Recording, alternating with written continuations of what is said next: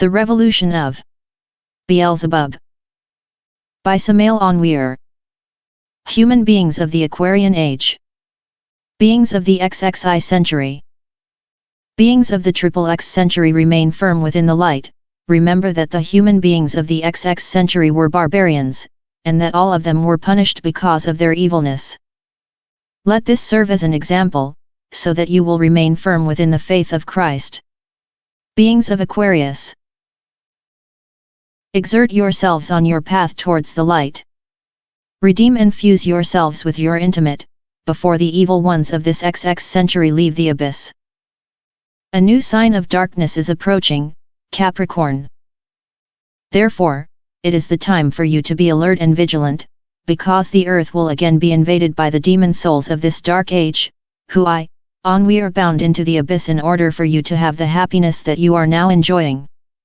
Beings of Aquarius.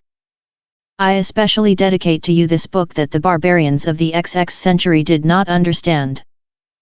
People from this XX century heard the word of Jehovah, thus saith Jehovah of hosts, even so will I break this people and this city, as one breaketh a potter's vessel, that cannot be made whole again, and they shall bury them in Tophet, the killing valley, till there be no place to bury. Jeremiah 19:11. Samael Aun Weor. Chapter 1. The Revolution of Beelzebub. Sing unto the majesty of fire, O goddess of wisdom. Let us raise our cups and let us toast to the hierarchies of the flames. Let us ignite our amphoras of gold and let us drink the wine of light until becoming inebriated. O Demosthenes, how fast were your feet in Charoni! Mesmer, Cagliostro, Agrippa, Raymond Lully, I knew all of you, I saw all of you, and they called you madmen. From where did you get your wisdom? Why were your lips sealed with death? What did happen to your knowledge? On this night, I will drink the wine of wisdom within the chalice of your august craniums, and in a gesture of omnipotent rebellion, I will revolt against the ancient tomb. I will break all the chains of the world, and I will declare myself immortal even if they believe me to be crazy. I will grasp the sword of Damocles, so as to make the inopportune guest to flee. Thus, mute skull, you will not succeed against me, since I am eternal. Igneous Christ, blazing Christ, I raise my cup and make a toast to the gods, but you baptize me with fire. From where did this manifold creation spring from? From where did these immense planetary boulders spring from that seem to emerge as millenarian monsters from the jaws of an abyss, in order to fall into yet another abyss more terrible and dreadful than the first? I lift my eyes up high, and upon the igneous head of the most exalted among all the sacrificed ones, I read this word, INRI. Ignis natura renovator integra. The fire renews nature incessantly. Yes, beloved disciples, the entire universe is nothing else but the granulations of the Fahat, fire. Oh, the hierarchies of the fires! Oh, the hierarchies of the flames! Ardent, ardent roses! Igneous serpents! Hiss! Hiss eternally upon the waters of life, in order for the worlds to emerge.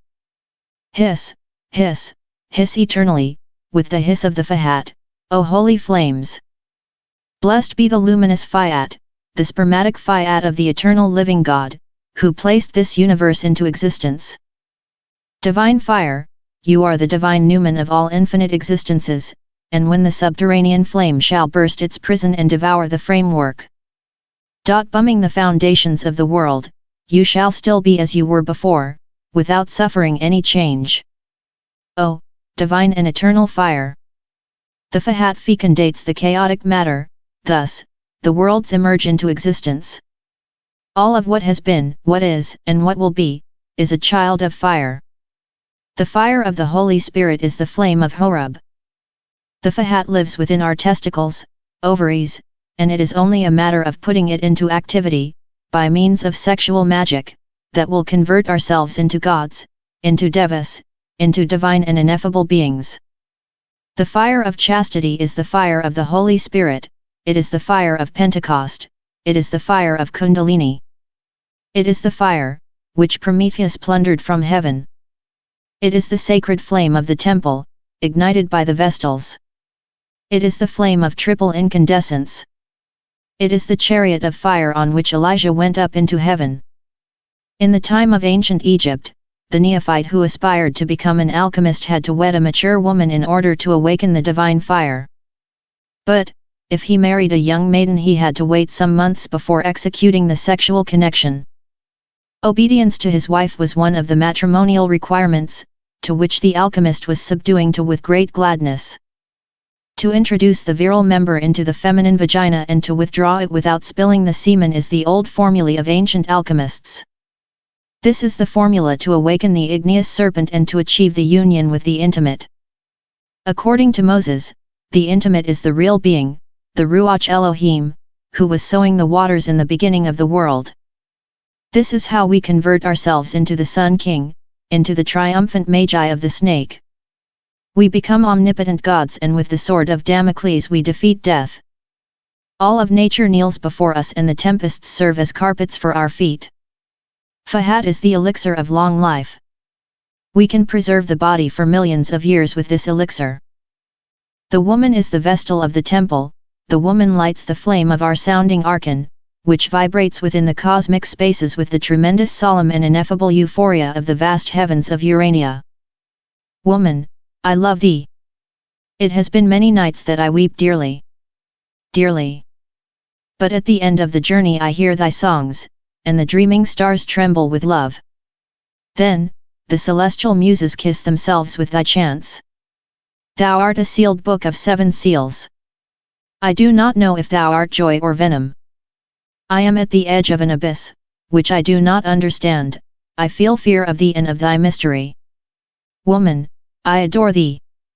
I want to drink the mandrake's liquor, I want to kiss thy bosom. I want to feel the chant of thy words, and I want to ignite my fires.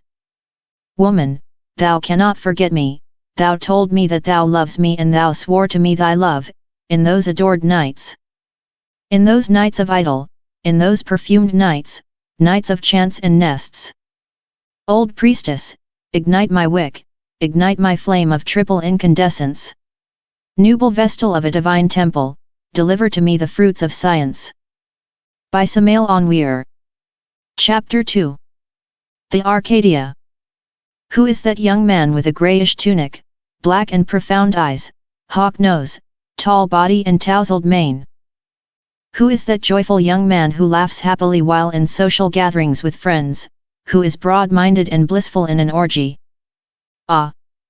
He is Beelzebub, the king of parties, the simpatico friend of taverns, the joyful friend of orgies, the romantic, handsome, broad-minded man from ancient Arcadia. I have clairvoyantly penetrated into the epoch of Saturn. I do not see anything vague or vaporous here, as Besant, Leadbeater, Heindel, and Steiner asserted. What of their powers? What of their knowledge? Why did they speak to me of vague things, when everything that I see here is concrete and exact? These human beings of the epoch of Saturn were human, true humans, because they had a being and they knew that this being was within them. Humanities are always analogous, and these human beings of the epoch of Saturn were like the present human beings, with a similar environment. When speaking of humanity, what may come into our minds is business, taverns, brothels, orgies, beautiful, frivolous maidens and handsome suitors, abducted princesses and ancient castles, neighboring sweethearts and nighthawk poets, an elder who passes by and a child who cries, a mother who sings a lullaby of hope, or a monk who murmurs a prayer. To that end, the whole gamut of qualities, the various and diverse defects, are what constitute the human values. Humanity is a womb where angels and demons are gestated.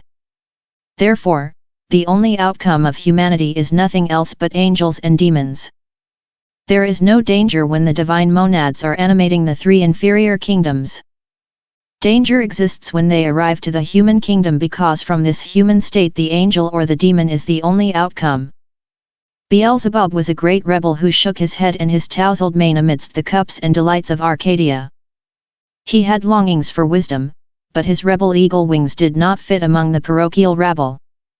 His tremendous and fierce verb, with its magnificent and luminous proverbs, disturbed the imbeciles and unmasked the traitors. The fire of eternity was burning within his soul and a scream of rebellion was shaking his titanic innermost parts, yet, he was enjoying all kinds of commodities and he was abiding in a comfortable and luxurious house of Arcadia, which was his rebel eagle's nest. All was of a mental matter, all of the human beings were using astral bodies.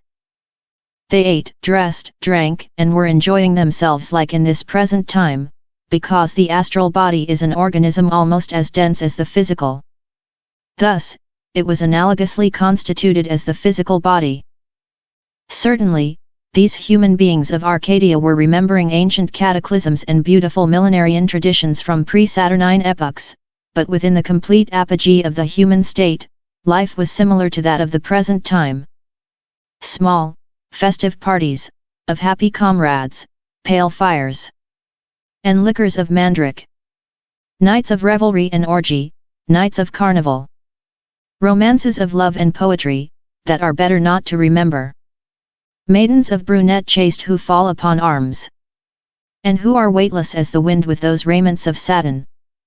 Chapter 3. White Magic and Black Magic. There are 7 truths, 7 sublime lords and 7 secrets. The secret of the abyss is one of the 7 great unutterable secrets. Abaddon is the angel of the abyss.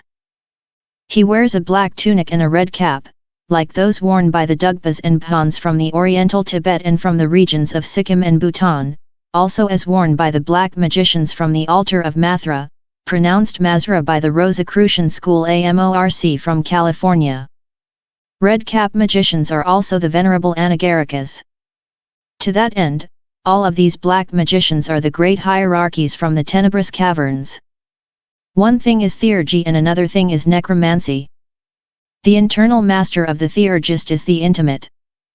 The internal master of the necromancer is his guardian of the threshold, to whom they call the guardian of their consciousness, the guardian of the precinct, the guardian of their chamber, the guardian of their sanctum. The intimate is our divine spirit, our real being, our internal angel. The guardian of the threshold is the internal depth of our animal eye. The intimate is the ardent flame of Horeb. In accordance with Moses, the intimate is the Ruach Elohim who was sowing the waters in the beginning of the world. He King, our divine monad, the alter ego of Cicerone. Si the Son. The guardian of the threshold is our Satan, our internal beast, the source of all of our animal passions and brutal appetites. The real being of the theurgist is the intimate. The superior eye of the necromancer is the guardian of the threshold. The powers of the intimate are divine. The powers of the guardian of the threshold are diabolic. The theurgist worships the intimate. The necromancer worships the guardian of the threshold. The theurgist avails himself with the power of his intimate in order to perform his great works of practical magic. The necromancer worships the guardian of the threshold for his works of black magic. We have arrived at the omnipotent empire of high and low magic. The astral light is the battlefield between white and black magicians. The astral light is the clue of all empires and the key of all powers. It is the great universal agent of life. All the columns of angels and demons live within the astral light. In order to attain theurgy, one firstly needs to be an alchemist, and it is impossible to be an alchemist without a spouse. V.I.T.R.I.O.L is one of the clues of the Gnostic alchemist. The word signifies, visitam interiorem ter rectificatum invenias occultum lapidum.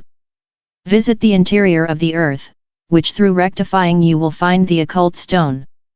The clue is found within the flexible and malleable liquid glass. This liquid glass is the semen. Therefore, we have to sink ourselves within our own organic laboratory to increase, to rectify our liquid glass, with the goal of heroically expanding the philosophical stone, the force of nous, the immortal logos, the solar snake, which sleeps with silent inquietude within the bottom of our ark. The woman is the vestal of the temple. The vestal is the one who ignites the sacred fire of triple incandescence. The elixir of long life is the potable gold, and that potable gold is the semen. The secret is to sexually connect oneself with the priestess wife and withdraw from her without spilling the semen. IAO, these 3 vowels must be pronounced during the sexual trance as follows.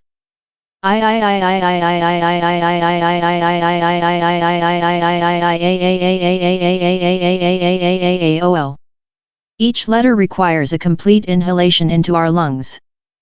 One completely fills his lungs and vocalizes the first vowel, then one completely fills his lungs again and pronounces the second vowel, and likewise the third. This must be performed mentally in cases when the priestess wife is not prepared, in order to avoid wrong interpretations from her behalf. The Kundalini awakens with this clue. We finally attain the marriage of Nous, and we conquer the beautiful Helen, the one for whom all the illustrious warriors of ancient Troy fought for. The beautiful Helen is the igneous mind of the soul who is already betrothed to her eternal beloved, to her intimate. The beautiful Helen is the ardent mind of the theurgist. The theurgist transmutes the lead into real and permanent gold. The theurgist grasps the sword and as a king of nature, he resurrects the dead, heals the blind, the crippled and paralytics. He unleashes the hurricanes and heroically walks through the fiery gardens of nature. What inductive or deductive logic serves as a foundation for the Neoplatonic Plotinus and Porphyrius in order to combat the phenomenon of theurgy? All of the infinite existences of the universe are children of the phenomenon of theurgy. There exists an enormous difference between the mirror of theurgy and the mirror of necromancy. The mirror of Eleusis is different than the mirror of Sodom. The mirror of the school of Sodom is necromancy and black magic. The mirror of the mysteries of Eleusis is pure and divine theurgy. The initiate of Eleusis, while in the state of manteia, ecstasy, was pronouncing the sacred syllable. Then, the initiate's intimate was appearing with light and beauty within the resplendent mirror. Many times the initiate was provoking the state of manteia when drinking from the chalice of Soma. He was thus transported into the ineffable pleroma of love. The necromancer of the school of Sodom begs the guardian of the threshold to appear in the mirror. Once the vision appears, the candidate becomes a slave of the guardian of the threshold and is converted into a black magician. The ritual of first degree of the school of Sodom is the most monstrous crime ever committed against humanity. While staring in the mirror, the disciple invokes the monster of the threshold with these following questions that he asks to himself. 1. Do you want to know the mystery of your being? 2. Would you like to know the terror of the threshold? 3. Would you listen to the voice that answers? 4. Did you ever hear the consciousness? 5. Do you know that the consciousness is the internal voice that speaks when it has an opportunity to do so? 6. Would you give the consciousness the freedom of speaking to you? 7. Do you know that the consciousness is your guardian and therefore the guardian of this sanctum? 8. And do you know that this sacred guardian will always be present in this sanctum in order to guide you and protect you? These questions are asked by the naive disciple, and after reciting some other paragraphs of black magic before the mirror, he says, "Before my brethren and lords and in the presence of the guardian of the sanctum, I declare that I have approached the terror of the threshold and that I do not have terror for my soul. Now I am a dweller of the threshold, I have been purified and I have commanded my true I, the guardian of the threshold, to exercise dominion over my physical body and mind." This is how the naive disciple remains converted into a black magician, into a slave of the guardian of the threshold and of the darkness. This ritual of black magic, adapted for this XX century, is very ancient. Beelzebub started his horrible career as a demon after having performed it in ancient Arcadia. In 1387, with just reason, the Tibetan reformer Tsongkhapa cast every book of necromancy that he found into flames. As a result, some discontent lamas formed an alliance with the aboriginal Phans, and today they form a powerful sect of black magic in the regions of Sikkim, Bhutan, and Nepal, submitting themselves to the most abominable black rites. Jamlishas, the great theurgist said, "Theurgy unites ourselves more strongly with divine nature. This nature is engendered by itself and acts in accordance with its own powers.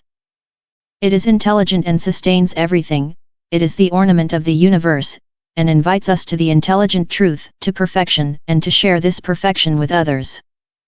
It unites us so intimately to all the creative acts of the gods, in proportion to the capacity of each one of us. After accomplishing these sacred rites, the soul is consolidated within the actions of the intelligence of the gods, until identifying itself with them. Thus it is absorbed by the primeval and divine essence. Such is the object of the sacred initiations of the Egyptians. Jamlishus was invoking and materializing the planetary gods. Firstly, one becomes an alchemist, then a magician and finally a theurgist. We awaken the snake and become theurgists by practicing sexual magic. The whole secret resides in learning how to sexually connect ourselves with our spouse and to withdraw without spilling the semen, reaching the orgasm. Naked dances, sexual magic and delectable music were something ineffable in the mysteries of Eleusis. The Gnostic Church has opened its doors to all of humanity, and the mission of diffusing the snake's wisdom unto this suffering humanity has been granted to me, Samael Aun Weor. The word manteia in the ancient mysteries of Eleusis means ecstasy. Eleusis.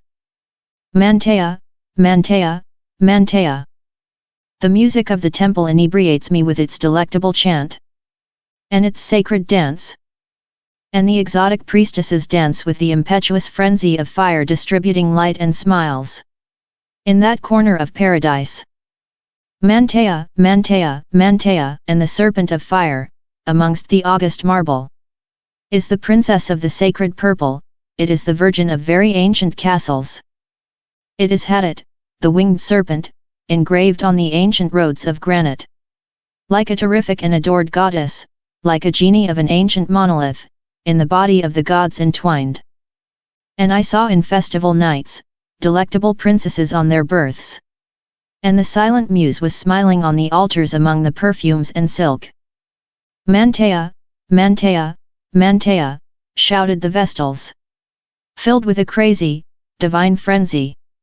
And silently looking at them were the gods immortal, under the porches of Alabrastine. Kiss me my love, look at me, I love you. And a whisper of delectable words were shaking the sacred arcanum, among music and roses. Of that sacred sanctuary. Go dance exotic dancers of Eleusis among the jingle of your tiny bells, Magdalenes of a Via Crucis. Divine Priestesses. Chapter 4. The Two Ways. Behold, I set before you the way of life, and the way of death. Jeremiah 2:1-8. The bewitching flower of crime grows by the shadow of liquor and the orgy. The wild vermin and the writhing reptile make their nest by the shadow of the nubile foliage of passion. In the middle of all the revelry and the bacchanalia, Beelzebub learned to gamble with a great amount of money. In reality, money and the original sin are coexistential, both are the tragedy of the human. Gambling has driven the elegant lady and the cunning gentleman, as well as the working man and the bohemian gambler to ruin and suicide. Beelzebub learned the vice of gambling, and he laughed happily while in the bacchanalia, amidst the bare sound of the dice and the happy and triumphant pop of another bottle. Yet, lo and behold, a mysterious personage was never absent within the orgy. This ominous personage with a sinister face was wearing a black tunic of Arcadian style and great rings of gold were always shining in his ears. What mystery was surrounding this sinister personage?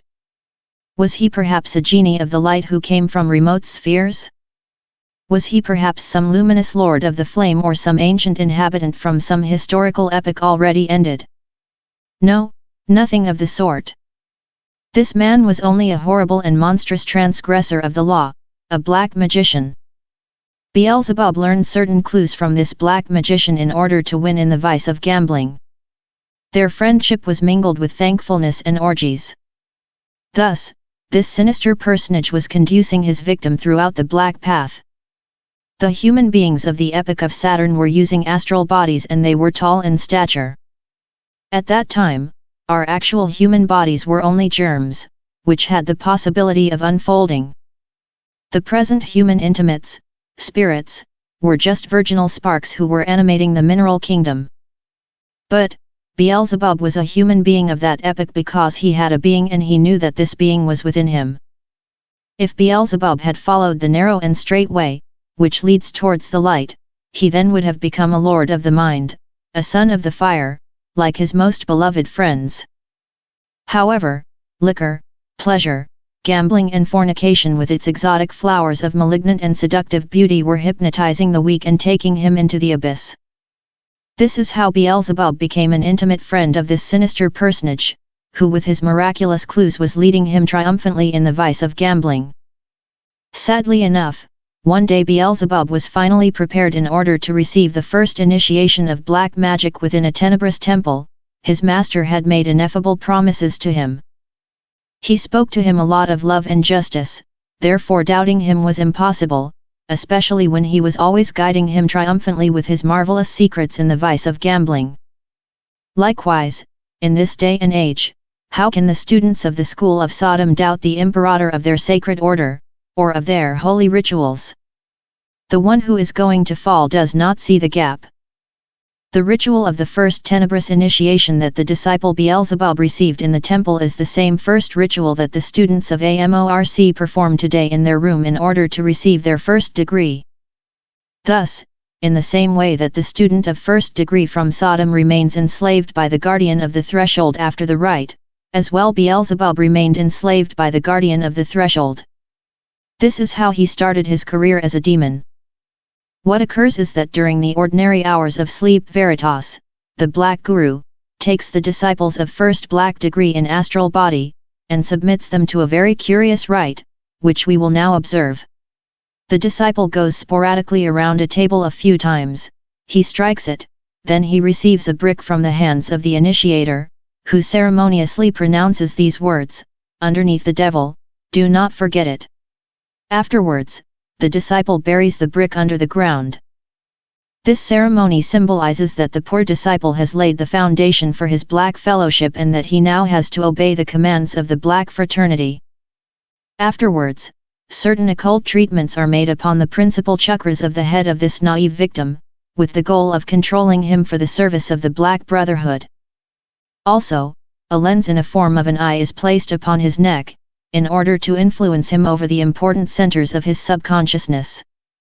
When the disciple awakes upon his bed, he does not bring back any memory of what happened in the astral plane. The black magicians have their mysticism, and they always firmly believe that they walk on the good path. No black magician believes that he walks on the evil path. The path of black magic is a broad way filled with vices and pleasures. Mariella, the great female black magician, was filled with a delectable and fatal beauty. With her enchanting voice and tender face, she was agilely and weightlessly slithering upon the soft, thick carpets of the great and splendid halls of the oldest aristocratic lineage of the European nobility. Her seductive voice was resounding in the party like a poem of love, like a kiss from the shadows, like ineffable music. She was something like the romance of a symphony of Beethoven. She was Mariella, the great black magician, the splendid lady of all the European courts. The 70 souls of the cauldron, with their grey hair, were resembling something like a garden of white daisies among perfume, silk, and the swallow-tailed coats of the royal palaces. They were the 70 souls of the cauldron, a garden of white flowers, which were blown by a breath of death. The testament of the 70 Hellenes was a testament of darkness and death. What about you, Angela? That royal vesture with a long gown makes you look like the longed-for fiancé of a lover who never arrives. You look like a mysterious nymph of a delectable enchanted labyrinth, you look like an unforgettable beauty within the velvety night strewn with stars. How many times I saw you, oh Angela, like a fatal goddess amongst the bewitched mirrors of that elegant hall of witchcraft, where you were a queen of evil. What is the name, O children of evil, of that splendid mansion which is similar to an idol? Ah! It is Javasima, the delectable hall of purple and silk. Fatal love and the beauty of the abyss of evil only reign there, and every maiden is a poem, every smile an idol, and every dance a romance of an unforgettable love. The limber and delicate waist of every malignant beauty is a bayadere within the silhouette of a mysterious landscape. Andramlek, the wealthy and pompous black magician of China, says that the human being is an angel, therefore, he does not need to suffer. He always advises his friends to enter into the aristocracy, to dress like princes and to collect a lot of money. The Black Kh, when talking about social matters, says that his disciples must be triumphant, and that the disciple who is not triumphant cannot be his disciple. The black magicians love fornication, and in order to justify themselves, they say such is a divine relationship. The black magicians greatly know that the souls who move away from their intimates eventually disintegrate themselves into the abyss. This is why a spokesman from the teachings of the Brothers of the Tenebrous Caverns says that the soul is just a vesture and that it must be disintegrated, because they only have interest in their real being and that they long for the construction of their hiding place in the Absolute. This is the dangerous mysticism of black magic. Any neophyte in occult science will easily fall into this philosophy of a terribly malignant and seductive beauty. The black magicians hate the Christ, and they consider him an evil personage. They say that the Lord Christ was not an initiate, because no initiate allows himself to be killed. With this philosophy of darkness is how the black magicians elaborate their mysticism, and filled with rejoicing, they drink, cohabit, and enjoy themselves. They assist in their great festivities and delectably dance in their elegant halls while enjoying and laughing in the arms of fornication. The black path is easy and open. So, Beelzebub, the handsome and simpatico gallant of ancient Arcadia, was oriented in this easy and happy path. Strait is the gate, and narrow is the way, which leadeth unto light, and few there be that find it. The path which leads unto light is filled with caltrops and thorns. Many are called and few are chosen. Matthew 7:13. Therefore, the majority of souls in our terrestrial evolution are lost. The black path, filled with vices and pleasures, was the easier and more accessible path for all of them. The human evolution has failed. Only a handful of souls will be united with their intimate and will enter into the angelical kingdom. The majority of human souls will disintegrate themselves into the abyss throughout the centuries and eons, within the exterior darkness and the weeping and gnashing of teeth. Christ, the divine Redeemer of the world, came in order to publicly open the initiatic path for all of humanity. The whole Via Crucis of the divine Rabbi of Galilee is the path of the initiation that the initiate must walk on to go towards the Golgotha of high initiation. Once there, the soul is united with its intimate and immortalizes itself and reaches the ineffable souls of Pleroma. The lethargy of impenetrable centuries weigh upon the august and sacred mysteries. The Verb made flesh lies in the bottom of our sacred ark, awaiting for the supreme moment of our resurrection. The holy doctrine of the Savior of the world shines with the luminous and spermatic fiat of the first instant, and the rod of Aaron remains waiting for the footsteps of the snake. The Holy Gnostic Church is the zealous guardian of Pistis Sophia, which is the book in which all of the teachings of the divine Rabbi of Galilee are found written. The very ancient and painful path through which all of the masters of humanity have walked shines with resplendence in the bottom of all ages. Chapter 5. The Staff of the Patriarchs. Beelzebub, each time more anxious for wisdom, was faithfully and sincerely accomplishing all of the commands, which his sinister instructor was giving to him. He knew the course of his seminal currents and he awoke his kundalini negatively through the procedures of fornication and concentration, as taught by necromancy. The twilight of the cosmic night was extending the velvet of its mysterious wings over the profound valleys and over the enormous and gigantic mountains of ancient Arcadia. The corpulent, millenarian trees, the last offspring from unknown parents, had already seen their autumn leaves falling during many long years, but now they seemed to definitively wither in order to fall into the arms of death. Our current human bodies were in those times resembling human phantoms, and the intimates of our present humanity had already received their more fine vesture. Terrible earthquakes were shaking Arcadia, and everywhere a breath of death was sensed. From the enormous multitude of human beings, two types of creatures were the outcome: angels and demons. The ancient beauty of Beelzebub, the handsome gallant of Arcadia, had disappeared. His body was covered with hair and he took on the resemblance of a gorilla. His eyes took on the criminal and horrible aspect of a bull. His mouth became gigantic and presented as a snout of a voracious beast with its horrible teeth. His head with an enormous mane, his deformed and gigantic feet and hands gave him the aspect of a horrible, corpulent, and enigmatic monster. This was Beelzebub, the enigmatic and handsome gallant of ancient Arcadia. Was this the cup of wisdom from which he had wanted to drink from? In order to reach such horrible monstrosity, did he have to pass all of those sacred initiations in the temple? Was this the nectar of science or the liquor of wisdom, which he was longing for? Wisdom, divine treasure, thou burns me with thy fire, when I want to cry, I do not, and if I do, thou consoles me. There was an old woodsman of the country, who did not know how to read nor write. He only loved the edge of his axe, yet he felt a longing for life. He was watering the furrows with his tears, while feeling love for wisdom. His pale cheeks were smiling when he inebriated himself with love and poetry. Wisdom, wisdom, wisdom, how much thou burns me, exclaimed the agonizing elder under the blonde stars. Wisdom, liquor of gods, is a liquor which poisons. Thus, in a very hard way my spirit will come, terrible, O God of mine, is this torture of waiting. Wisdom, for thee, I raise my cup, since I am tired of crying. Wisdom, to thee I chant my strophes and await within the roses the love that must come. Wisdom, divine treasure, thou bums me with thy fire, when I want to cry, I do not, and if I do, thou consoles me. Thus, the Kundalini awakened in a negative way and converted Beelzebub into a tenebrous potency of nature. During passionate fornication, the black magicians take advantage of the moment of seminal ejaculation by means of mental concentration.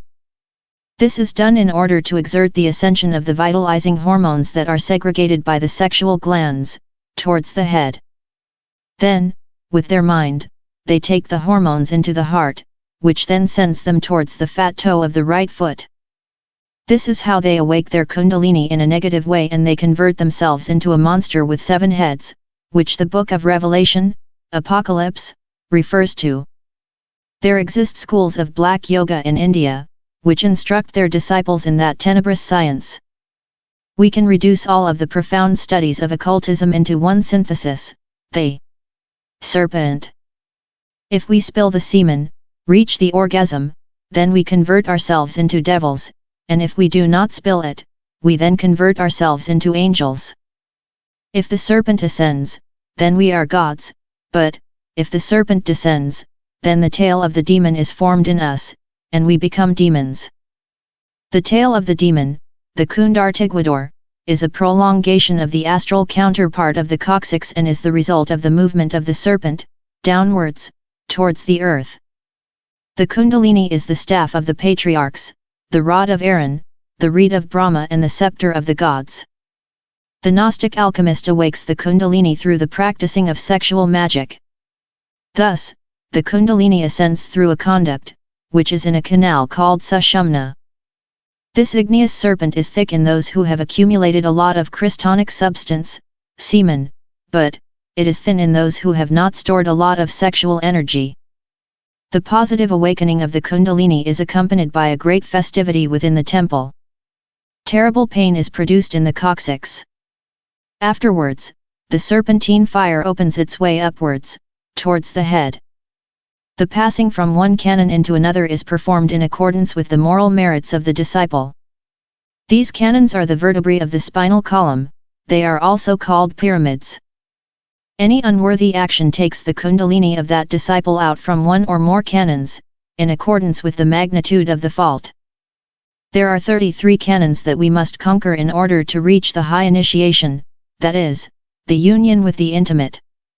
These 33 canons belong to the 33rd degree of Masonry. They relate also to the 33 years of the life of Christ. Thus, the 33rd degree is only acquired by the masters of major mysteries.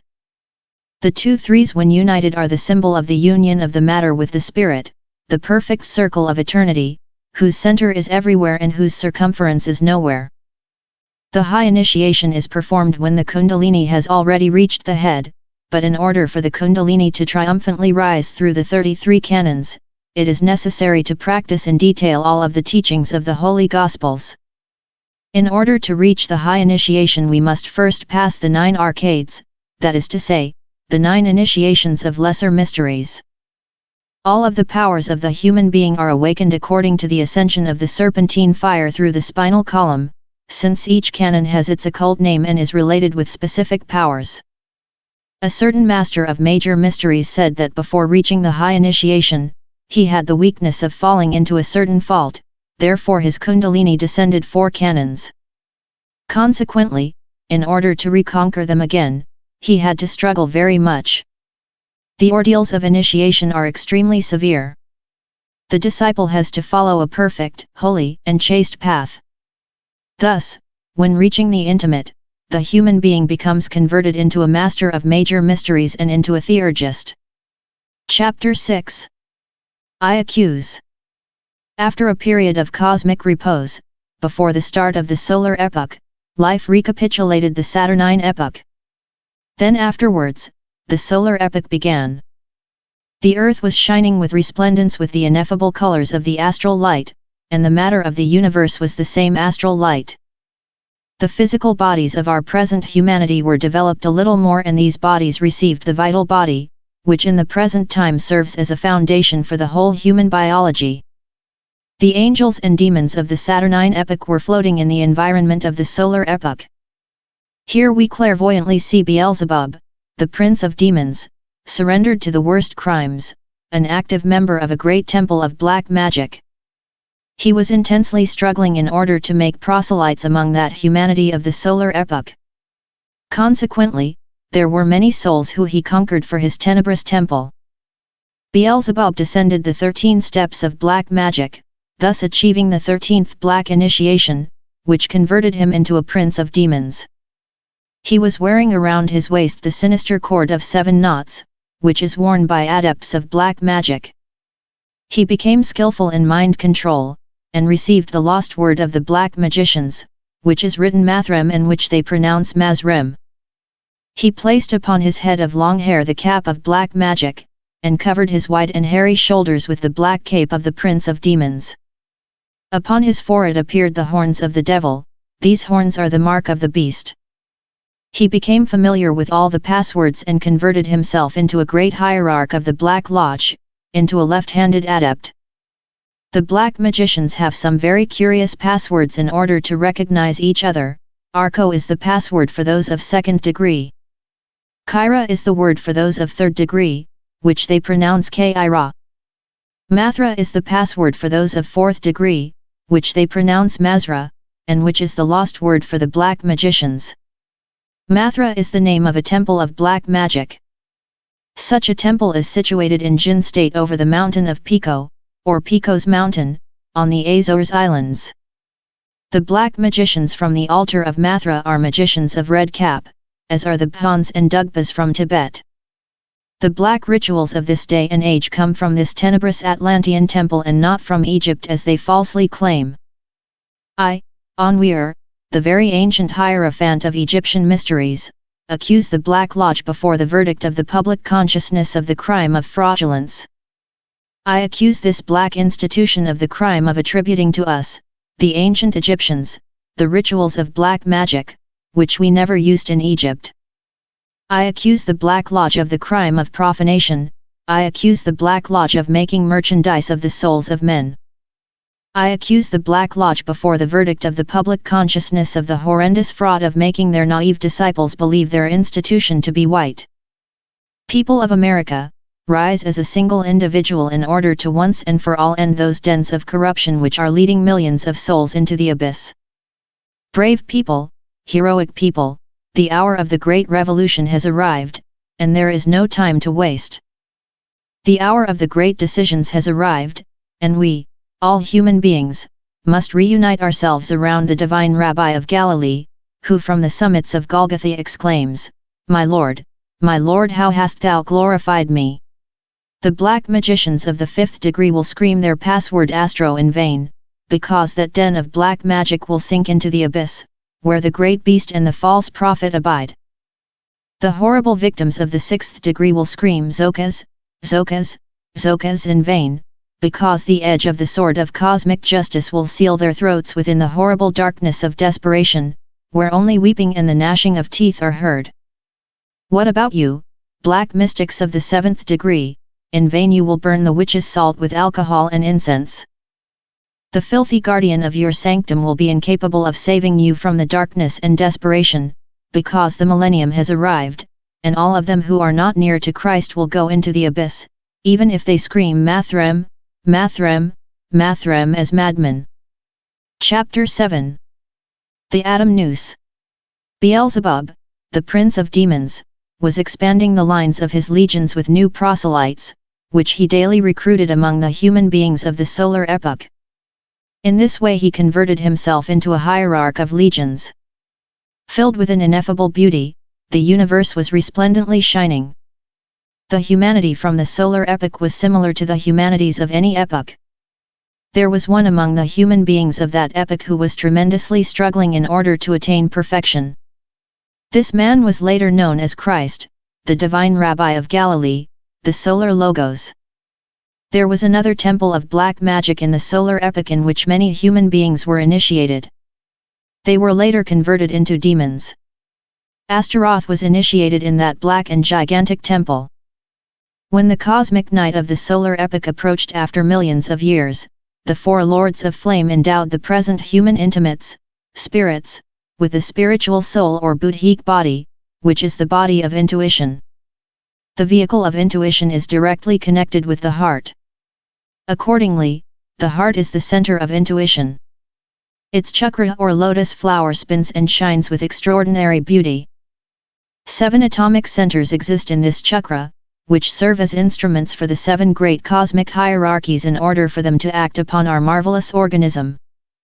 As we have already stated in our book entitled The Perfect Matrimony, or The Door Entering into the Initiation, the heart of the sun is constructed like the heart of our human organism.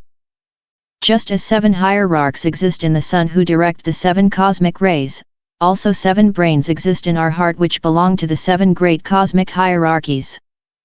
The sun has an atomic central nucleus, which is the atom nous, and is the dwelling of Brahma within us. This atom is the first vital center, which functions in the fetus and also the last one which stops living in our organism. This atom contains the mind, life, energy, and will power of the human being. It has an opal-like luminous aura, which irradiates and shines. At the end of the solar epoch, the humanity of that epoch attained the angelic state. They are the archangels of present times. The highest initiate among them was Christ. But not all of the human beings of that epoch reached that state, since the majority converted themselves into demons.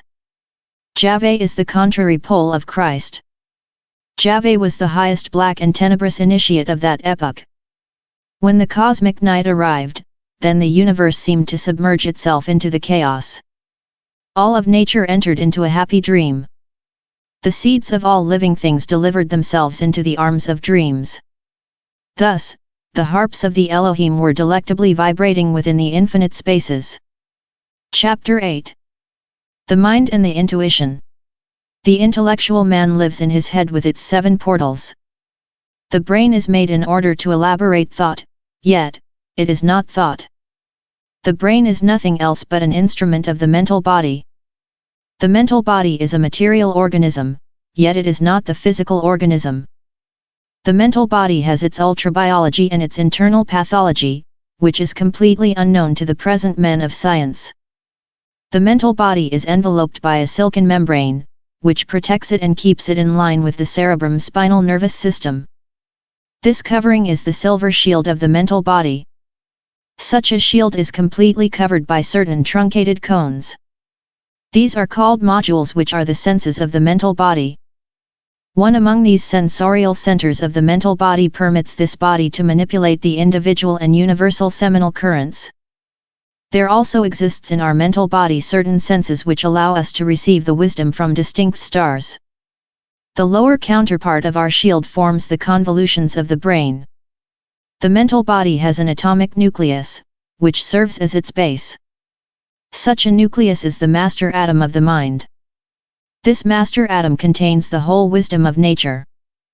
Whosoever learns how to be in communication with such an atom through meditation will be taught and instructed upon the cosmic wisdom, since this atom is a sage. This master atom resides in our seminal system. By practicing sexual magic, this atom rises towards our head and then illuminates us in the world of the mind.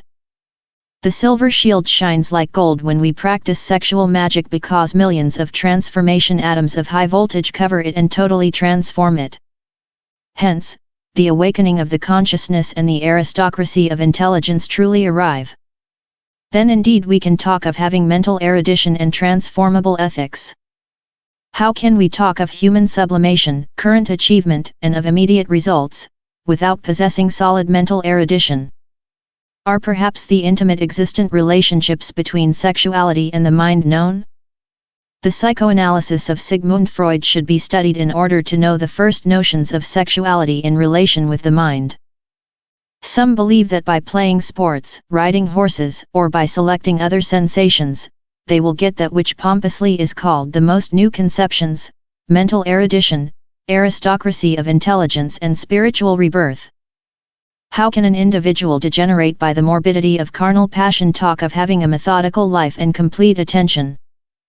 How can an individual whose mental body still has not been transformed by the transformation atoms talk about associations of ideas and of longings?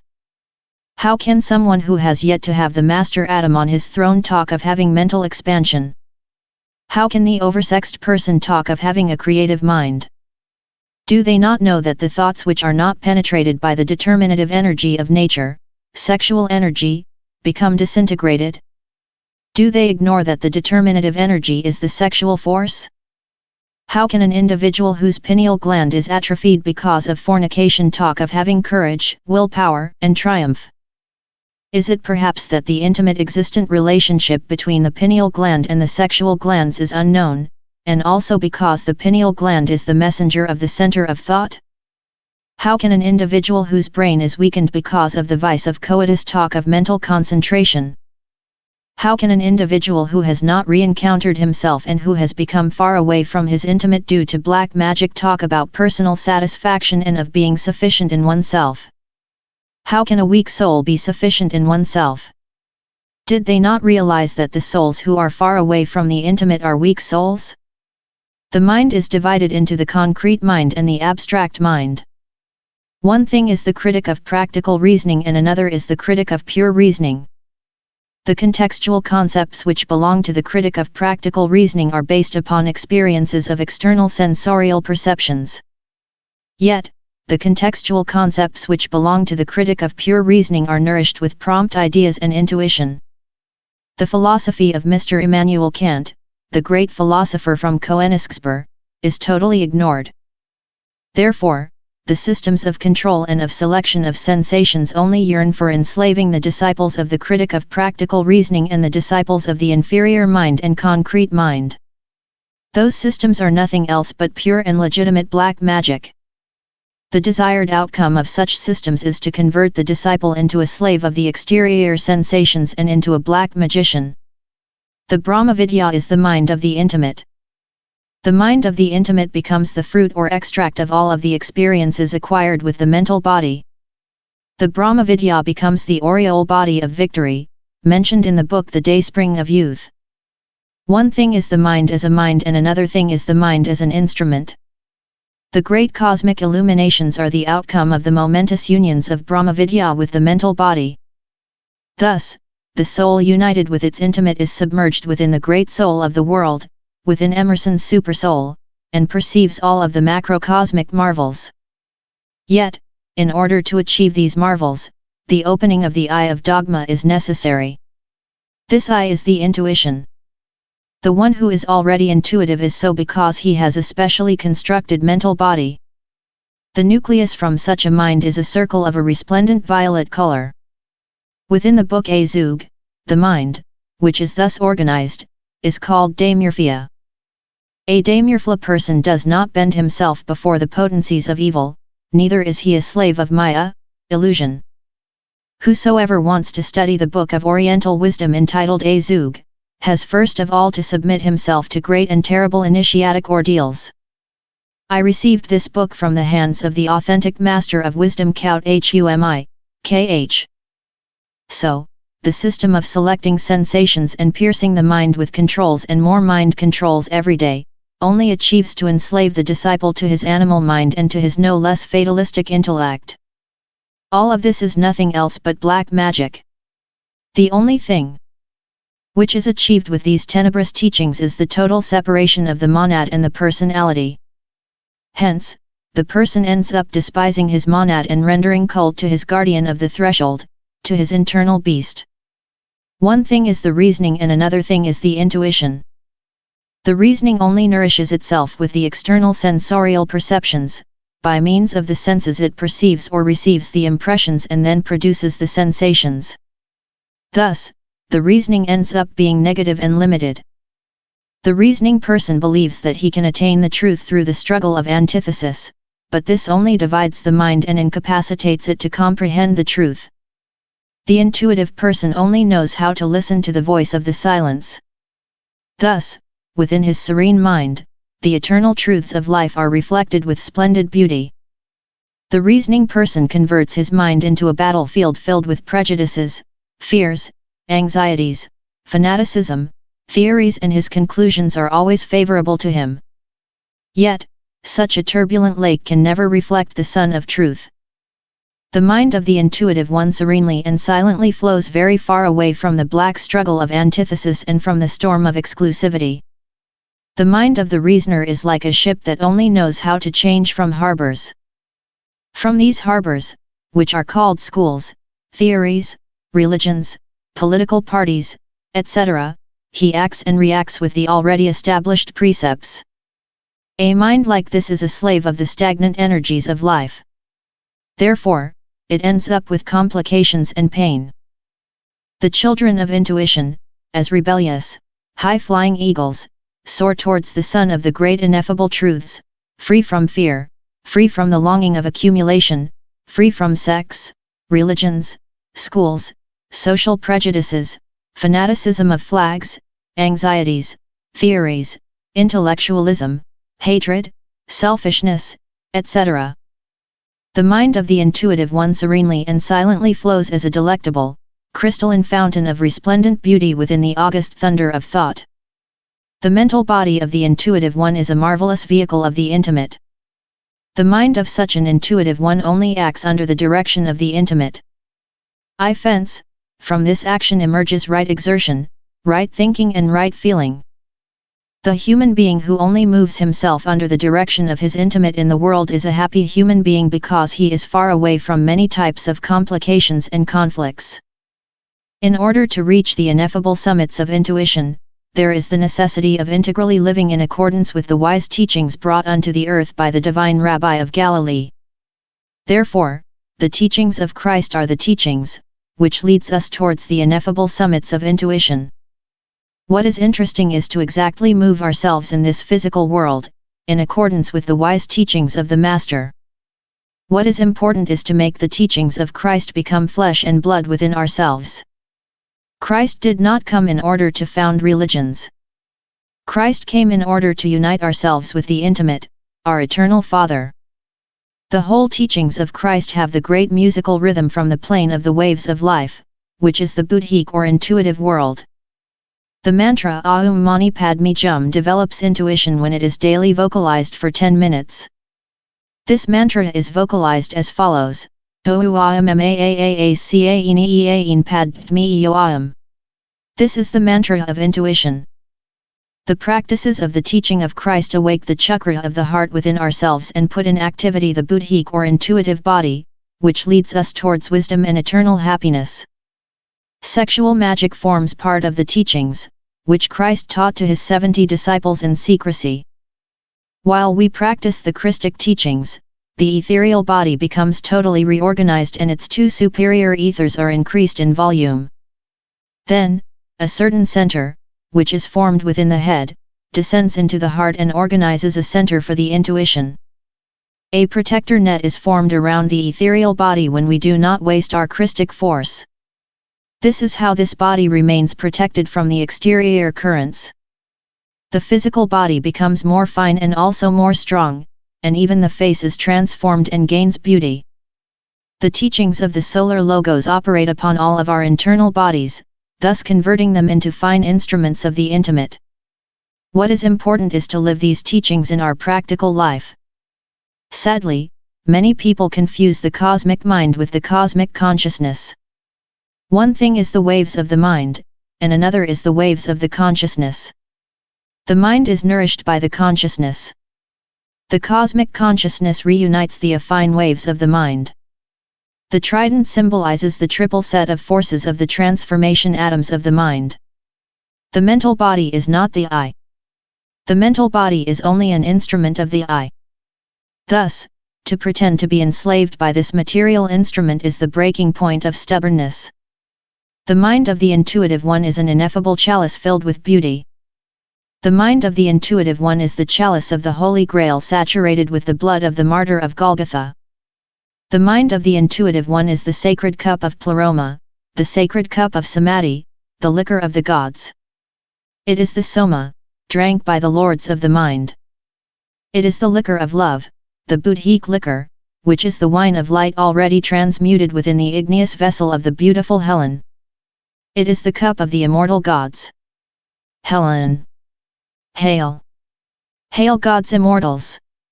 A toast for Yat, in this delectable chalice, and a toast for the Virgin of the Seven Portals. A toast for Helen of majestic face, and to her I chant my songs under the immortal colonnades of her serene temple.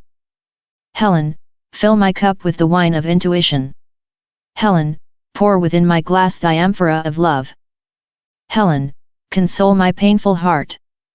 I want to drink the liquor of wisdom even if it would add pain.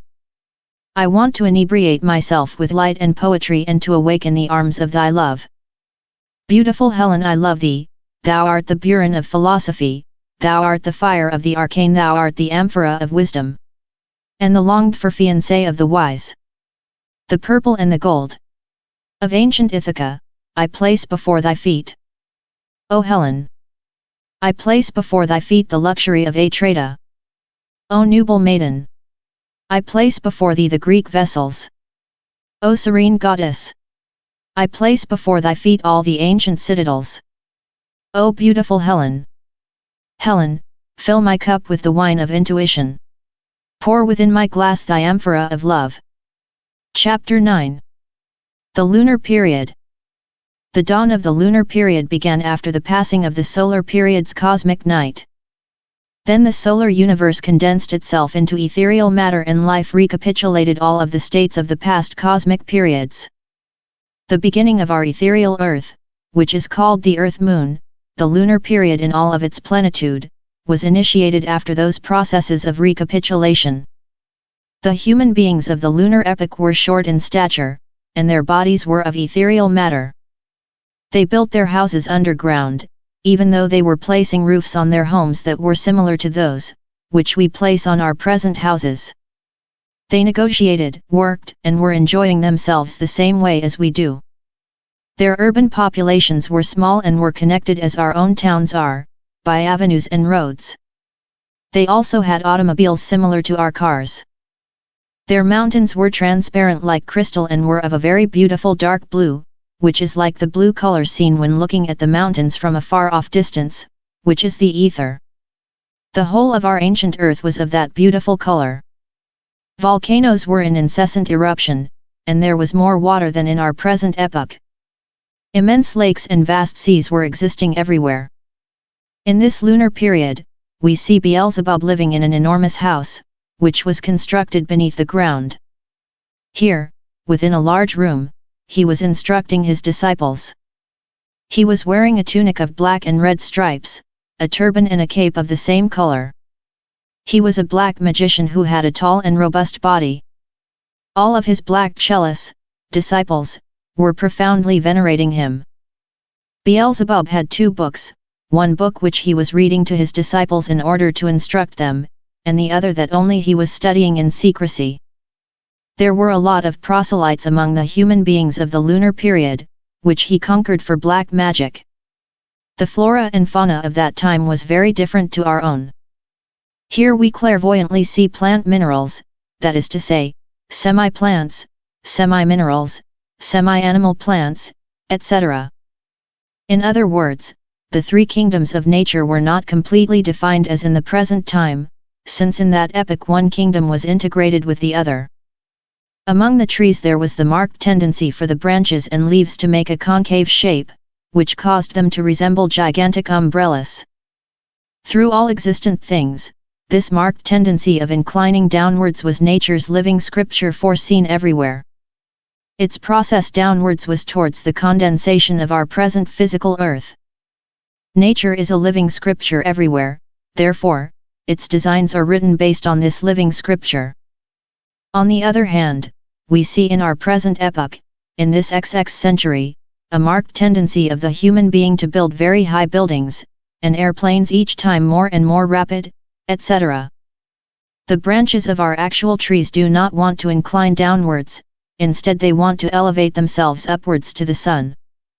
This is because our earth has already reached its maximum material condensation, and now it yearns to elevate itself anew, to etherealize itself again. Really the ether is inundating the air and etherealizing the earth each time more and more. Thus, at the end of the great Aryan root race, the ether will be totally visible in the air. Then, all the creatures who live in the ether will share all of their activities with the human being.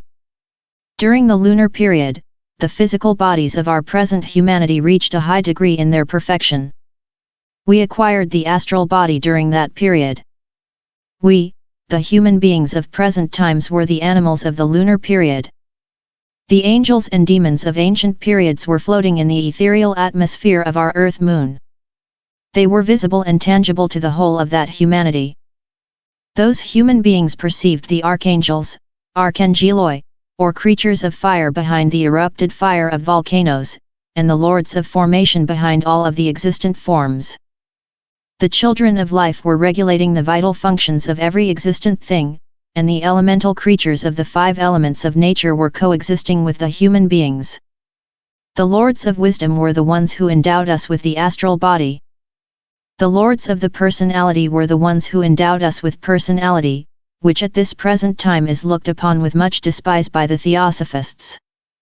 The intimates, monad spirits, of this present humanity acquired the body of the human spirit, called the body of willpower, which Krishnamurti despises so much.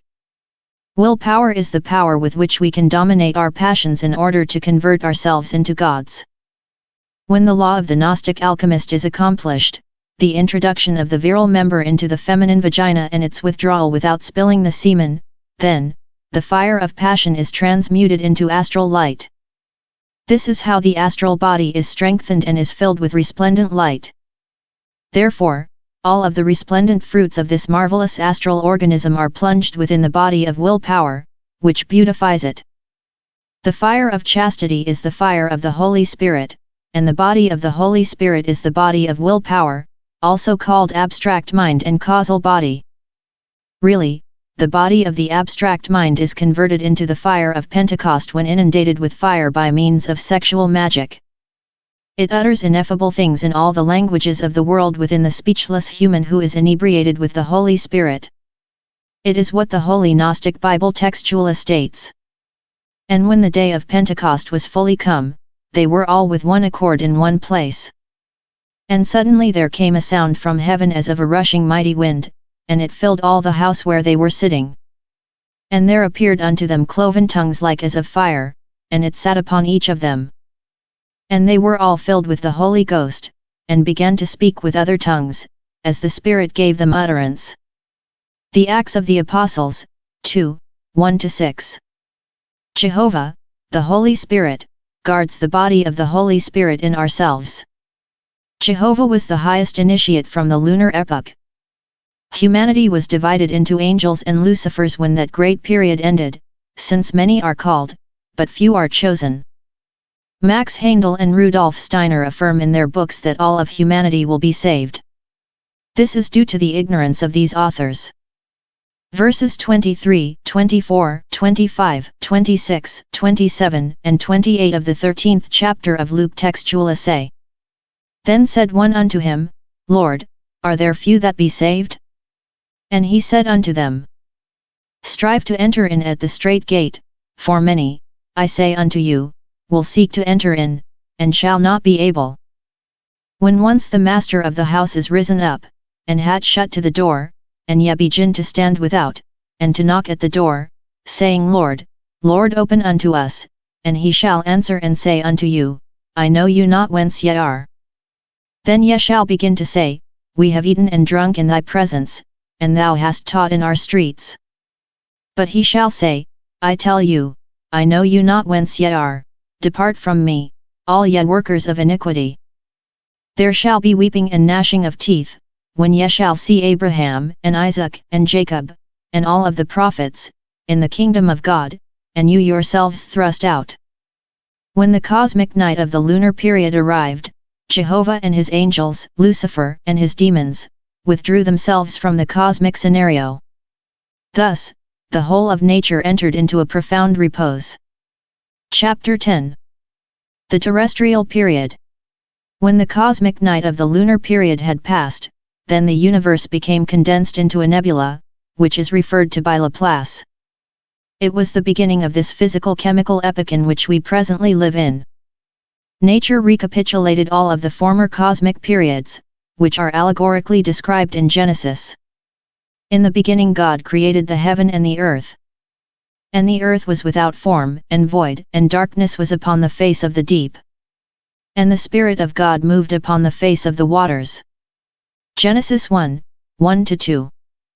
These were the times of Laplace's nebula, during which the earth recapitulated the Saturn epoch. And God said, Let there be light, and there was light.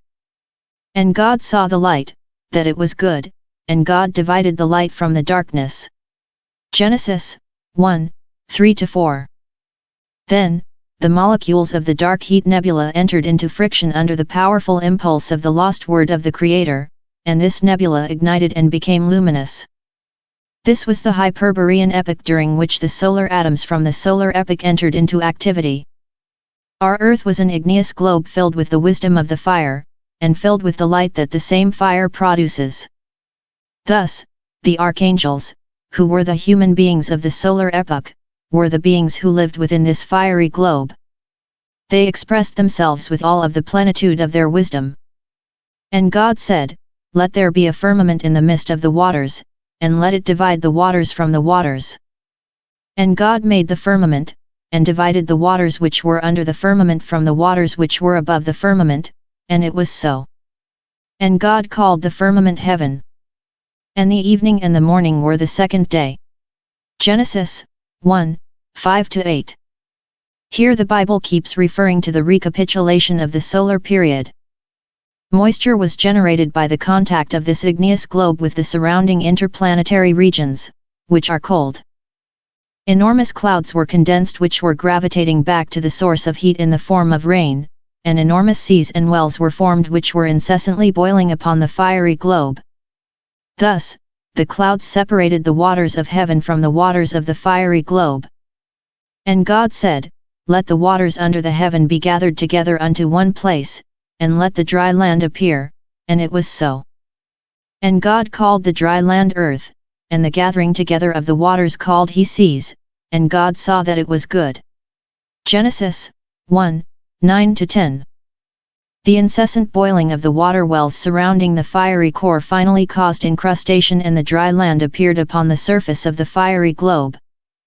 Thus, the word of the Creator was accomplished when he said, And let the dry land appear, and God called the dry land earth. This is how the first terrestrial crust called Lemuria was formed. During this Lemurian epoch, the earth recapitulated the lunar period because the following law in life exists: before initiating its new manifestations, nature has to recapitulate all of its former manifestations. Therefore, whosoever wants to objectively know all of the evolving processes of humanity has to observe the human fetus from its very conception. Within the maternal womb, the human fetus recapitulates the whole metamorphosis of the human body from its very ancient origins. The human body is nothing else but the scale of our igneous serpent. Thus, the solar universe is only the scale of the serpent of the solar logos of this solar system. When the serpent abandons the scale is disintegrated, this igneous serpent is the Kundalini, referred to in the chapter entitled The Staff of the Patriarchs. The Mountain of Juratina. There exists in Colombia a very high mountain named the Juratina.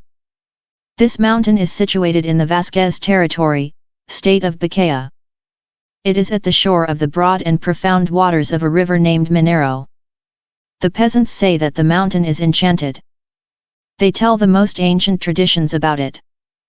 They say that when it is going to rain they feel the noise of enormous, rocky boulders, which roll towards the abyss, and when they want rain, it is enough for them to light the mountain with fire, in order to have rain in abundance.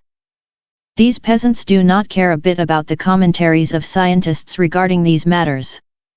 As Goethe has stated, every theory is grey and only the tree of the golden fruits of life is green. These peasants narrate that the summit of this mountain is accessible through some high steps of rock, which were carved by very ancient hands. One of these peasants was telling the author of this current book how he was stopped by a rain of rocks thrown by invisible hands when drawing near to these millenary high steps. He was close to perishing under the rolling weight of a gigantic boulder, which almost squashed him. Another peasant explored the base of the mountain while following the course of the broad and profound waters of the river. He happened upon enormous boulders of granite, which were bathed by the boisterous waters of the river, and then he found a gigantic temple inlaid within the living rock. This peasant tried to enter into the temple through the central door, since this gigantic temple had 3 doors, but he found himself surrounded by many serpent skins. Consequently, he flew away terrified. Later on, he returned to this place in order to see the temple, yet he did not find anything. That temple disappeared, as if it had been swallowed by those gigantic rocks. I, Samael Aun Weor, visited that temple in my astral body. The masters who dwell there welcomed me with their open arms. They lead me towards the interior of this monastery, which was illuminated by a 7-armed candelabra of massive gold, similar to the 7-armed candelabra of gold from the Temple of Solomon. I then received from them secret teachings. Theosophists believe that the masters are only in Tibet, and some of them would like to travel there in order to follow the Kilahud fellowship. Yet, the monasteries of the White Lodge are sprouting all over the world. In the East, the Mahatmas are called Nagas, that is to say, serpents. This is why all of the guardians from the sacred crypts of the Temple of Mysteries have the figure of gigantic serpents, who only allow initiates to enter. The poison of a snake kills, yet, we can arrive to the high initiation with this poison, which is a precious arcanum. Listen to me, initiate reader, the hiss of the snake is the base of 4fe. This statement is not for all readers, therefore, he that hath an ear, let him hear. The inhabitants of Tierra Leona, state of Zulia, Venezuela, make the serpents flee when they pronounce the following mantras.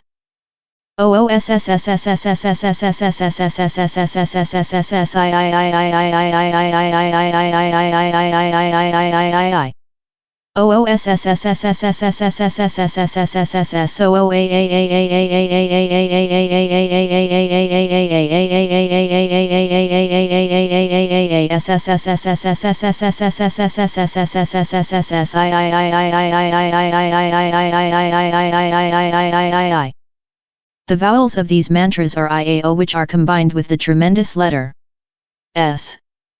Here is wisdom. Let him that hath understanding, understand. Even though grammarians do not say so, the letter S is also a vowel. We have to pronounce the 3 vowels IAO together with the priestess wife, while connected during sexual magic, because IAO is the name of our serpent.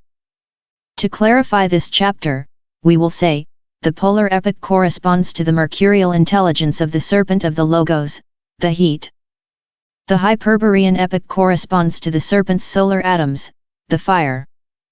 The Lemurian epoch corresponds to the lunar atoms of the serpent of the Logos, the humidity. Our Kundalini is also formed from solar and lunar atoms and from a synthesis of omniscient atoms. Hence, the wisdom of 7 eternities is integrated within the serpent. The woman is the vestal of the temple, thus, the fire of the temple is lit by the vestal. In ancient times, the fire was guarded and lit by the Vestals. This symbolizes that only the woman has the unique capability of lighting her husband's fire of Kundalini, which is the fire from our body or our temple. The temple of the very high living God is our body, and the fire of this temple is the Kundalini, which our Vestal spouse lights by means of the same sexual contact, or sexual magic, as taught in the book The Perfect Matrimony, or The Door Entering into Initiation, and as well within this current book. In this present time, the Roman Catholic Church has totally lost the tradition. That is why we see that in this Roman Church the fire of the temple is lit by acolyte boys, an action that is not only an absurdity, but moreover, a very grave sacrilege and an insult to life itself. Continuing on, we say that the former cosmic periods actually exist within our seminal atoms, and it is merely enough to learn the technique of interior meditation in order to enter into their dominions. The entering door to those powerful atomic civilizations is in our sexual organs. The pralayas and manvantaras are happening within an always eternal instant. Past and future are joined within an eternal now. Time does not exist. It is the mind of the human being that is in charge of dividing the eternal now int 6 past and future. The powerful Saturnine, solar, and lunar civilizations still exist in the depth of our seminal system. We can enter into their dominions by means of interior meditation. The transition of the consciousness from one state into another is what we erroneously call time, but these states of consciousness are in a successive enchainment within an eternal now. Therefore, the human being must learn to always live in the present, liberating himself from all type of pompous theosophy, religious sectarianism, country and flag fanaticism, religions, intellectualism, yearning for accumulation and general attachments. All of these hedonistic parrot cages are nothing else but a den of business and tyranny. We gain nothing from their gibberish, because they only achieve to fill us with prejudices and absurd fanaticism. The whole wisdom of all ages is within ourselves. Past and future are joined within an eternal now. All of the cosmic wisdom is within ourselves. The solar atoms initiate us into the wisdom of the fire. The lunar atoms initiate us into the very ancient Neptunian Amentine wisdom. The sacred fire awakens and we convert ourselves into gods when these solar and lunar atoms make contact. During full moon nights, the lunar atoms make contact with the silver shield of our mental body. At that time we can receive the teachings of the lunar wisdom by means of meditation. 7 lunar ethereal currents exist. The civilization of our ancient Earth Moon intensely lives within them. The solar and lunar civilizations live within our interior worlds, and we can visit those civilizations by means of profound interior meditation. The solar and lunar civilizations, which intensely palpitate within our own internal worlds, initiate us into their profound truths. They take us to the great illumination by means of the awakening of the sacred fire of Kundalini, through sexual magic. Our 7 chakras are 7 internal churches, and each one of these 7 churches contains the wisdom of a cosmic period. When we have opened the 7 seals from the 7 churches of the human book with the sword of the Kundalini, then the 7 churches deliver to us the whole cosmic wisdom of the 7 cosmic periods of the Mahamanvantara. This is how we become omniscient. The book of the Apocalypse, Revelation, says the following. And when he had opened the 7th seal, there were silence in heaven about the space of half an hour. And I saw the 7 angels, which stood before God, and to them were given 7 trumpets. And another angel came and stood at the altar, having a golden censer, and there was given unto him much incense, that he should offer it with the prayers of all saints upon the golden altar which was before the throne. And the smoke of the incense which came with the prayers of the saints, ascended up before God out of the angel's hand. Revelation 8, 1-4. Here, the Apocalypse refers to the book sealed with 7 seals, which is within our organism with its 7 churches. It clearly tells us that only the Lamb can open its 7 seals with the sword of the Kundalini. The Lamb is our interior angel, that is to say, our intimate. When the 7th seal is opened, the seal that is related with the church of Laodicea, situated on the head, then the Lamb teaches that the 7 angels of the 7 trumpets are the same 7 angels of the 7 churches. The angel with the golden censer is our intimate, who triumphantly enters into the white hierarchy along with his diamond soul. He becomes another perfect one among the community of the elected ones. And the angel took the censer, and filled it with the fire of the altar, and cast it into the earth, and there were voices, and thundering, and lightnings, and an earthquake. Revelation 8:5.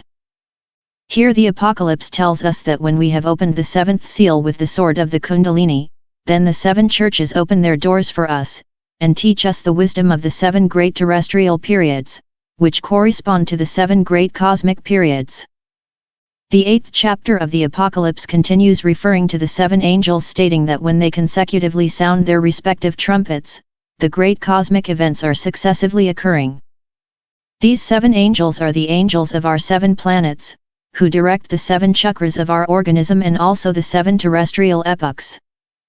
Therefore, the seven terrestrial epochs are directed by seven cosmic hierarchies, and the whole wisdom of all of these seven epochs is within our seven chakras. Our terrestrial period has seven epochs. And I saw another mighty angel come down from heaven, clothed with a cloud, and a rainbow was upon his head, and his face was as it were the sun, and his feet as pillars of fire. And he had in his hand a little book open, and he set his right foot upon the sea, and his left foot on the earth. And cried with a loud voice, as when a lion roareth, and when he had cried, seven thunders uttered their voices. Revelation 10:1-3. This angel is the hierarch of the seventh epoch. The rainbow symbolizes our present terrestrial period, which started with the rainbow, Genesis 9:12-13. This happened in Atlantis, because Lemuria was a recapitulation of the lunar period. The little book that the angel had in his hand is the book of human evolution. It is the book sealed with seven seals, yet, it is the book already without seals. It is the human organism of the one who has already opened the seven seals, it is the body of the master. It is the cosmic wisdom of the one who has already reached deep self-realization. And cried with a loud voice, as when a lion roareth, and when he had cried, seven thunders uttered their voices. Revelation 10:3. Here the Apocalypse tells us about the lost word, about the sacred syllable that the seven thunders of the seven chakras uttered with their voices. These voices are the seven notes of the lost word. The sacred syllable opens the seven chakras, and so each chakra has its own key note. He that has an ear, let him hear. Here is wisdom. Let him that has understanding understand. The lost word shall be found in the seventh epoch. And when the seven thunders had uttered their voices, I was about to write, and I heard a voice from heaven saying unto me, seal up those things which the seven thunders uttered, and write them not. Revelation 10:4. Each note of the lost word encloses tremendous unutterable secrets. Each note of the lost word is the keynote of a terrestrial epoch. Thus, the keynote of the Egyptian civilization is one note, and another is the keynote of the Hindustani civilization, and so forth successively. In the days of the seventh epoch, the lost word shall totally fulfill the mystery of the kingdom of God. The Swedish mystic philosopher Swedenborg said the following when referring to the lost word: search for it in China, and maybe, you will find it in the Great Tartar. The black magicians of Sodom use the mantra Mathra, they pronounce it Mesra, for their demonic goals. They assert to their disciples that Mathra is the lost word, yet, in reality, this word is the name of a temple of black magic of ancient Atlantis and at the same time a mantra for black magic. Thus, Mathra is not the lost word. In India, the Arahats were persecuted because they were possessing the sacred syllable. In China, the disciples of Tathagata possess the lost word. In Tibet, the lost word is very well protected, for here is where the Mahakoan abides. The lost word shall be found in the seventh epoch. But in the days of the voice of the seventh angel, when he shall begin to sound, the mystery of God should be finished, as he had declared to his servants the prophets. And swear by him that liveth for ever and ever, who created heaven, and the things that therein are, and the earth, and the things that therein are, and the sea, and the things that are therein, that there should be time no longer. Revelation 10:7, 6. The initiate who is already united with his intimate is liberated from the illusion of time, because past and future are joined within an eternal now. Each one of the 7 terrestrial epochs finishes with a great cataclysm, which is symbolically described in the Apocalypse in the following way. And the first angel sounded, and there followed hail and fire mingled with blood, and they were cast upon earth, and the third part of the trees was burnt up, and all green grass was burnt up. Revelation 8:7. This was the first cataclysm of the first epoch. And the second angel sounded, and as it were a great mountain burning with fire was cast into the sea, and the third part of the sea became blood, and the third part of the creatures which were in the sea, and had life, died, and the third part of the ships were destroyed. Revelation 8:8-9. This was the end of the second epoch.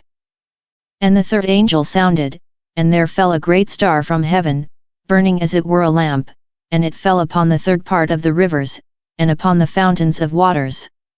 And the name of the star is called Wormwood, and the third part of the waters became wormwood, and many men died of the waters, because they were made bitter. Revelation 8:10-11. This was the end of the third epoch. And the fourth angel sounded, and the third part of the sun was smitten, and the third part of the moon, and the third part of the stars, so as the third part of them was darkened, and the day shone not for a third part of it, and the night likewise.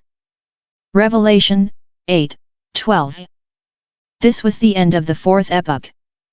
And the fifth angel sounded, and I saw a star fall from heaven unto the earth, and to him was given the key of the bottomless pit. And he opened the bottomless pit, and there arose a smoke out of the pit, as the smoke of a great furnace, and the sun and the air were darkened by reason of the smoke of the pit. Revelation 9:1-2. The abyss is the avachi, which is a submerged plane of consciousness, where only the weeping and gnashing of teeth are heard. Here is where the souls who have horns on their forehead enter. The horns on the forehead are the mark of the beast. In this present times, the abyss is open and millions of demonic souls are entering into the abyss.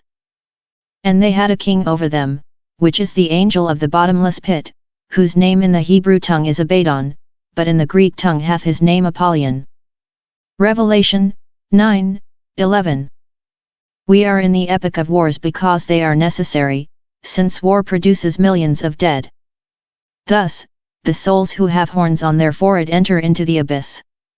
Any clairvoyant can see the demonic souls. And the sixth angel sounded, and I heard a voice from the 4 horns of the golden altar, which is before God, saying to the sixth angel, which had the trumpet, Loose the 4 angels which are bound in the great river Euphrates. And the 4 angels were loosed, which were prepared for an hour, and a day, and a month, and a year, for to slay the third part of men. Revelation 9:13-15. This will be the 6th epoch. In that epoch the human demons will be taken into the abyss again, after a very good opportunity for progress has been given to them.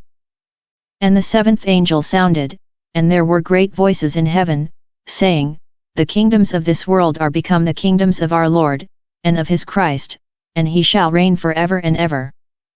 Revelation 11:15.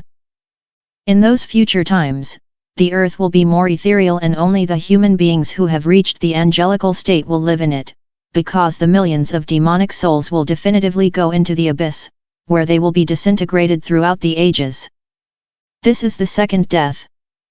Chapter 11. Lemuria. And Jehovah Elohim planted a garden eastward in Eden, and there he put the man whom he had formed.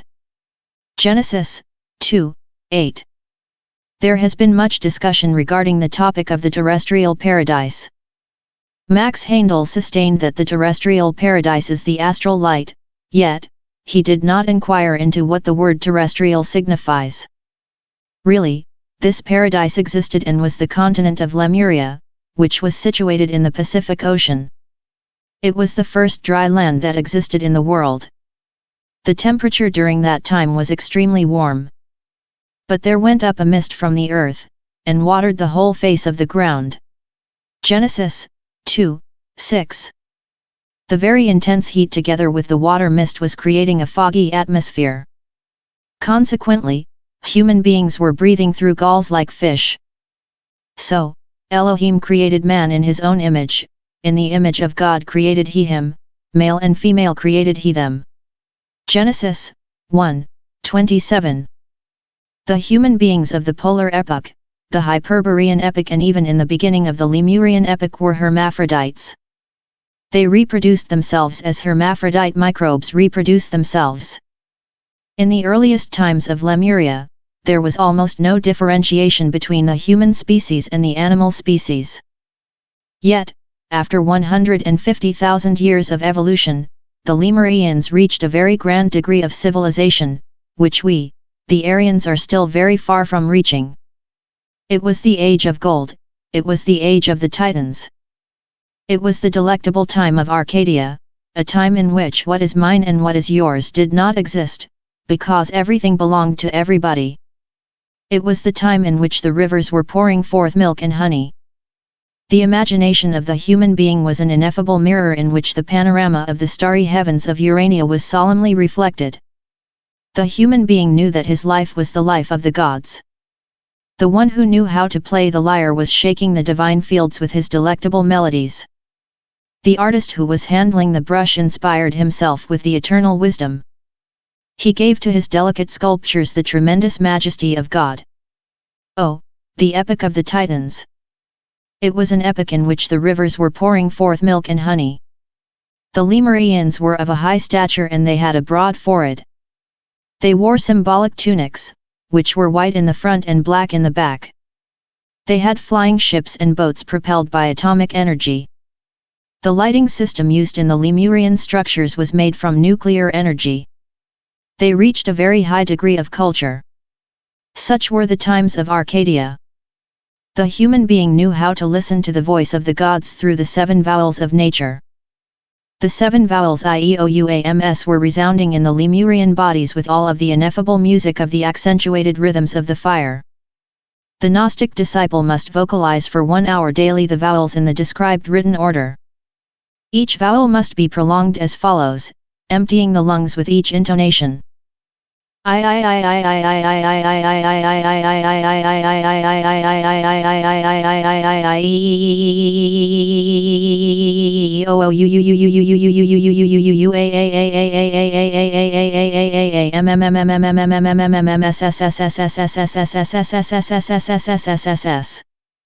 The letter I makes the pituitary and the pineal glands to vibrate, thus, the human being becomes clairvoyant. The letter E makes the thyroid gland to vibrate, thus the human being becomes clairaudient. The letter O makes the chakra of the heart to vibrate, thus the human being becomes intuitive. The letter U awakes the solar plexus, tip of the stomach, thus, the human being awakes telepathy. The letter A makes the chakra of the lungs to vibrate, thus, the human being acquires the power of remembering his past lives. The vowels M and S efficiently help in the development of all of the occult powers. Therefore, 1 hour of daily vocalization is more worthy than reading 1,000,000 books of Oriental theosophy. The body of the Lemurians was a miraculous harp where the 7 vowels of nature were sounding with the tremendous euphoria of the cosmos. When night was arriving, all of the human beings were falling asleep as innocent creatures within the cradle of Mother Nature. They were lulled with the very sweet and moving chant of the gods. Thus, when the dawn was rising, the sun was bringing diaphanous contentment and not tenebrous grief. Oh, the epoch of the Titans! Those were the times in which the rivers were pouring forth milk and honey. The matrimonies of Arcadia were Gnostic matrimonies. Then, the human beings were performing the sexual connubii under the commands of the Elohim, and as a sacrifice on the altar of matrimony, in order to provide bodies to the souls who needed to reincarnate. Fornication was completely unknown and there was no pain in giving birth. Throughout many thousands of years, Lemuria was sinking within the boisterous waves of the Pacific Ocean. Meanwhile, the Atlantean continent was emerging from the bottom of the ocean. Chapter 12. The War in Heaven. And there was war in heaven, Michael and his angels fought against the dragon, and the dragon fought and his angels, and prevailed not, neither was their place found any more in heaven. And the great dragon was cast out, that old serpent called the devil, and Satan, which deceiveth the whole world, he was cast out into the earth, and his angels were cast out with him. Therefore rejoice, ye heavens, and ye that dwell in them. Woe to the inhabitants of the earth and of the sea!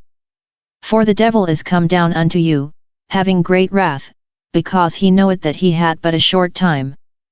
Revelation 12, 7-9, 12. There have been 2 wars against the black magicians, first, the war in Arcadia, and the second, the one in the year 1950, a date in which the pit of the abyss was opened. The latter is the war related with the millennium. The third war will be the one related with the New Jerusalem. When the terrestrial period was initiated, the mental plane and even the most divine planes of consciousness were densely superpopulated by every type of white and black magician who belonged to the Saturnine, solar, and lunar periods. The millions of black magicians were constituting gigantic populations of evil, who were obstructing the action and life of the white magicians. Hence, they were already a grave inconvenience for the cosmic evolution within the superior worlds of consciousness. If life would have continued in that way, then the progression of aspirants toward the superior worlds would have been impossible. Therefore, the white fraternity gave the mission of casting out all of the black magicians from the superior planes of consciousness to Michael. He received the sword of justice, and tremendous powers were granted to him so that he could totally accomplish his mission. All of the organizations of the Black Lodge and all of the temples of that tenebrous fraternity were established in the superior planes of consciousness. Michael was able to perform this mission due to the fact that he belonged to the ray of power.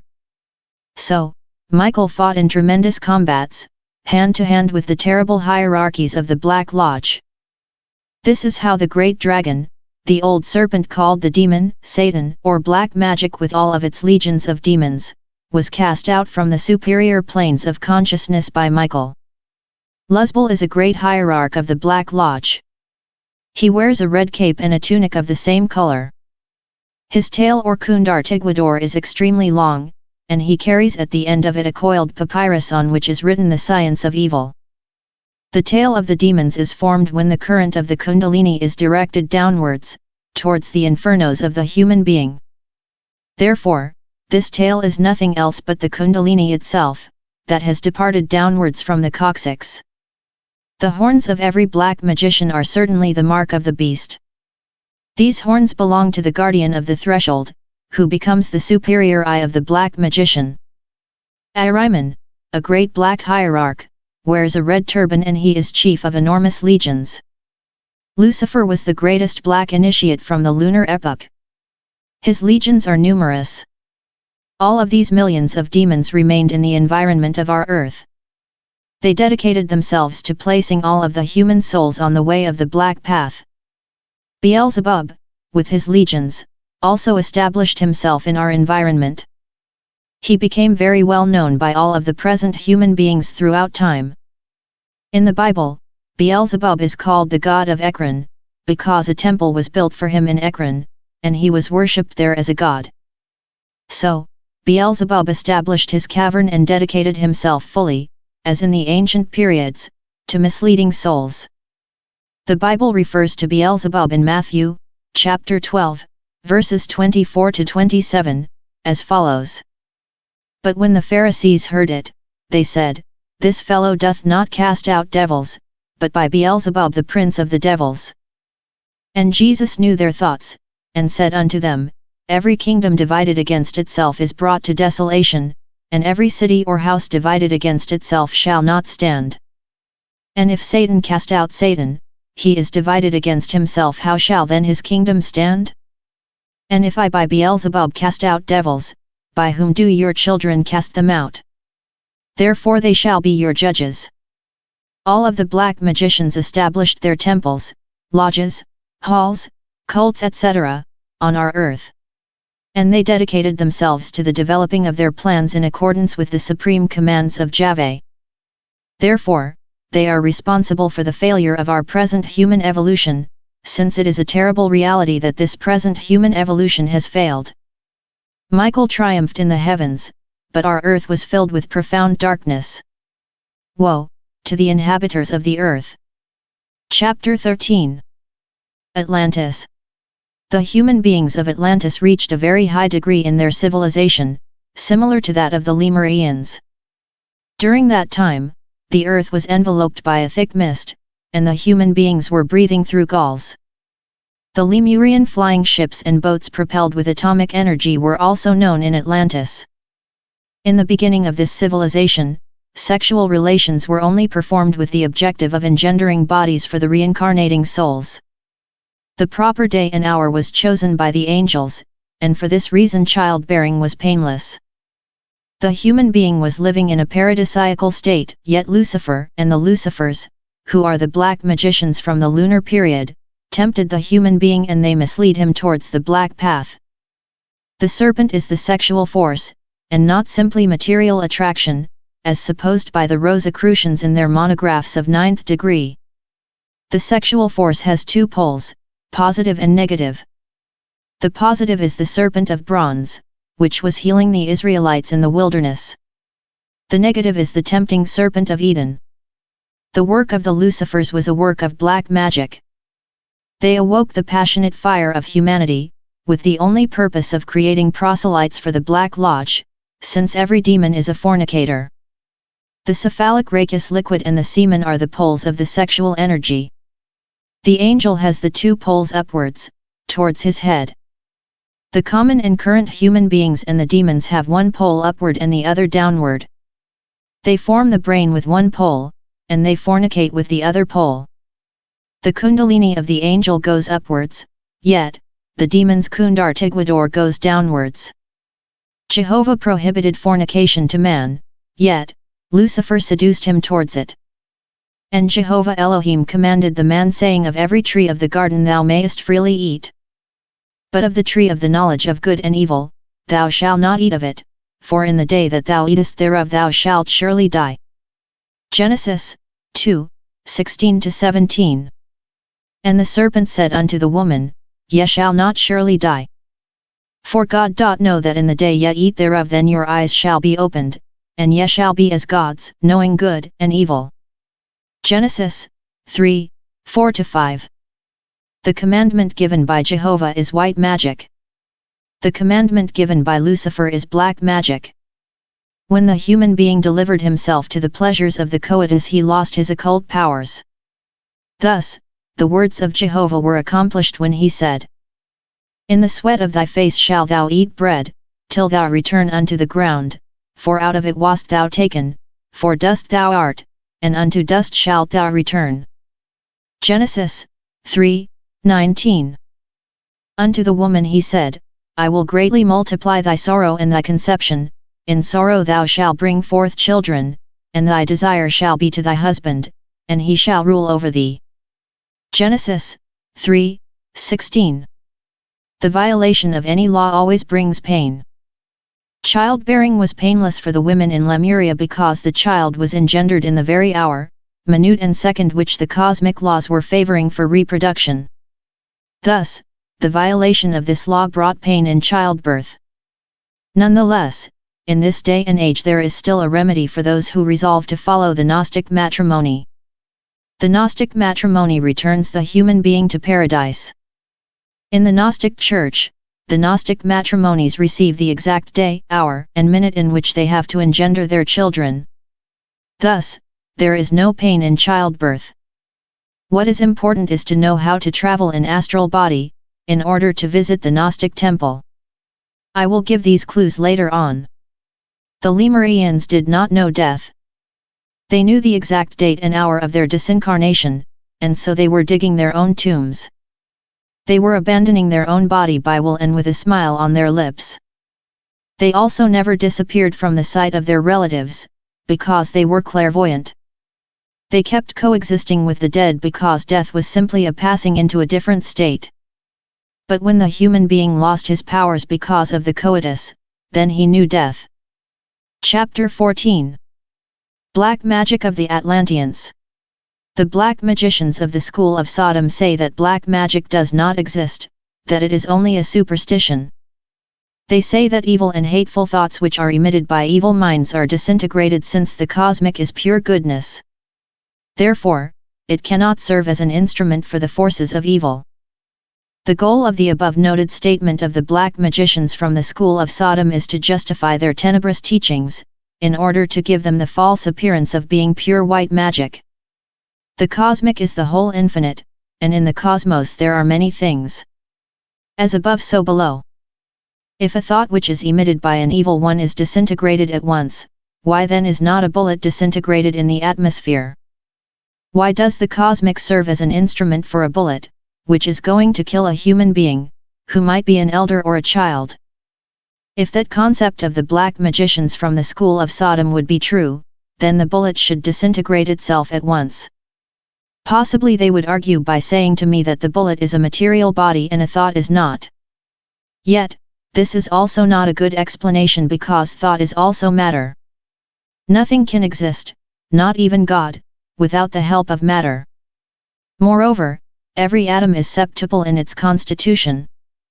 The bullet used as an example is a compound of physical, ethereal, astral, mental, causal, conscientious, and divine atoms.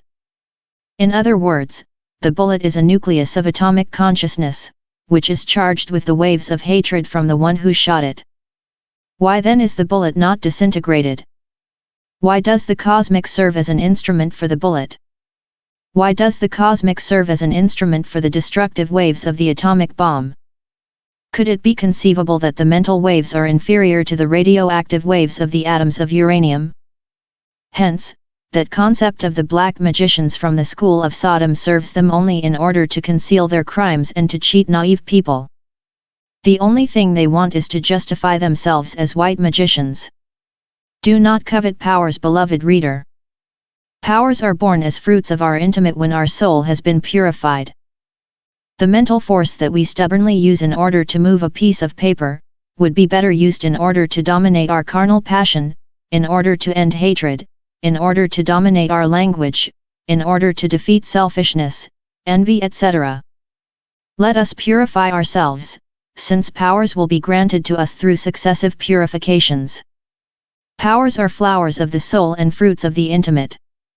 The powers of a Mahatma are the fruit of millenary purifications. The Gnostic disciple receives distinct powers from the White Lodge through the initiatic ordeals. These powers are acquired by the soul and the intimate seizes them because the intimate is the real human within ourselves. For instance, when the Gnostic wishes a distant friend to come near to him, then, he begs his intimate as follows: "My Father, I beg you to bring near to me, name the person, but not as I will, but as you will." If his intimate considers that his petition is just, then the intimate performs the miracle, that is to say, he performs a work of theurgy, and the distant friend arrives. Yet, if the intimate considers that the petition is unjust, then the intimate doest not perform the petition of his soul. This is pure white magic. The black magician proceeds to use his so-called asuncion or willpower, without taking the will of his intimate into account.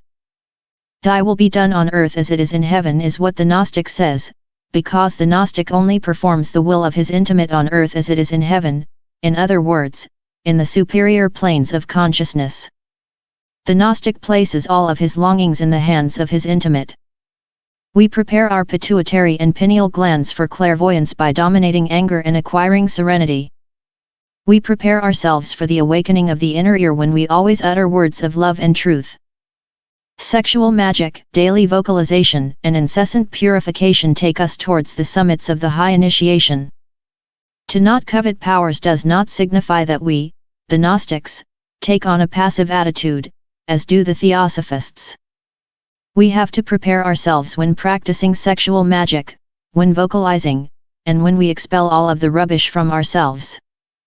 The Gnostics transmute their sexual secretions and patiently await in order to be worthy of receiving their occult powers, that sprout as flowers of the soul when they have already purified themselves. The Gnostics do not covet powers, on the contrary, they prepare themselves in order to acquire them. The preparation of the Gnostic is to purify himself and to practice sexual magic daily.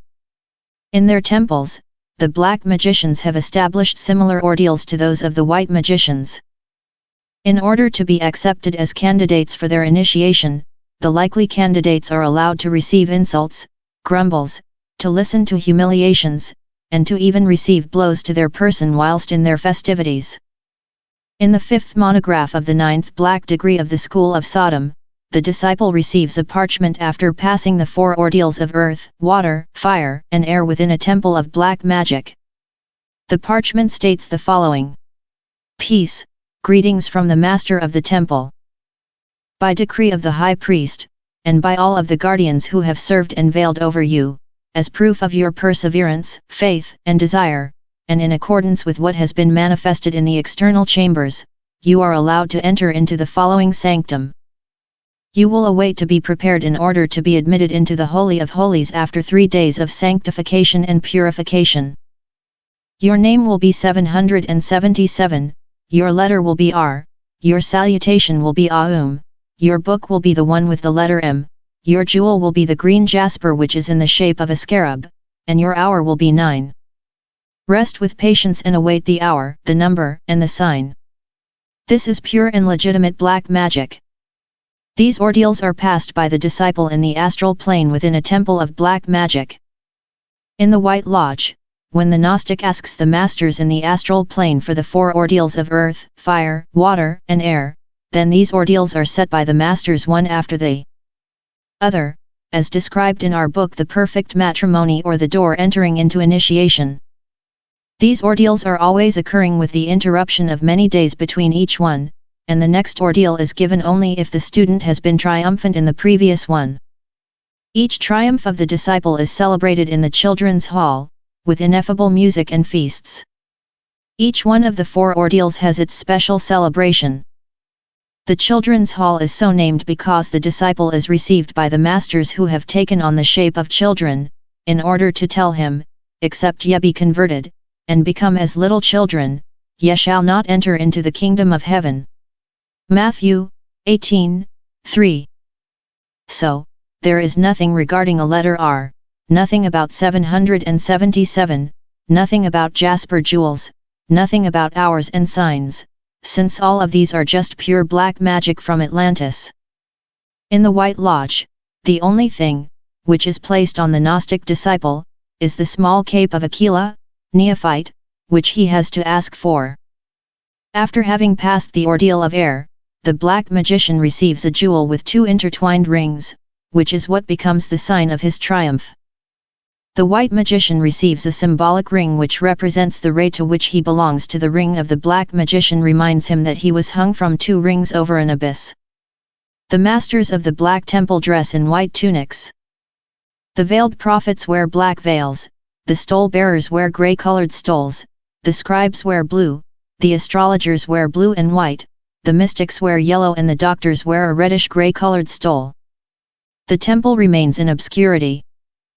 The disciple of 9th black degree is admonished with the following words: the living soul, who traverses this horrendous path in loneliness, without vacillations or shyness, will be illuminated by the glorious mysteries, after the purifications by earth, fire, water, and air. Afterwards, the black disciple advances towards the guardians of death. In the ordeal of fire, a guardian says to the black disciple the following: if you wish to arrive next to the master, you must pass through this door. In order to reach this door, you must pass through this hail. In order to pass through this hail, you must walk over these beams of fire. So come if you search for the master. Then the disciple says, go ahead. Go ahead. Go ahead. So, filled with courage, he traverses through the fire. In the ordeal of water, a black guardian says, if you want to see the master and to enter into the holy temple, you must reach that door and pass through it, and in order to pass that door, you must pass through the lake. Everything here described between quotations refers to the 9th black degree of the fraternity from the School of Sodom. Everything is pure and legitimate black magic. The disciples of the White Lodge, as we have already stated, only celebrate their festivity in the children's hall, after having become triumphant. The 4 ordeals within the White Lodge are in order to examine the white disciple's morals. For instance, in the ordeal of fire the disciple is attacked by crowds of enemies who insult him. Instead of returning insults, the disciple throws love towards his enemies. This is how he triumphs in this ordeal, when with serenity, he passes through the fire without becoming burned. As we see in this ordeal of fire, there is the need to kiss the executioner's whip in order to triumph.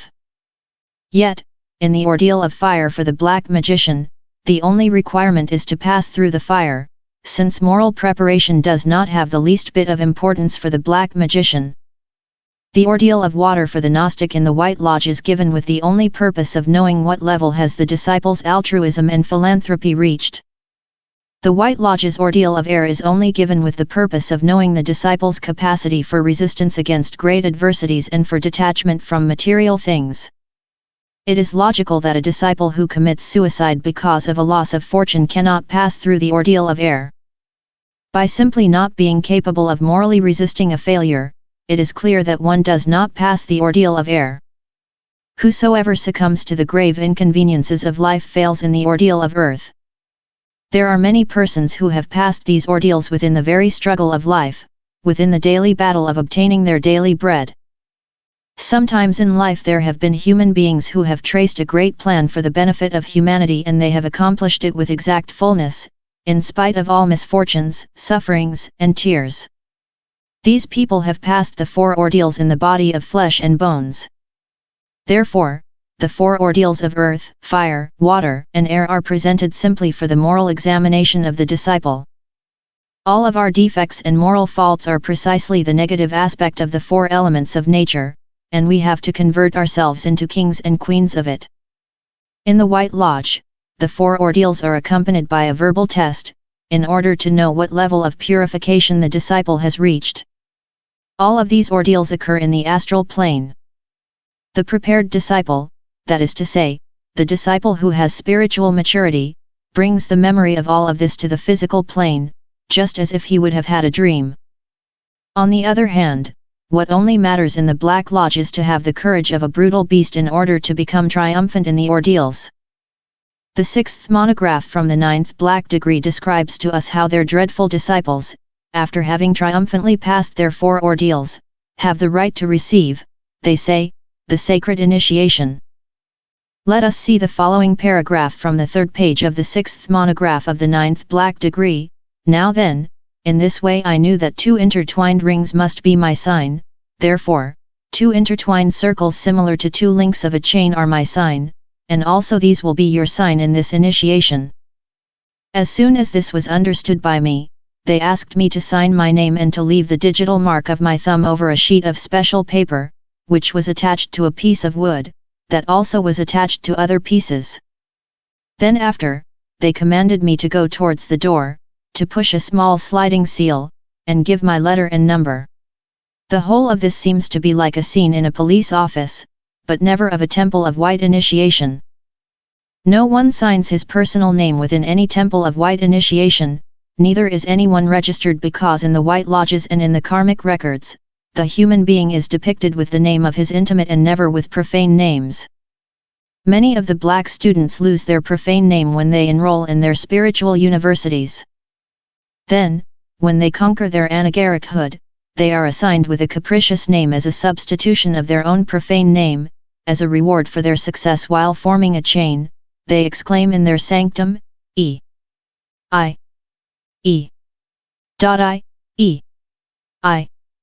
This is an action of thanksgiving for these left-hand adepts.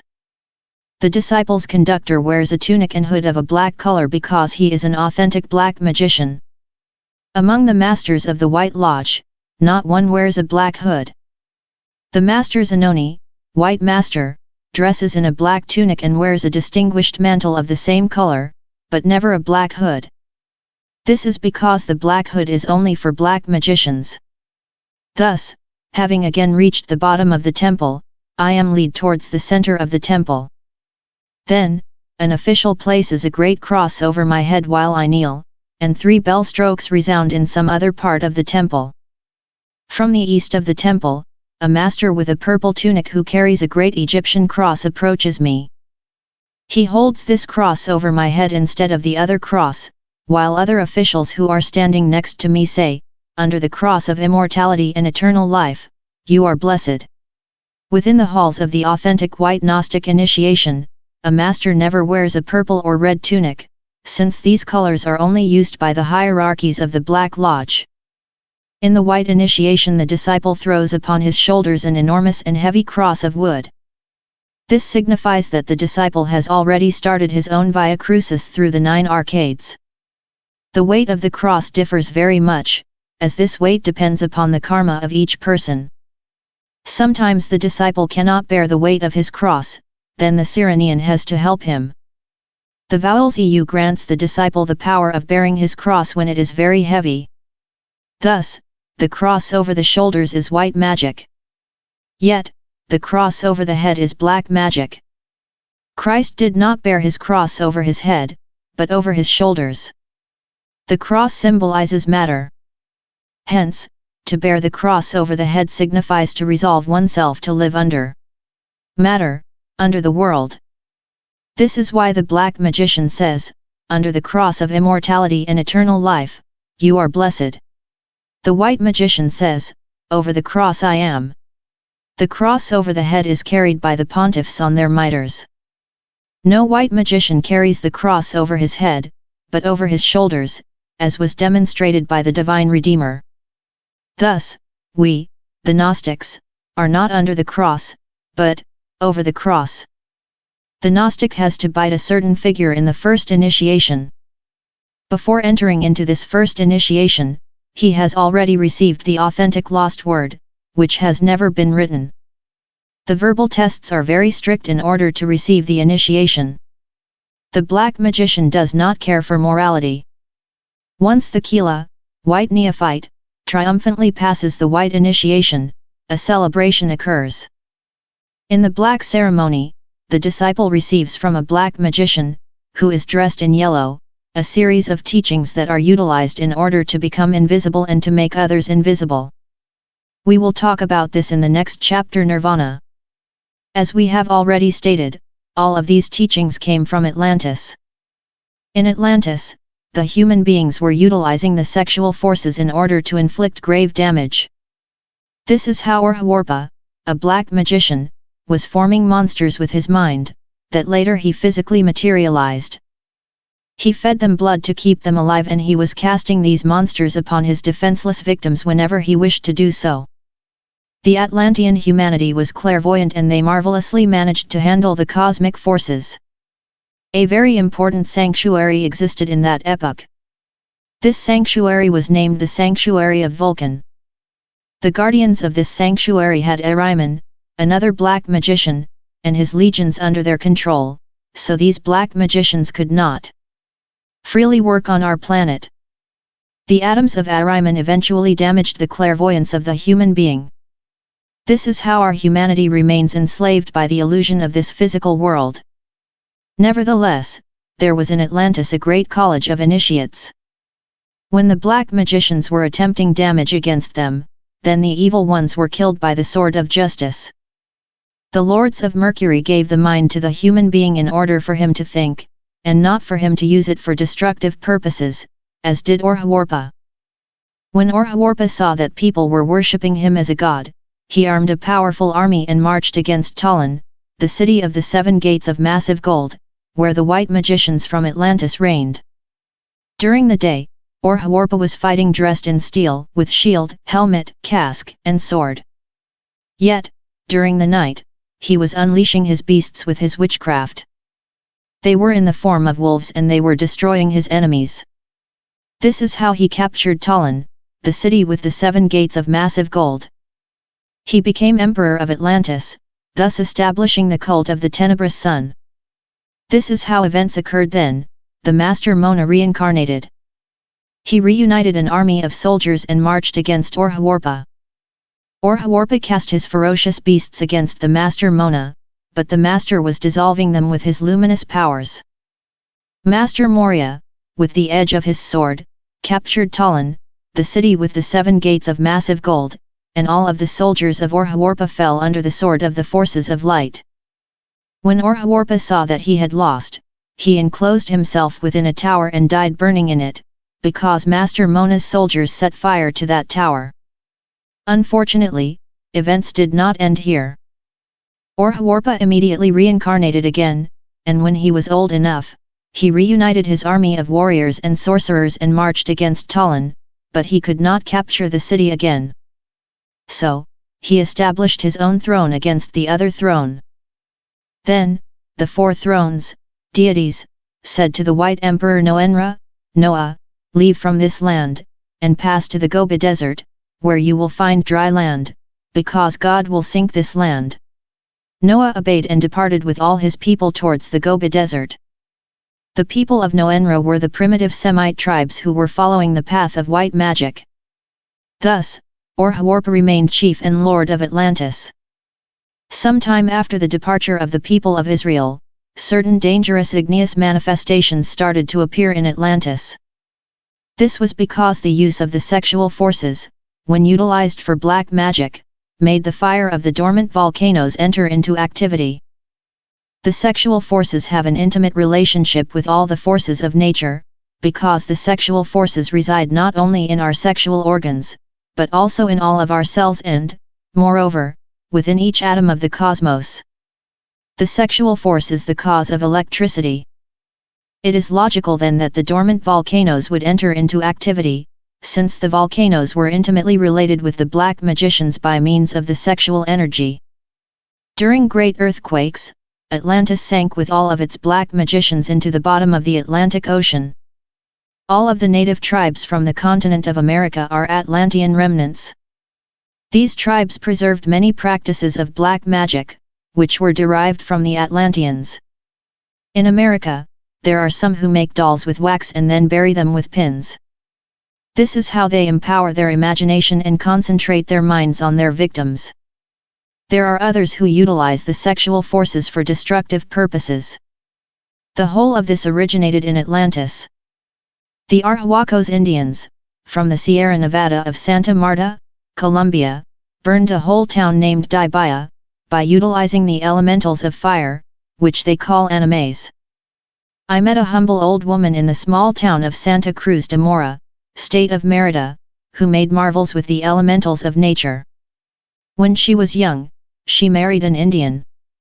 Her husband took her to his tribe into the jungle. She tells many strange things about this tribe. She says that during the day, the Indians abandon their homes and during the night all of them arrive with the shape of animals, yet, when they are within their huts, they take the human shape again. A certain day her husband took leave from her and said that he was going to die in the jungle, since these Indians go into the jungle in order to die. He gave her an amulet and said, I deliver this keepsake to you, so you can ask to it whatever you wish, when you are needy. This is how the old woman made marvels in the town of Santa Cruz. She asked this amulet whatever she wished for. Money, wine, jewels, liquors, perfumes, etc., etc. were coming to her as if by magic. People who were robbed did nothing more but consult her. At once she was asking the amulet for the robbed object. Then, the object was carried by invisible hands and arrived into her hands, and so everybody was recovering their lost things. Unfortunately, these marvels ended for the old woman when she had the weakness of confessing this to a priest, who took this marvelous talisman away from her. The performance of these marvels are nothing fantastical or rare, since they are simply made with the elementals of nature. The book by Mr. Franz Hartmann entitled The Elementals, widely refers to these things. The whole of this knowledge comes from Atlantis. The elementals serve for good as well as for evil. The Atlanteans utilized the elementals for evil. Chapter 15. Nirvana. From the Gobi Desert, the Israelite tribes emigrated to the west in order to form the Aryan root race. This is represented in the book of Exodus, in the story of the emigration of Israel, when they were coming out from the land of Egypt towards the Promised Land. Enormous caravans of human beings, who were commanded by the masters of major mysteries, came away from the drowning Atlantis towards the Gobi Desert. Afterwards, they emigrated to the West in order to cross themselves with some Western races, in order to form our present Aryan root race. The captains of the biblical Exodus were the same masters of major mysteries. They were profoundly venerated by humanity, therefore no one dared to disobey their sacred commands. Moses remained 40 years in the wilderness, that is to say, the primeval Israelites remained 40 years in the wilderness. They built the Ark of Alliance, they established the mysteries of Levi, and they worshipped Jehovah. The mysteries of the 7 sanctuaries emigrated towards the west. Under the light of these sanctuaries is how the Magus Persia, the Rukais India, Chaldea, Egypt, Hellenic Greece, etc., all flourished. This occult wisdom illuminated Solon, Pythagoras, Heraclitus, Socrates, Plato, Aristotle, Buddha, etc. The most powerful civilizations from the past flourished under the light of the sacred mysteries. Nonetheless, the human being was developing the intellect and it withdrew him from the internal worlds. When the human being lost his clairvoyance, then he knew fear. Fear did not exist in the past, because the human being was contemplating the action of the gods and he was seeing the unraveling of all things. The human being removed himself from the great light, now he has to return into the great light. The Buddhists tell us that when the human being is liberated from the wheel of birth and death, then he enters into the ineffable joy of nirvana. We, the Gnostics, know that Christ is a Nirmanakaya, a being who renounced nirvana in order to come to save this humanity. The Book of the Dead says, I am the sacred crocodile Sebuk. I am the flame with 3 wicks, and my wicks are immortal. I enter the region of Sikkim, I enter into the region of the flames which have defeated my adversaries. This region of Sikkim, the region of the flames, is the ineffable joy of nirvana. Adhyan Kohan is one who has already abandoned the 4 bodies of sin, which are the physical, astral, mental, and causal bodies. Adhyan Kohan only acts with his diamond soul. He has already liberated himself from Maya, illusion, thus, he lives happily in nirvana. The sacred crocodile is the intimate. The intimate is the flame with 3 immortal wicks. These 3 wicks are the intimate's diamond soul, his igneous mind and Atman, his own spiritual body. Nirvana is a region of nature where the ineffable happiness of the fire reigns. The nirvanic plane has 7 sub-planes. A resplendent hail exists in each one of these 7 sub-planes of nirvanic matter, where the Nirmanakayas study their mysteries. This is why they call their sub-planes halls and not merely sub-planes as the Theosophists do. The Nirvanis say, we are in the first hall of nirvana or in the second hail of nirvana, or in the third, or in the 4th, or 5th, or 6th, or in the 7th hail of nirvana. To describe the ineffable joy of nirvana is impossible. There, the music of the spheres reigns and the soul is enchanted within a state of bliss, which is impossible to describe with words. The inhabitants of the superior hail of nirvana use diamond tunics and they carry mantles of distinction over their heads, which fall to their feet. We can visit nirvana with our astral body. The yogis from India, while in the state of samadhi, visit nirvana with their mental body or causal body. However, to pretend to visit nirvana with black magic procedures is the breaking point of madness. The Gnostic knows how to enter into nirvana by utilizing the powers of his intimate. When the Gnostic wants to visit nirvana, he does the following. First, he leaves his physical body and departs in his astral body. Second, when he is already out of his physical body, then he prays to his intimate as follows. Father of mine, take me to nirvana. Then, the intimate transports the soul of the Gnostic towards the ineffable joys of nirvana. The Gnostic procedure in order to depart in the astral body is very simple.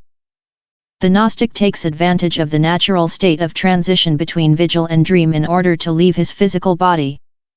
This is done with much naturalness as when one is walking out of his home. The individual simply pronounces the mantra Rusty, and in the moment when he is getting drowsy, he gets out of his bed, not with the mind, nor the imagination, but as if he is really doing it with his body of flesh and bones. Hence, the physical body remains within the bed. The mantra is pronounced many times like this. The Gnostics know very well that they must always save their sexual force, because the Kundalini awakens with the sexual force. The mantra Ra helps in the awakening of the Kundalini, but it is necessary to know how. This is ignored by the black magicians of the school of Sodom. These black magicians believe that by pronouncing Rama while standing on their feet every morning and while taking various inhalations of air, they will purify themselves. What they only demonstrate with this is their complete ignorance regarding the wisdom of the Egyptians. We, the ancient Egyptians, pronounce the mantra Ra while in the Egyptian position, which is as follows: our knees are on the ground, the palms of our hands are on the ground and touching each other by the thumbs. Then, our head rests upon the back of our hands.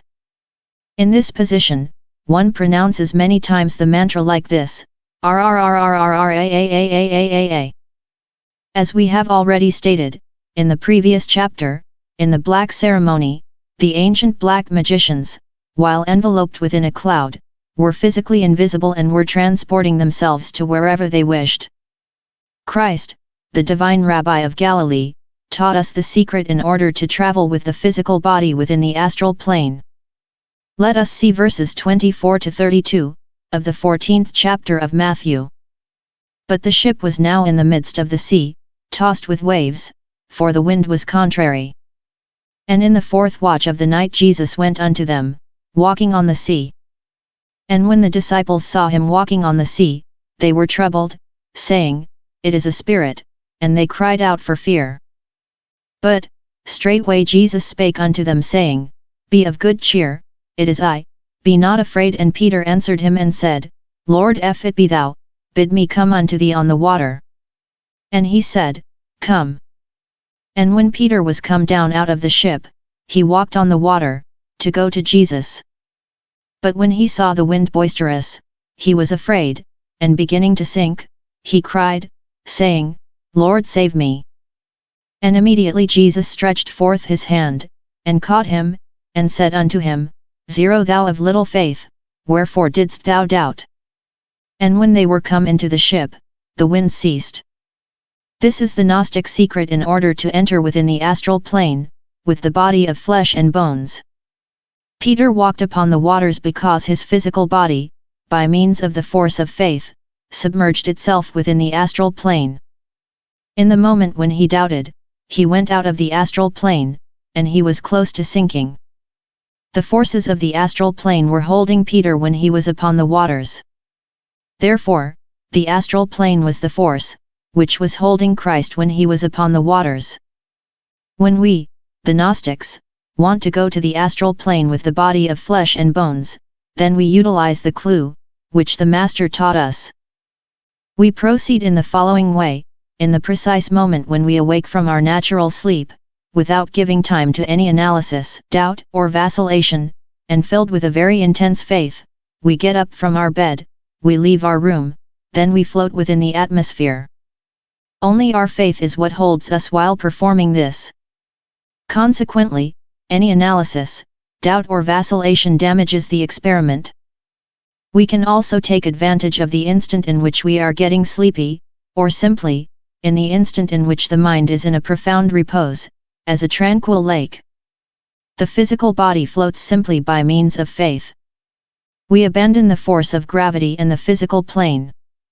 So, we penetrate with our physical body into the astral plane, where the laws of levitation reign. Our disciples also know how to walk upon the waters in the same way as our Master did. Therefore, we are authentic Christians. The black magicians from the school of Sodom also utilize the procedure of the cloud in order to envelop themselves within it and become invisible. They do not forget about mimicry with this, since if they are within a jungle, they have to make the cloud green, if they are within a room of white walls they have to make the cloud white.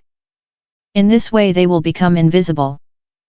We, the white magicians, utilize the power of our intimate in order to become invisible, yet, this power is delivered to us only when we have deserved it. The black magicians from the school of Sodom believe that with their black experiments they can penetrate into nirvana, yet, they are mistaken. They penetrate into the astral plane, but not into nirvana. We, the Gnostics, can visit nirvana even with our body of flesh and bones. Obviously, modern theosophists will laugh at us because they know not about these things. The unique thing that they have in their heads is an arsenal of theories. But in practicality, they are nothing else but eunuchs of understanding, morbid mystics, and fornicating sybarites. I still remember a theosophist who was a member of a black lodge. How terrified he flew away from a park in Cartagena, South America, when I told him that he was consciously working in the astral plane. This is the breaking point of negativity from theosophists. They horrify themselves simply with thinking in awakening the consciousness. They are only interested in having their heads filled with cockroaches and in living their life asleep. Nevertheless, they say that someday they think they will enter nirvana. Foolish boasters of wisdom, know that only those who have already passed through the high initiation, only those who have given their last drop of blood for this humanity will enter into nirvana. All men long for the high initiation, yet, they can only reach the altar of the high initiation with the virile member in the state of erection. Explanation in next chapter. Therefore, the Gnostic always lives heroically, always triumphant and always a rebel, like the heroes of Rabelais, who knew nothing of weakness. The Gnostics yearn for nirvana, but they know very well that they carry nirvana within their sexual glands. Thus, they want to self-realize it within themselves, by means of courage. Chapter 16. The Elixir of Long Life. The Master Zanoni acquired his Chaldean initiation in very remote ages. As a result, he preserved his youthfulness for thousands of years. Menyar, who was Zanoni's comrade, also lived through entire ages. These masters were invincible, death could not do anything against them. They were citizens of an already disappeared ancient nation, Chaldea. What was their secret? What was their power? When arriving to the present chapter of this book, many uneducated surgeons of occult medicine will look at us with condemnation. With compassionate gestures they will mock the elixir of long life and will consider these teachings senseless, since they feel they are something impossible for them.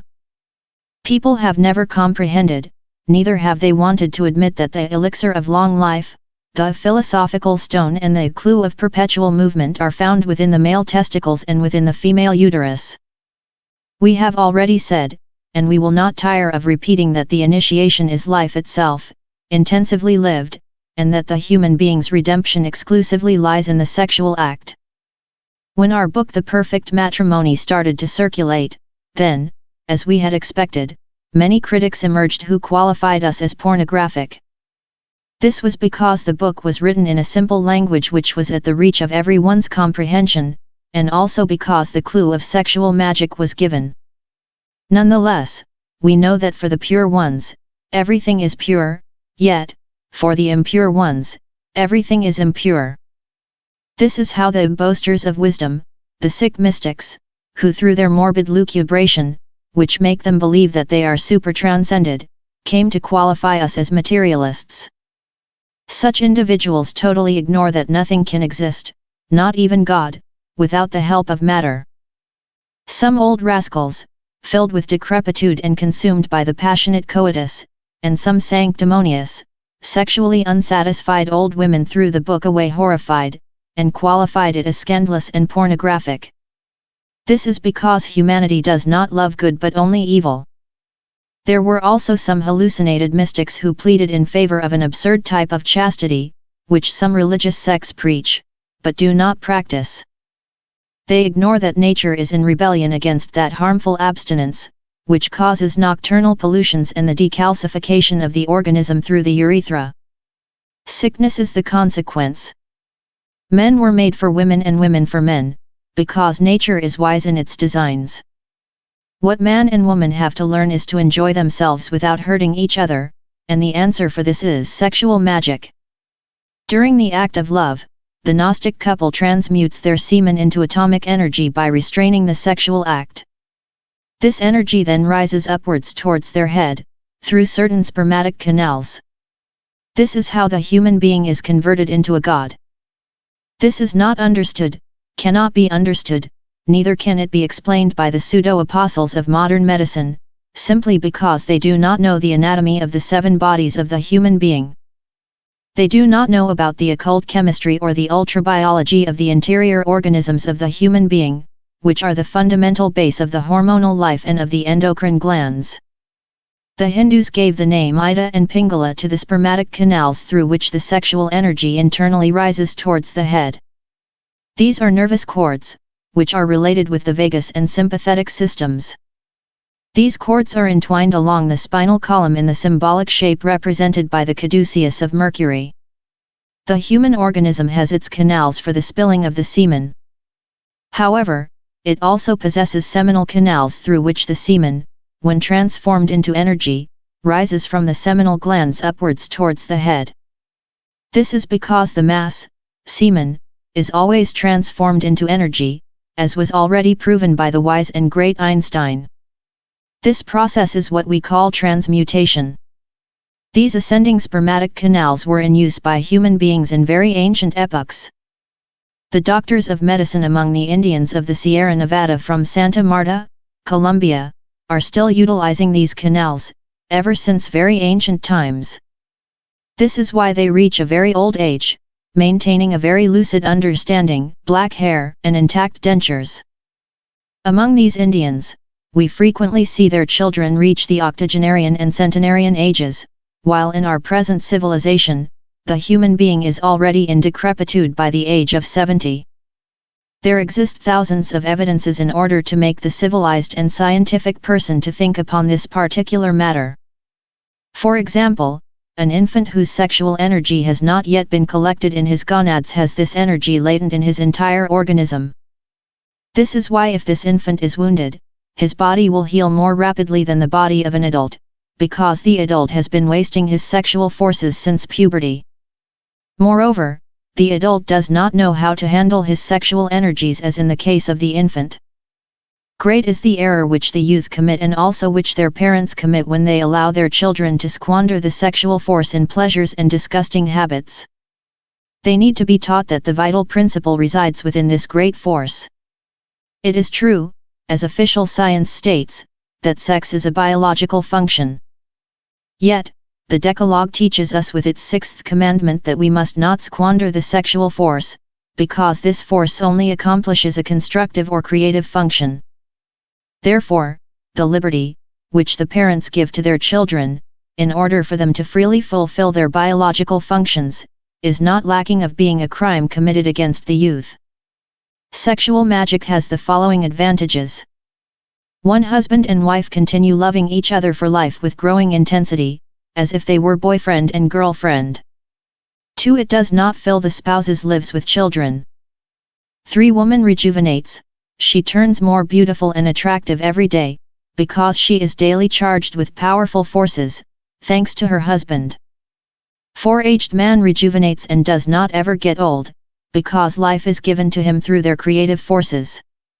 Thus, luck and happiness surround them everywhere. 5. The sense of clairvoyance is awakened in both, and so the veil of the invisible worlds is disclosed before their sight. 6. The sacred fire of the Holy Spirit illuminates them internally. 7. They unite themselves with their own intimate, internal God.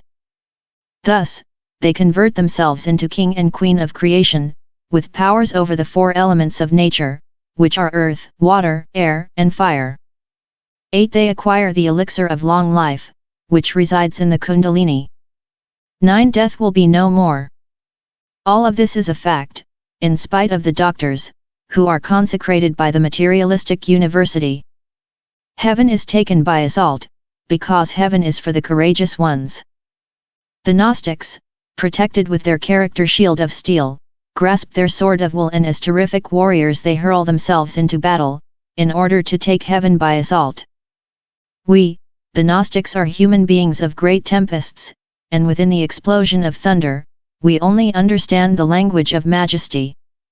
When the warrior is close to the initiation, then he can laugh at death with a guffaw that can shake all of the caverns of the earth.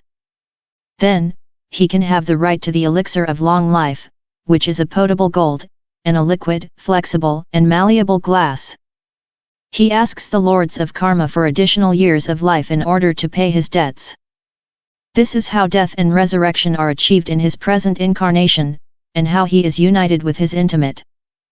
Then, when his own karma is paid, he convokes the lords of karma, in order to declare to them that he has resolved to remain in this world in order to work for humanity. Therefore, he remains with his physical body forever, till the end of all centuries. The masters Count Humi, Mona, Saint Germain, etc., have physical bodies, which have existed for thousands of years. All of them have an indescribable age. What would a master of major mysteries do if he had to constantly change his physical body? The founder of the College of Initiates is a Mahaguru, who will remain with us until the last initiate has reached his rank.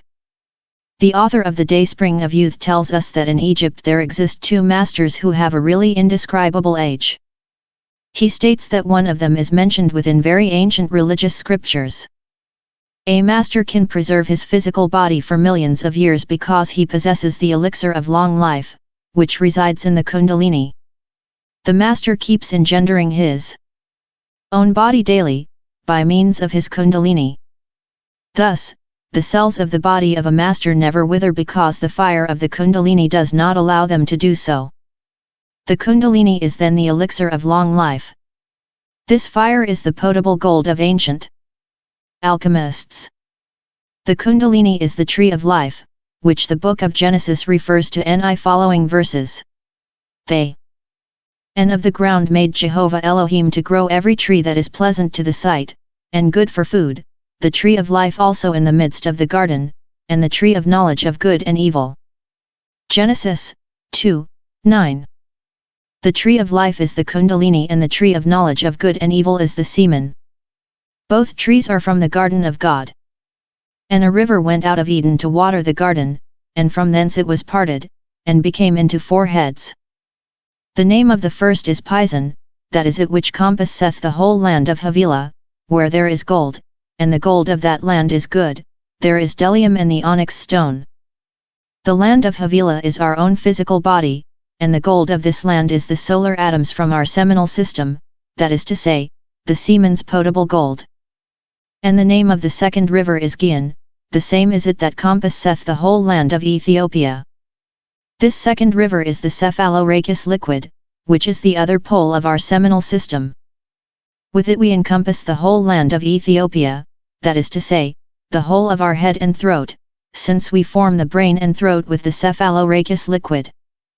And the name of the third river is Hiddekel, that is it which goeth toward the east of Assyria.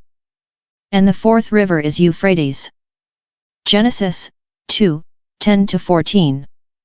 The river which goes toward the east of Assyria and the river Euphrates are the two poles of the woman's seminal system. Therefore, the woman is towards the east of us, because she is the door of paradise and this door is always towards the east. Eden is sex itself. Thus, the tree of life is within Eden itself. The great Hierophant Eliphaz Levi said that the great magical arcanum is the tree of life, and that at the foot of this tree is the source of the four mysterious rivers of Eden. Yet, he fearfully says in a moment of consternation, here I must pause, and I fear that already I have said too much. This is the formidable, unutterable secret which no initiate has ever dared to reveal. This is the formidable secret of the great arcanum. The four rivers of Eden are the sexual forces of man and woman. The tree of life is in the midst of these four rivers of Eden. If the human being, with all of his vices and passions, could have eaten from the tree of life in Eden, then Nero still would be alive, and the great tyrants would not have left a single moment of light for humanity. Caligula and the 12 Caesars from Rome would still be alive, they would still be upon their thrones. Fortunately, Jehovah knew how to keep the way of the tree of life. So, he drove out the man, and he placed at the east of the Garden of Eden a cherubim, and a flaming sword which turned every way, to keep the way of the tree of life. Genesis 3:24. Ignite your 9 mystic lamps, O Kila. Listen to me, a master abides in the bottom of your soul, he awaits in mystical lurking, waiting for the hour that he will be self-realized. Listen to me, beloved disciple, that master is your intimate and you are the soul of that master. The intimate becomes master with the fruits of millenary experiences, through innumerable reincarnations. Do not forget, beloved disciple, that you are a soul and that your physical body is your suit. Listen to me, beloved disciple, when your outfit is damaged, what do you do with it? You throw it away because you no longer need it, and you cannot deny this. Yet, if you wish to replace your outfit, then where do you go? You might answer me that you will go to the tailor's store, in order for the tailor to make another outfit for you. Therefore, beloved disciple, I have already told you that you are a soul and that your body is your suit. Your suit of flesh was well made, in accordance to your own proportions. This suit of flesh was made by two laborers, that is to say, your father and your mother. When your present suit of flesh is damaged, what will you do with it? You will throw it from you, and if you want to replace it, then, you have to search for a new pair of male and female laborers, in order for them to build for you another suit of flesh, well made and in accordance to your own proportions. You might ask me how? Well, how was your present suit of flesh which you use made? In the same way, the new tailors will make for you your new suit. So then, this should not be strange to you. When you undress yourself, taking off your fabric clothing, and you put on another garment, it is clear that you do not stop being Mr. or Ms. XX. Neither do you forget your business and your debts. So, whether wearing a suit of cotton or wearing another of wool, you will always pay your debts. The same happens when you, as a soul, redress yourself with a new suit of flesh. You have to pay your old debts and you have to pay them because there is no other way. Since these debts are your evil actions. Listen to me, beloved reader. There are millions of suits of flesh, which you have taken off since the beginning of the world. If you do not remember, indeed other people do remember. A day will come in which you will remember your millions of deaths and births from the very constitution of the world. Do not forget that Adam is not one man, neither is Eve one woman. Indeed, Adam is all of the millions of men of Lemuria, and Eve is all of the millions of women of Lemuria. The souls that in this day and age you see wearing a suit of flesh and bones are the same souls of Lemuria, who in those times were wearing other suits of flesh and bones. In the dawn of life, the four thrones emanated from their own life source millions of human bodies in an embryonic state. These human bodies were developed through the ages. Now they are our marvelous physical bodies which are made from the mud of the earth. All of this is explained by the Bible. Yet, in order to study the Bible one needs to have studied occultism, because the Bible is a book of occultism, and cannot be read at face value, as when reading a newspaper. Therefore, the Bible is the book of the Gnostics, and only when one becomes a Gnostic can one understand it. The mystery of life and death. Listen, dear reader, each time that you wear a new suit of flesh, you are a little less of a villain, a little less of an assassin, a little less envious. This is because one truly learns from life's club blows, and the soul is really perfected through suffering. When the wild colt is tamed with a whip, then the day for the soul to be united with its intimate arrives, and the soul is converted into an angel. This is performed through being born and through dying millions of times, yet, it is also very true that we can achieve the union with the intimate in just one very well spent life. It is also very true that we can preserve our youth and not die by means of the elixir of long life. Menyar lived with his body of flesh and bones for 7 times 7 centuries. Zanoni also remained young for millions of years. The Count of Saint Germain presently lives in Tibet with the same body that he had during the 17th, 18th, and part of the 19th centuries in Europe.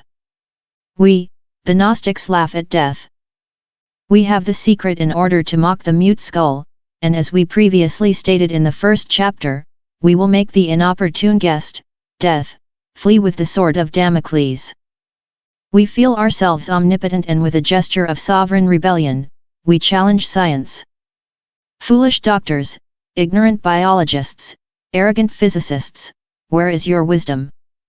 Death sweeps away everyone, wealthy and poor, believers and unbelievers. All are defeated by death, except we, the Gnostics. We, the Gnostics, laugh at death, and we place it before our feet, because we are omnipotent. Ignite your 9 mystic lamps, O Lanu, disciple. Remember that each one of the 9 initiations of lesser mysteries has a musical note and an instrument, which produces it. There are 3 conditions that are necessary in order to receive the elixir of long life: sexual magic, perfect sanctity, and to know how to consciously travel in the astral body. Many people can start by traveling with their own physical body within the astral plane, because this is easier. Later on, they can become practical in the use and control of the astral body. Some people are acquiring their sanctity little by little.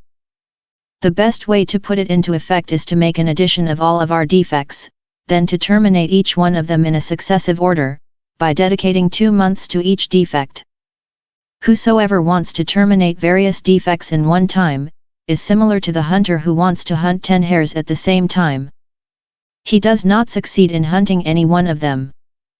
Now, concerning sexual magic, there is the need to accustom the organism little by little to it, for there exist such brutal individuals who would not feel the slightest bit of pain if their own leg was cut during the sexual act. These are human beasts. In the beginning, the couple can practice standing on their feet. The husband will massage his wife from the coccyx upwards towards her neck, with his index, middle fingers, and his thumb, with the intention of awakening the kundalini of his wife. She, likewise, will do the same thing to her husband, with the intention of awakening his kundalini. The mind should be concentrated on the spinal medulla and not in the sexual organs. The days for beginners of sexual magic will be Thursdays and Fridays at dawn. In the beginning, there should be no sexual connection. Later on, days, maybe weeks, the man will introduce his penis within the vagina and opportunely withdraw it, in order to avoid the seminal ejaculation. Man and woman must mutually kiss and caress during this practice, pronouncing the mantra IAO, like this I, 7 or more times, taking an inhalation of air for each letter. When strong pain is felt in the coccyx, then it is a sign that the fire of Kundalini has awakened. This fire will rise along the canal of the spinal column, cannon by cannon, vertebra by vertebra, in accordance with our moral merits. The awakening of the Kundalini is celebrated in the Children's Hall with a great celebration. The decisive factor in the progress, development, and evolution of the Kundalini is ethics. There is the need for the disciple to be skillful in the astral, so that he can assist the preacher of the Holy Gnostic Church at dawn on Fridays and Sundays. The other days, the disciple can receive wisdom within the temple's hall of esoteric instruction. At the gate of the Holy Gnostic Church, there are some guardians who allow the entrance of the disciples based on the condition that their conduct was upright during the day. These guardians have certain scales with which they weigh the good and evil deeds that the disciples performed during the day.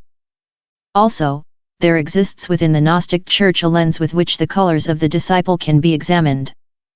When the disciple does not carry all of his complete colors, then he cannot bring the memories into his body. Many times, due to daily preoccupations, these colors remain within the physical body. An extremely fine nervous tissue, which is totally unknown by the men of science, exists in our brain. This tissue is the instrument in order for us to bring back our internal memories. Yet, when an injury is present in such a tissue, then the disciple cannot bring back his memories into his brain. Then, there is the need to ask the masters Hermes, Hippocrates, or Paracelsus for the healing of such a center. A letter must be written to the Temple of Alden, asking for the help of any of the 3 mentioned masters. Such a letter must firstly be saturated with the smoke of frankincense. Afterwards, the letter must be burned with fire, while pronouncing the mantras Om Tat Sat Om. One must perform this action filled with faith, kneeling, praying to heaven and begging to be heard. Certainly, the material part of the letter is burned, yet, the astral counterpart goes directly to the hands of the master to which the letter is meant for. Thus, the master reads the astral counterpart of the letter, and then proceeds to heal the disciple. The temple of Alden is the temple of science. The internal bodies also get sick, and are also in need of the assistance of these doctors. These doctors are the masters of science, who are wealthy in wisdom. They heal the internal bodies of the initiates, and also of anyone who asks for help. One of the gravest inconveniences for practicing sexual magic is impotence. The excessive performance of the coitus brings, among other things, impotence. None of the remedies which were invented by allopathic doctors have given any cure for this. Yet, the daily practice of sexual magic heals impotence. Now we are going to give a formula in order for those who suffer that terrible sickness, impotence, to be healed, with the condition that there has not been any injury to the virile member. Very few are the human beings who have stopped to meditate upon the transcendental value of the plant called the aloe. I have seen the aloe plant hung on a wall without pure air, without water, light, and soil. Nonetheless, it remains filled with life, it multiplies its leaves and miraculously reproduces itself. What does it live on? What does it take for nourishment? This precisely is an inconvenience for the modern pseudo-botanists, since they only duplicate what others say. Very seldom does one of them have the insight to individually investigate within the marvelous laboratory of nature. The unique thing which the pharmacists can do with the aloe is create German liquor and pectorals. These are the only things which they make with their famous aloe gel. It is a great pectoral, yet, they do not even remotely know about the transcendental importance of the aloe. The aloe nourishes itself with the ultrasensible rays of the sun, with the crystonic substance of the sun. The aloe gel is the crystallization of the astral light from the sun. Therefore, the gel is the semen of the Sunday. This is why a great similitude exists between the aloe gel and the human semen. Consequently, the aloe is a great panacea for the healing of impotence. The procedure is as follows: put into a casserole, pan, or pot 1 white panela, hard cane sugar commonly found in Colombia, so it can be melted by the fire. This casserole must not contain water. Once the panda is liquefied, you must add the gel of a complete aloe plant, then add 10 grams of iron. Stir this very well with a hand mill while on the fire. When everything is very well stirred, then take the casserole from the fire and bottle up this substance, adding a little bit of sodium benzoate, so that it cannot ferment. Label it, and take 1 spoonful of the remedy every hour. Impotence is cured with this marvelous formulae. We will give another marvelous formula for the healing of impotence in our next book, which is in preparation, entitled Occult Medicine and Practical Magic. Any woman who wants to awake her kundalini must practice sexual magic with her husband. She must also vocalize the mantra I.A.O and refrain from the orgasm. Thus, the woman must withdraw herself from her husband before the approaching of the spilling of her feminine semen. This is the way in which women can awake their kundalini in a positive way. The unique difference of the female with the male in relation to the kundalini is that the 2 ganglionic canals called Ida and Pingala are inverted. The order of these canals in the male is, Ida at his right and Pingala at his left. Yet, in the female it is, Ida at her left and Pingala at her right. These 2 ganglionic canals resound with the note fa of nature. Listen to me, beloved reader, when you feel that you are well prepared. Then ask the masters in the Holy Gnostic Church to submit you to the rigorous ordeals. If you wish special assistance, then invoke me, Samael Aun Weor. I will guide you through the 9 gates, which will give you the right to rise to the Golgotha of the high initiation, with the rough and heavy cross which is delivered to you in the first initiation of lesser mysteries. Remember, good disciple, that the cross weighs the weight of your own karma. Do not allow yourself to fall, because the disciple who allows himself to fall has to suffer and fight very much in order to recuperate the loss. Listen to me, good disciple, the path is hard and filled with cobblestones and thorns. Poverty and infamy will put on their masks in order to hurt you in the middle of your journey. You will sweat blood and your feet will also bleed in the middle of your journey because of the cobblestones on the path. The path of high initiation is the path of Golgotha. It is a path of tears and anguish. Light your candles in the silence of the night, and in that profound silence where you keep vigil, remember your internal God and enter into his cavern. He awaits for you inside, deep inside of yourself, awaiting for the hour of his self-realization. Light your candle, O Kila. In the silence of the night, penetrate very deeply into the sacred city of the serpent. Here inside is where your God is waiting for you. So, light the fire in the night, O Lanu. Close your eyes, withdraw your mind from any type of mundane preoccupations, become a little sleepy and try to talk with your internal God in mystery, through interior meditation. When through profound interior meditation you learn how to enter within your own cavern, then, O disciple, you will converse with your own intimate. Ignite your sacred fire in the profound night where you keep your vigil, thus, you will leave the dense obscurity. Your God wants to talk to you within the burning bush of Oreb. Let your chant become sensitive to your 7 churches, O disciple, and do not forget that the verb is what opens the 7 doors of the 7 churches of your organism. Chant, O disciple, chant. Ephesus corresponds to the note do. Smyrna corresponds to the note re. Pergamus corresponds to the note mi. Thyatira corresponds to the note fa.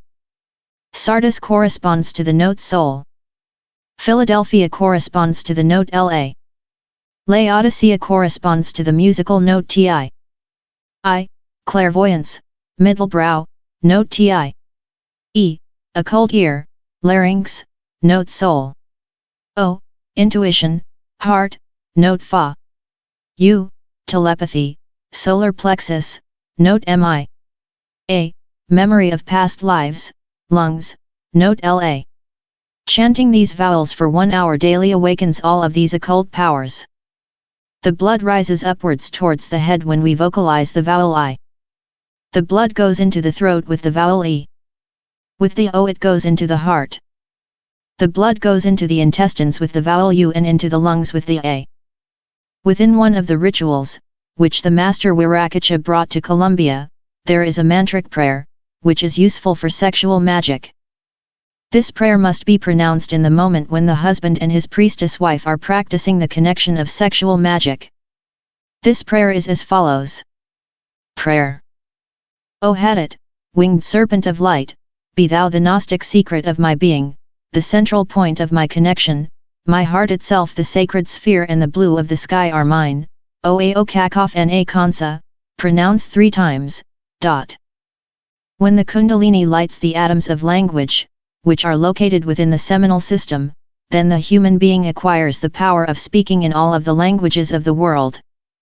The great illuminated ones of the Atlantean chain spoke all of the languages of the world. The Kundalini becomes a creator in the throat.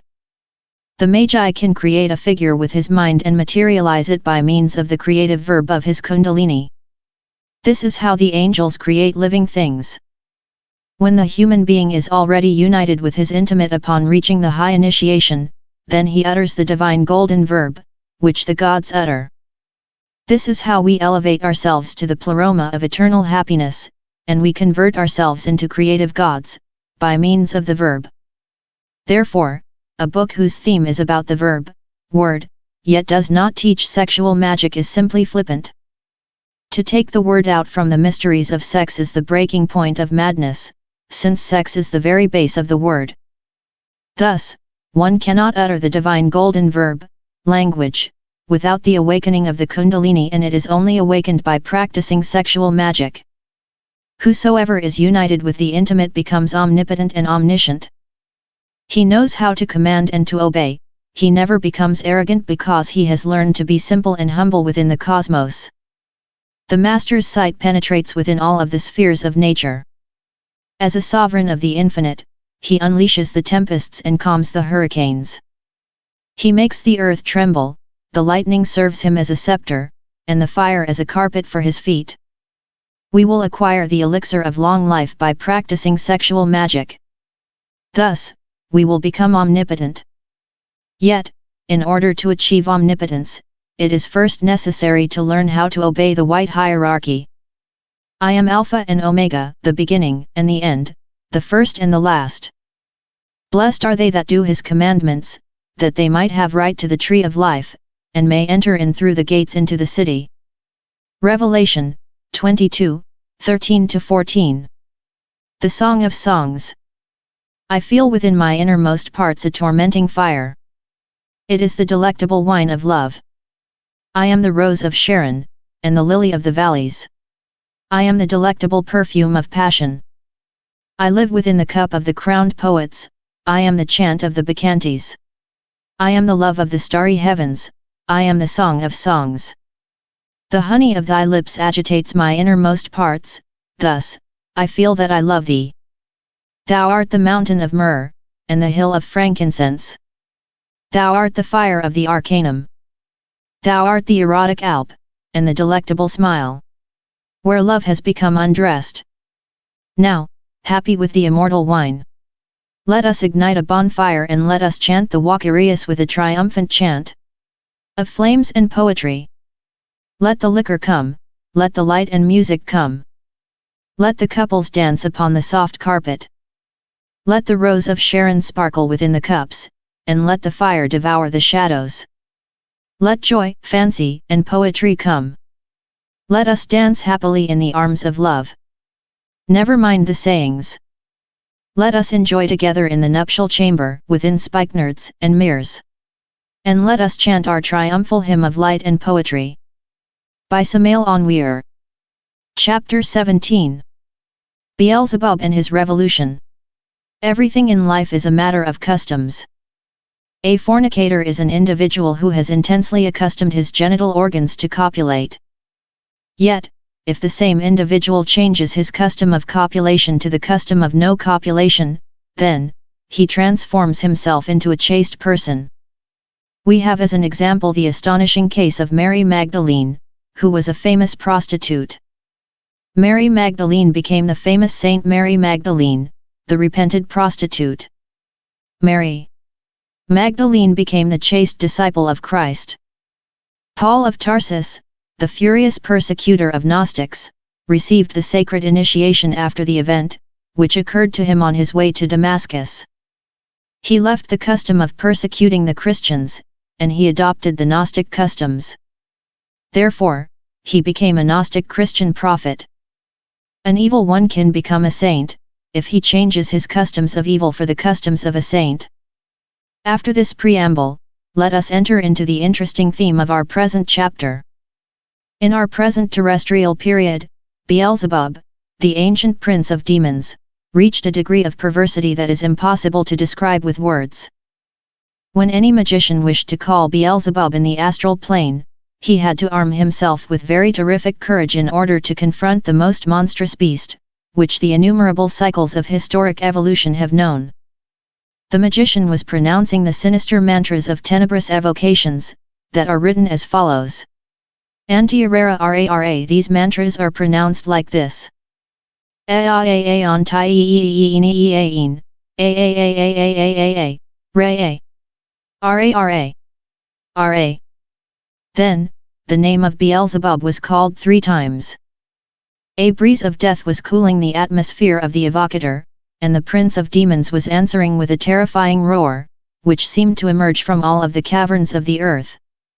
Beelzebub was concurring to the call of such a courageous magician. Beelzebub's steps were like the trot of an infernal colt, and his presence, 1,000 times more terrible, 1,000 times more horrible than death itself. Woe unto the bold one who dared to call the prince of demons without being properly prepared. Woe unto such an intrepid one because he died under the claws of the horrible beast.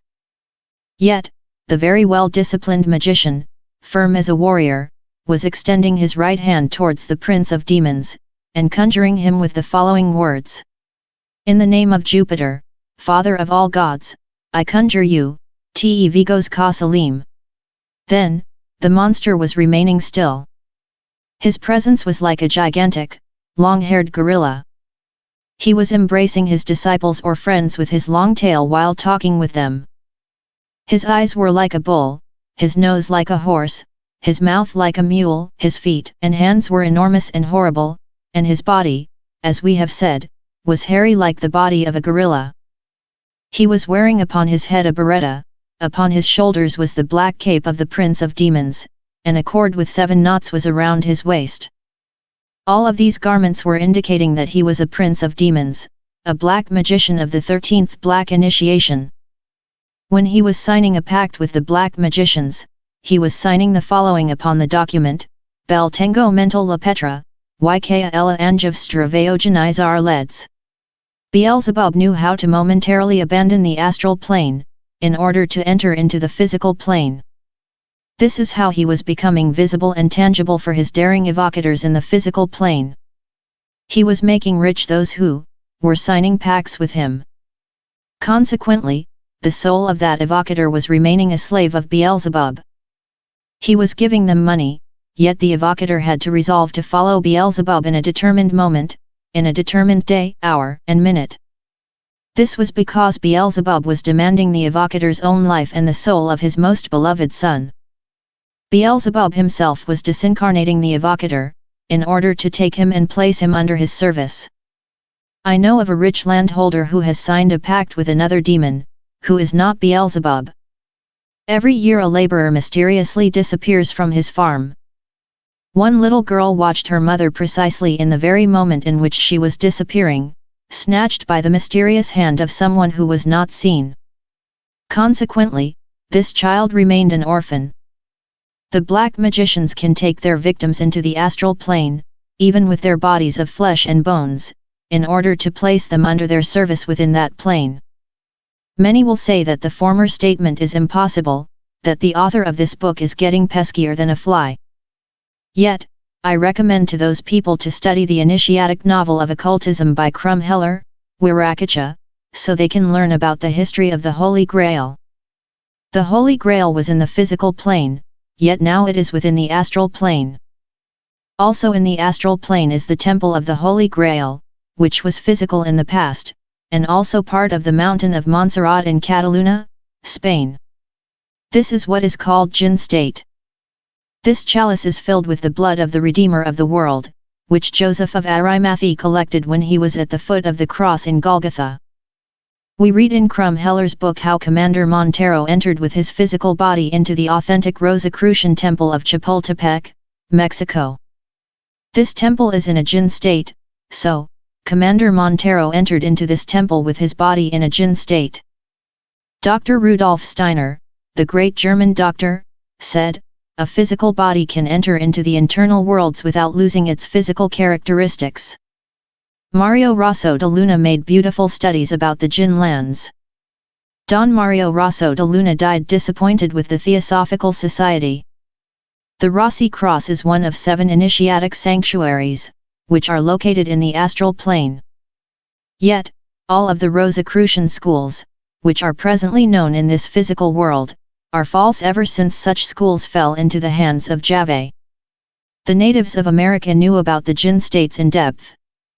Therefore, when the Spanish conquistadors arrived, they hid their most sacred temples within the astral plane. As a result, the Mayan mysteries were saved from the Spaniards' profanation. The Sanctuary of Mayan Mysteries is one of the 7 great occult sanctuaries, which now remain within the astral plane. When a physical body is active within the astral plane, it remains subjected to the laws of that plane, without losing its physiological characteristics. I know about a fellow who robbed 2 gold bars from the profound cave of the Pregoneros, state of Merida, Venezuela. When the man in question went out of this cave, he felt that these 2 gold bars were moving in his hands and simultaneously, a storm was unleashed. He then saw that his 2 gold bars had transformed into 2 horrible snakes. This man then threw them out of his hands and flew away in terror. What also can occur is that a disincarnated person can momentarily abandon the astral plane and penetrate into the physical plane. Such an individual becomes invisible for those persons from the astral plane, yet, he remains tangible for the people of this physical world. In such a case, the disincarnated person remains momentarily subjected to the laws, which command the physical plane, without his astral body losing its own characteristics. These cases are counted in thousands within the apparition archives of psychic societies. These are the apparitions of deceased persons, which the spiritists talk of. Nonetheless, they could never know how to explain them. Superficially, they say that these are materialization phenomena, and they fill them with millions of theories. They ignore that the soul can enter into the distinct departments of the kingdom. What is necessary is to know how to do it, as the magicians do. Therefore, the magician does not need spiritist mediums in order to perform these phenomena of practical magic. When magic is explained as it really is, then what occurs is that it seems to make no sense to fanatical people. They prefer to follow their world of illusions. I know the case of an evocator who called Beelzebub with the clavicle, clue, of Solomon, which is as follows. Agian tetragram vaichan estimilia maiden espers retrogrammaton argaran irion. Erglian existian iriana omera brazen moim messias solar, Emmanuel Sabaoth Adonai. I praise thee and I invoke thee. When the evocator saw Beelzebub in the middle of the room, he became filled with infinite terror and did not dare make any pact with him, for he became tongue-tied. Beelzebub always had his cavern filled with weapons and seals in order to mark the astral bodies of his disciples. I, Samael Aun Weor, was always observing Beelzebub in the astral plane. I tried to gain his affection because what kept calling my attention was the overwhelming fact that he was irradiating love towards his friends. He was a very rare and unique case among his kind because I had never heard of a demon whose aura was irradiating a blue light, which is that of love. Certainly, he was always hurling terrible threats upon me. Yet, I always defeated him with my mantras, and thus I was accompanying him into his caverns within the astral plane. I reached even to the point of taking part in his feasts, pretending to be a black magician, and even his comrade. This was in order to more closely study this personage. My intentions in the long run were to perform the greatest task in the cosmos, which was to take Beelzebub out from the Black Lodge, and transform him into a disciple of the White Lodge. My disciples were considering this task to be something truly impossible. Beelzebub did not stop threatening me, nevertheless, in spite of everything, I did not dismay. Finally, there was a curious event, which did assure my intentions. One night, I, along with Aquila, invoked Beelzebub in the astral plane. Once he concurred to our call, we invited him to dinner. He accepted our invitation, and we went into a restaurant of the astral plane. As we already explained, the astral body also eats elements, which are related to its organism.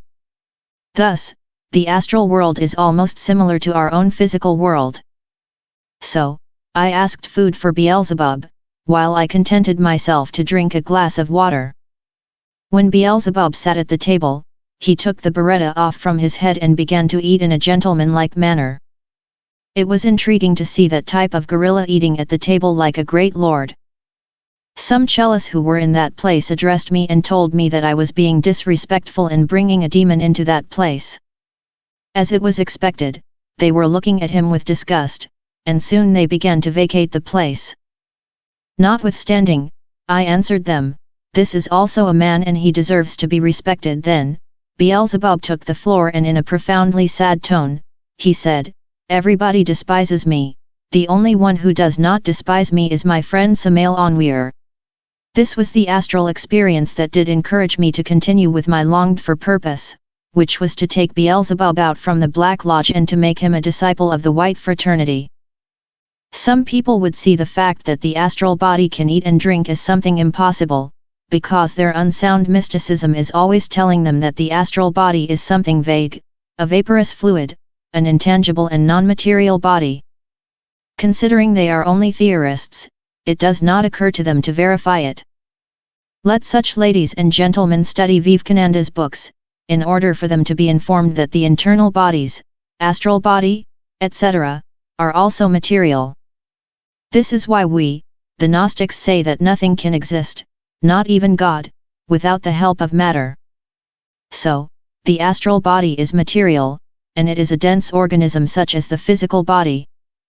The fact that matter in its last synthesis is reduced to energy does not deny its existence once in that state. If we cannot see it with our sense of sight, it is because it belongs to the fourth dimension.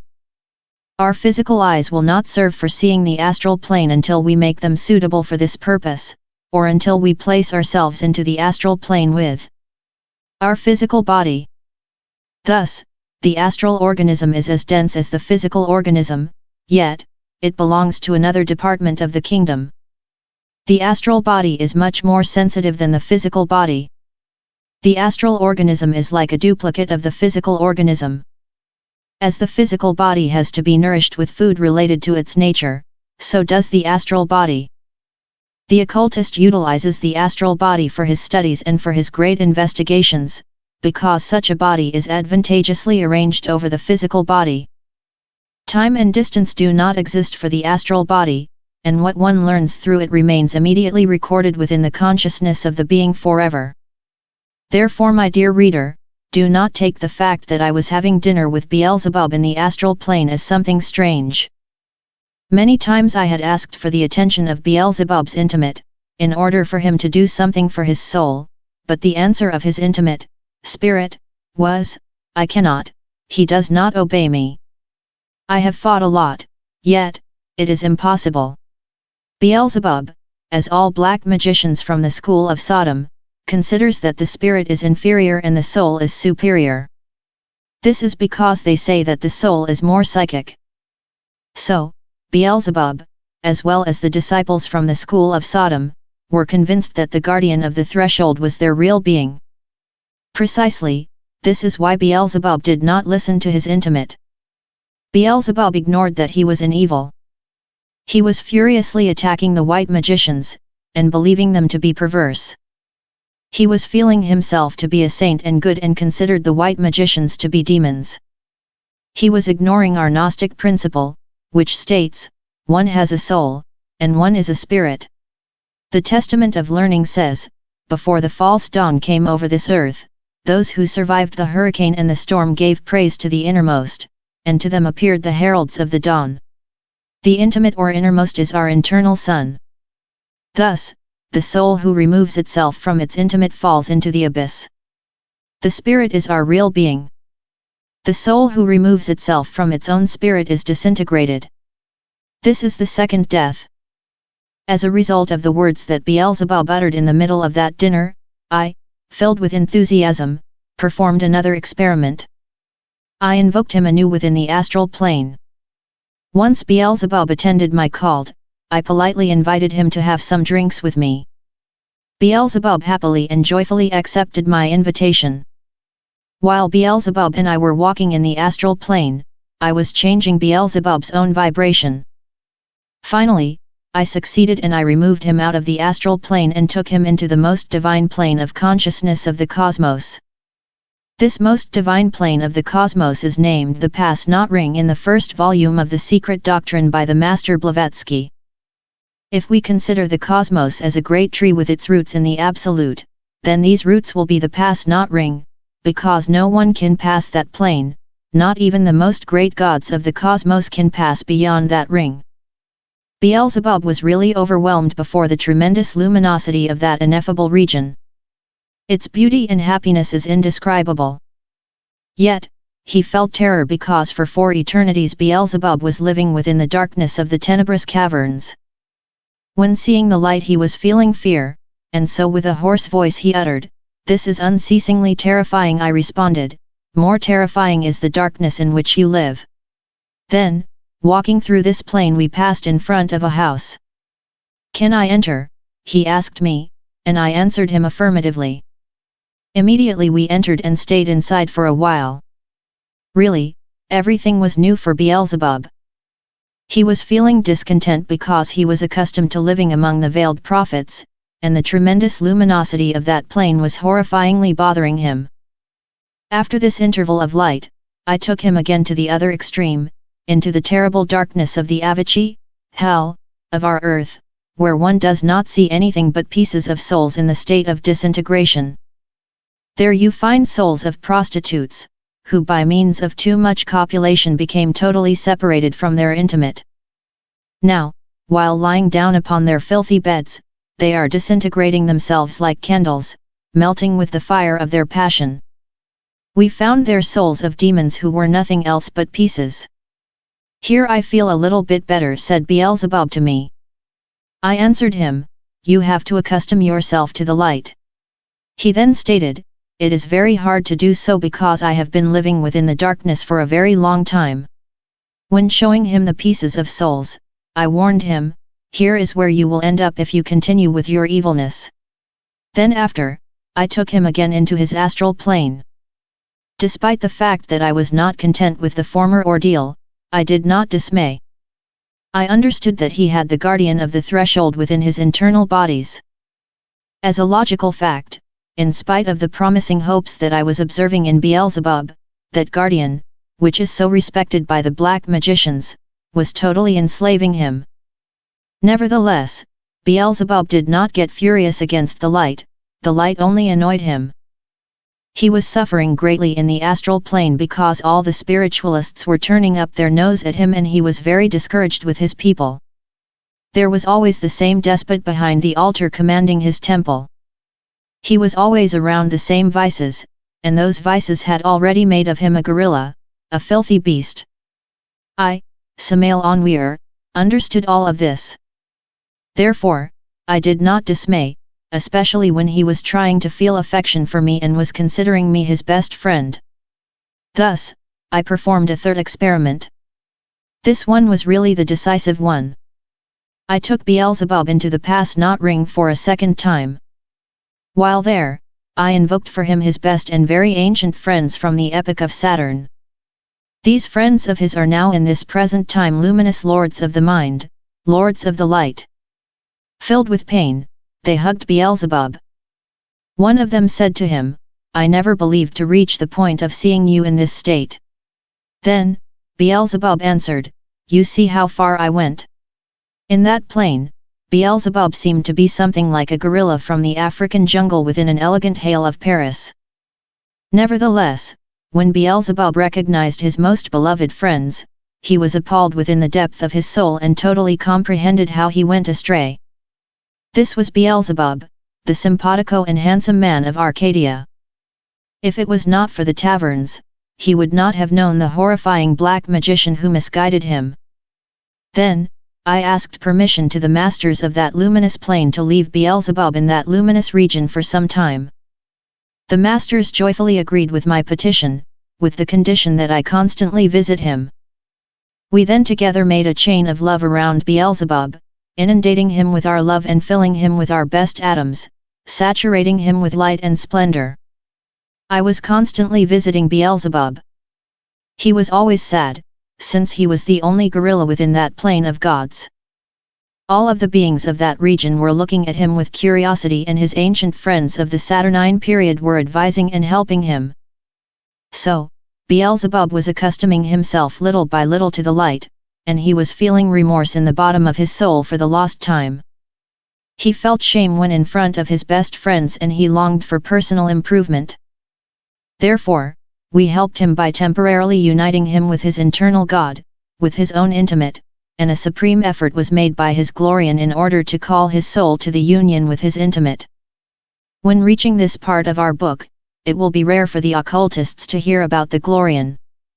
In reality, the Glorian is nothing else but the ray from where the intimate, spirit, emanated. Thus, the Glorian is substance, yet, it is not spirit, neither matter. The Glorian is the great breath that is profoundly unknowable to itself. It is a breath from the Absolute, one of the many breaths from the Great Breath. The Glorian is the Atmic thread of the Hindus. It is the Absolute within us, our own individual ray, the whole of our real being made in glory. The soul aspires for the union with his intimate, and the intimate aspires for the union with his Glorian. The diocese of our Glorian is the Turk chair of our organism. This Turk chair is formed by the cervical vertebrae of our spinal column. Here is where the Glorian has its silver atoms. When Beelzebub became united with his Glorian, the white light of the Glorian was shining with all of its splendor in that part of Beelzebub's astral organism. This momentary fusion of Beelzebub with his intimate took away from him that horrifying appearance of a gorilla. Dressed with the vestures of his intimate, he assumed the shape of that simpatico, young man of Arcadia. We must not forget that the atoms of the Glorian are of silver and that the Holy Grail is of silver and not of gold as some Rosicrucians suppose.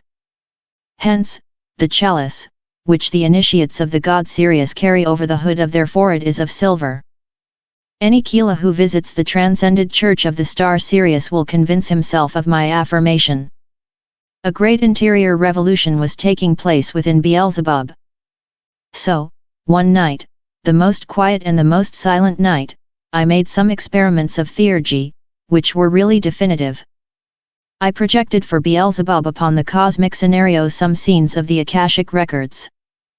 The primeval epochs from the Saturnine period were appearing, epochs in which Beelzebub still was a good and simple man, when he still did not have vices, when he still was not a friend of brothels or taverns. All of those scenes were moving themselves in a successive order. Beelzebub was silently contemplating them. Then after, the taverns, the little parties, the social nights, and the brothels with their orgies appeared. Beelzebub, filled with a terrible internal emotion, was contemplating those very ancient scenes and he was remembering his errors. He was before the primeval causes, which had conduced him towards his present state. A true revolution of Beelzebub was in activity. Beelzebub was revolutionizing against hatred, against selfishness, against vices, against fornication, against anger, against crime, etc., etc. Suddenly, something dreadful and horrifying emerged from within that scene. It was a being who was an abominable demon, dressed in a black tunic and who was wearing in his ears 2 rings. The eyes of such a demon were protruding outwardly and an atmosphere of profound darkness was enveloping him. Beelzebub remained astonished when contemplating him, since he was his very ancient master. He was that horrifying black magician, who with his marvelous clues, was always making him triumphant in the vice of gambling. He was that horrifying demon who leads him towards the first black initiation. This demon was the one who enslaved Beelzebub to the guardian of the threshold in that very ancient tenebrous temple where Beelzebub passed the first ritual. It is the same ritual, which in this day and age the black magicians pass through. This sinister personage approached Beelzebub smiling in order to greet him. Beelzebub, as when one is attracted by a hypnotic spell, wanted to approach him in order to return the greetings. Yet, he stopped, and a gesture of rebellion emerged from within the bottom of his soul. Heroically he exclaimed, "No, I do not greet you, I do not want anything from you, since you are responsible for me being in this state." Then, the sinister personage, with a very hoarse voice, which seemed to emerge from within the bottom of the centuries and from within the tenebrous caverns, answered, "Is this the payment which you give for my services? Have you already forgotten my sacrifices? Have you already forgotten the teachings that I gave you? You are allowing yourself to be guided on the bad path." Yet, filled with energy, Beelzebub answered, "I do not want to listen to you, since you are responsible for my being in this state. So, I believe I did pay you for the granted favors." Then, I conjured this sinister personage in order for him to withdraw. Hence, the black magician withdrew with his profound darkness. He seemed to sink himself into the abyss. This was an ordeal for Beelzebub, and he emerged successful in this ordeal. Beelzebub revolutionized himself against black magic. A gesture of rebellion was bursting within the bottom of his soul. After having projected these Akashic records in the atmosphere for the sake of Beelzebub, we, the masters and my disciples, performed chains of love together, in order to irradiate light to Beelzebub. Afterwards, I projected in the form of pictures the fate, which was awaiting for him, if he would still follow the black path. Pictures were appearing of Beelzebub happy in the taverns and delivering himself to all the vices of the earth. Finally, the setting of the cosmic night was appearing, and all the seas overflowed over the earth. Everything was in ruins and ice. There, thrown away on a shore, was a piece of the head and the chest and arms of the one who had been Beelzebub in the past. Once the former picture concluded, I then told him, "Lo and behold the doom which is awaiting for you, if you keep following the black path." Afterwards, I projected the pictures of the fate, which was awaiting for him, if he would follow the path of white magic. In these pictures Beelzebub was shown already united with his intimate, dressed in the tunic of mastery with its long cape of a hierophant, and with his scepter of power. A luminous garden appeared, and Beelzebub was treading upon this garden as an omnipotent and heavenly god. I told him, "This is the providence which awaits for you, if you follow the path of white magic. Thus, resolve yourself now. Do you follow white magic or do you continue on the black path?" Beelzebub's firm answer was, "I stay with white magic." Then, Beelzebub fell down on his knees weeping as when a child weeps. Raising his eyes towards heaven he closed his hands together over his chest, and among tears and sobs, he prayed to heaven. He was a repented demon. His horns were shining upon his forehead as if they already wanted to vanish with the light. The major brethren were hugging him with tears in their eyes. All of them were rejoicing amongst themselves while a triumphal and delectable march with its ineffable melodies played in the starry heavens of Urania. I say unto you, that likewise joy shall be in heaven over one sinner that repenteth, more than over 99 just persons, which need no repentance. Luke 15:7. Then, I kneeled and prostrated myself before the most powerful hierarch of the cosmos, who is called by the Tibetans the Mother of Mercy or the Melodious Voice Eao. He is the only begotten, the great universal verb of life, whose body is all of the sounds, which are played in the infinite. His beauty is ineffable. He bears a crown with 3 points, and the Elohim carries his very long cape. They carry the long train of his cape. So, I begged the only begotten to have Beelzebub close to him, in order for him to adjust Beelzebub's kundalini. Beelzebub's kundalini was flowing downwards, forming the tail, kundartiguador, of the demon. Now, the only begotten's duty was to raise Beelzebub's kundalini upwards, towards his head, in order to convert him into an angel. The Master, the only begotten, accepted my supplication, and within that plane of diamantine light, he placed Beelzebub within a resplendent garden, and gave him a cosmic book for him to study. He instructed him in the path of light and filled him with atoms of wisdom. Later on, I made Beelzebub revive the whole of his life throughout all of the 4 great cosmic periods, and I showed him the beautiful fate, which was awaiting for him if he was going to follow the luminous path. When Beelzebub saw himself already converted into a hierarch of the future, he asked me, "Would this be soon?" I answered him affirmatively. Afterwards, when he finished reviving all of these scenes, he then arrived before the only Son, only begotten, saying, "I come with my soul transformed." The Master then continued helping him, and his kundalini arose. Thus, the tail, kundartiguador, of the demon disappeared from him. Nonetheless, the horns were still over his forehead, because these horns belonged to the guardian of the threshold and he was closely fused with the guardian of the threshold. This internal beast was a terrible obstacle for his evolution. It was necessary to cast this beast out from him, in order to liberate him from this internal monster, which held him in bondage for innumerable ages. That internal monster had taken possession of his will, of his thought, of his consciousness, of everything.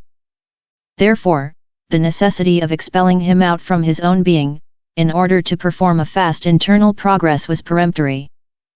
This then was the moment when I took him into the astral plane, in order to submit him to the first initiatic ordeal, through which anyone who wants to reach the initiation has to irremediably pass through. This is the ordeal of the guardian of the threshold. In this ordeal, when we invoke this monster, he comes out from within ourselves and he threateningly thrusts himself against us. Beelzebub had to invoke his own guardian many times.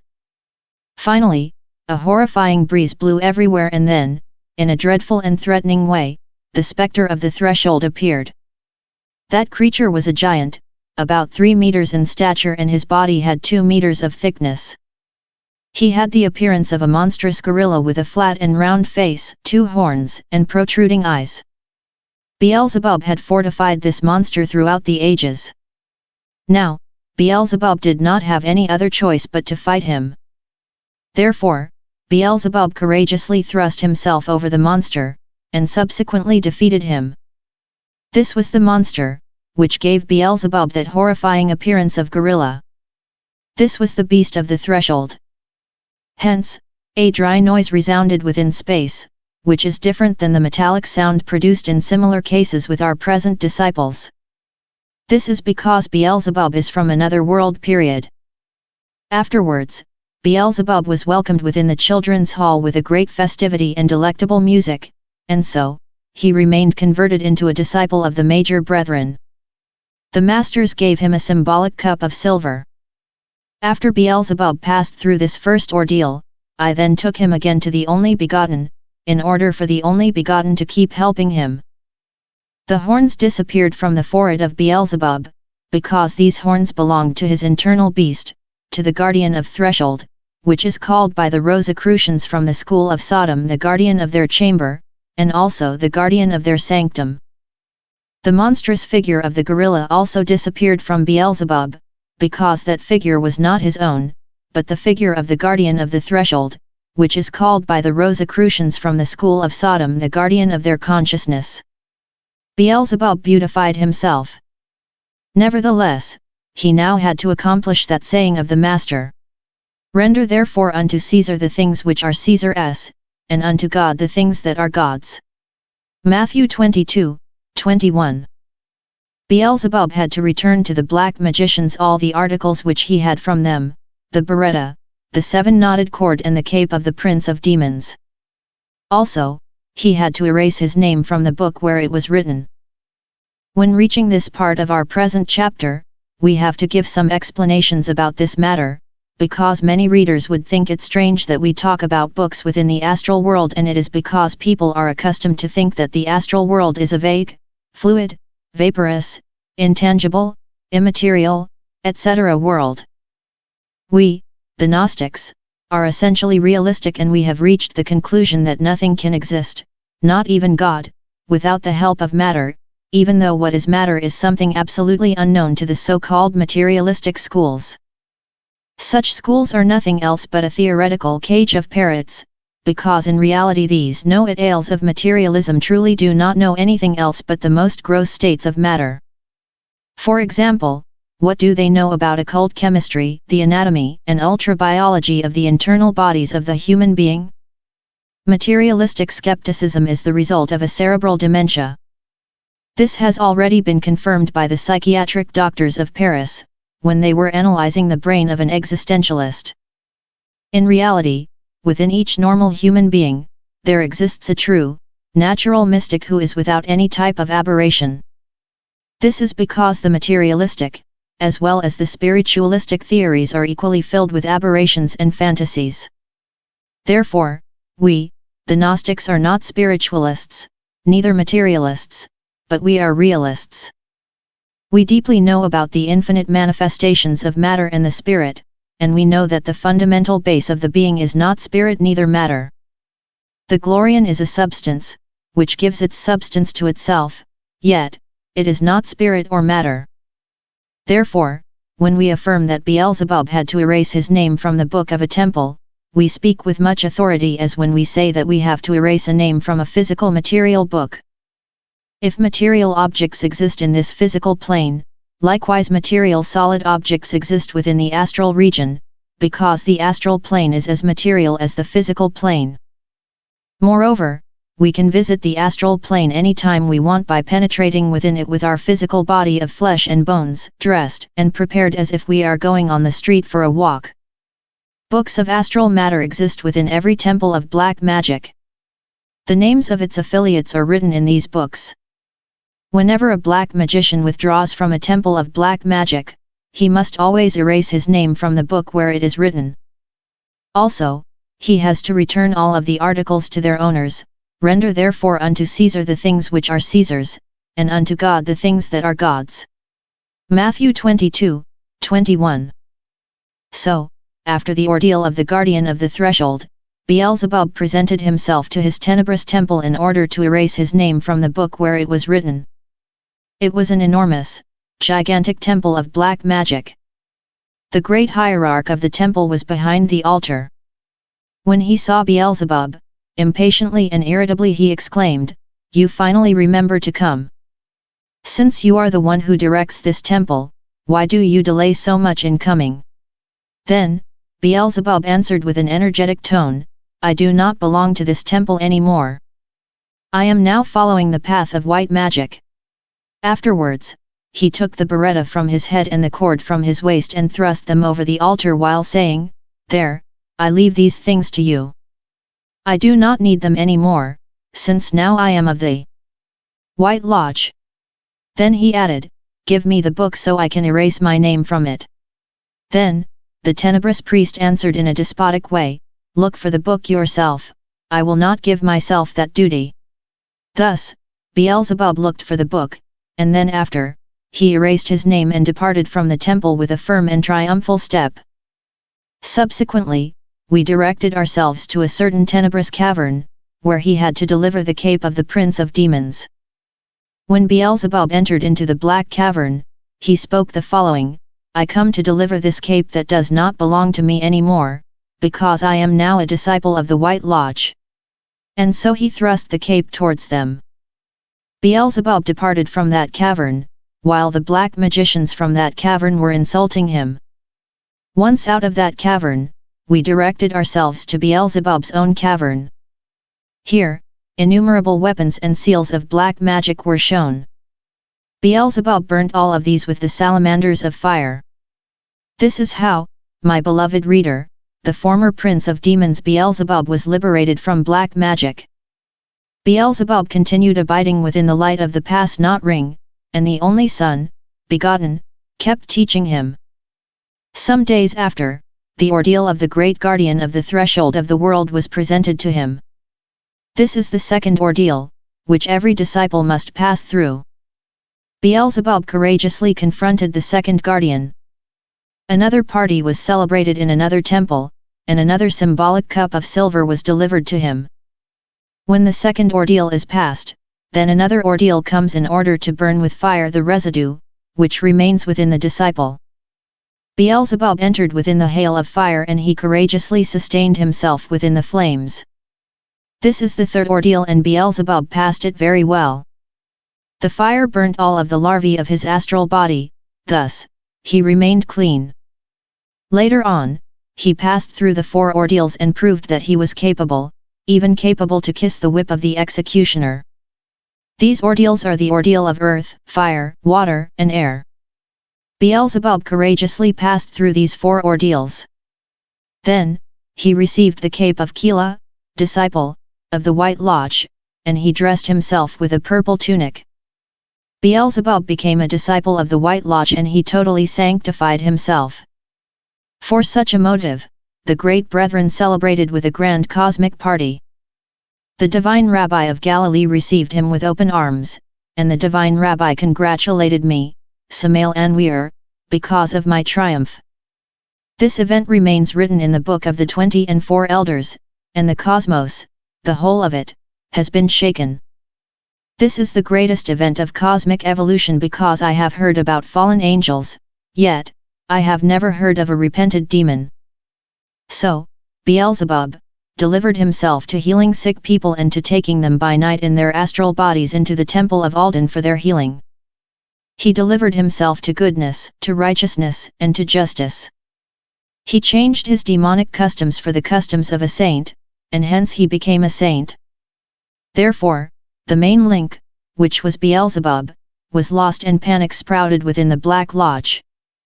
The black magicians were unfolding ancient parchments, and were astonished when reading the innumerable degrees which Beelzebub had, and how now in a manner of speaking he had betrayed them.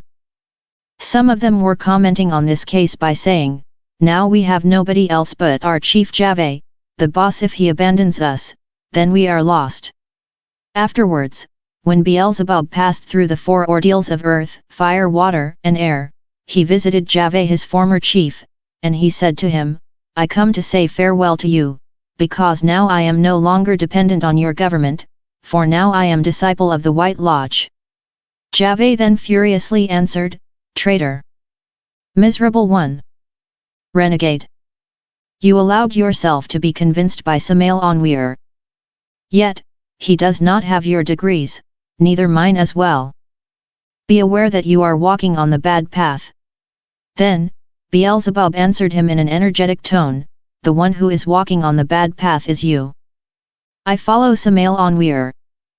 I did not see the light, but since Samael has shown it to me, I will not leave this light anymore, and I follow Samael Aun Weor in the same way that all of his disciples follow him.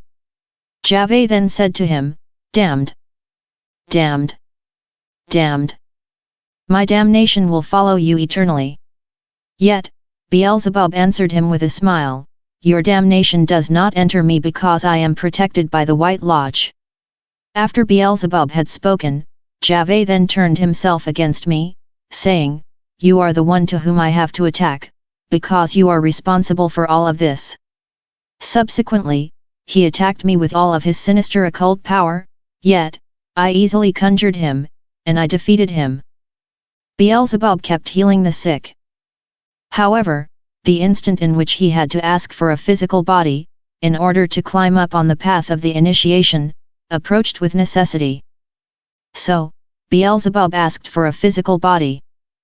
His petition was accepted, and he inscribed himself in the 9th karmic office. This is how he entered into our human evolution.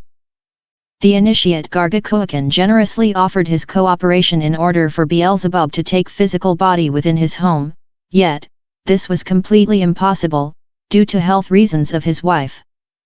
She could not endure the tremendous vibration of Beelzebub. However, the major brethren had foreseen everything very well. The Kila Beelzebub incarnated himself in France, in a feminine body. Now Beelzebub is a beautiful girl in France, who will overwhelm the world because of her sanctity, power, and wisdom.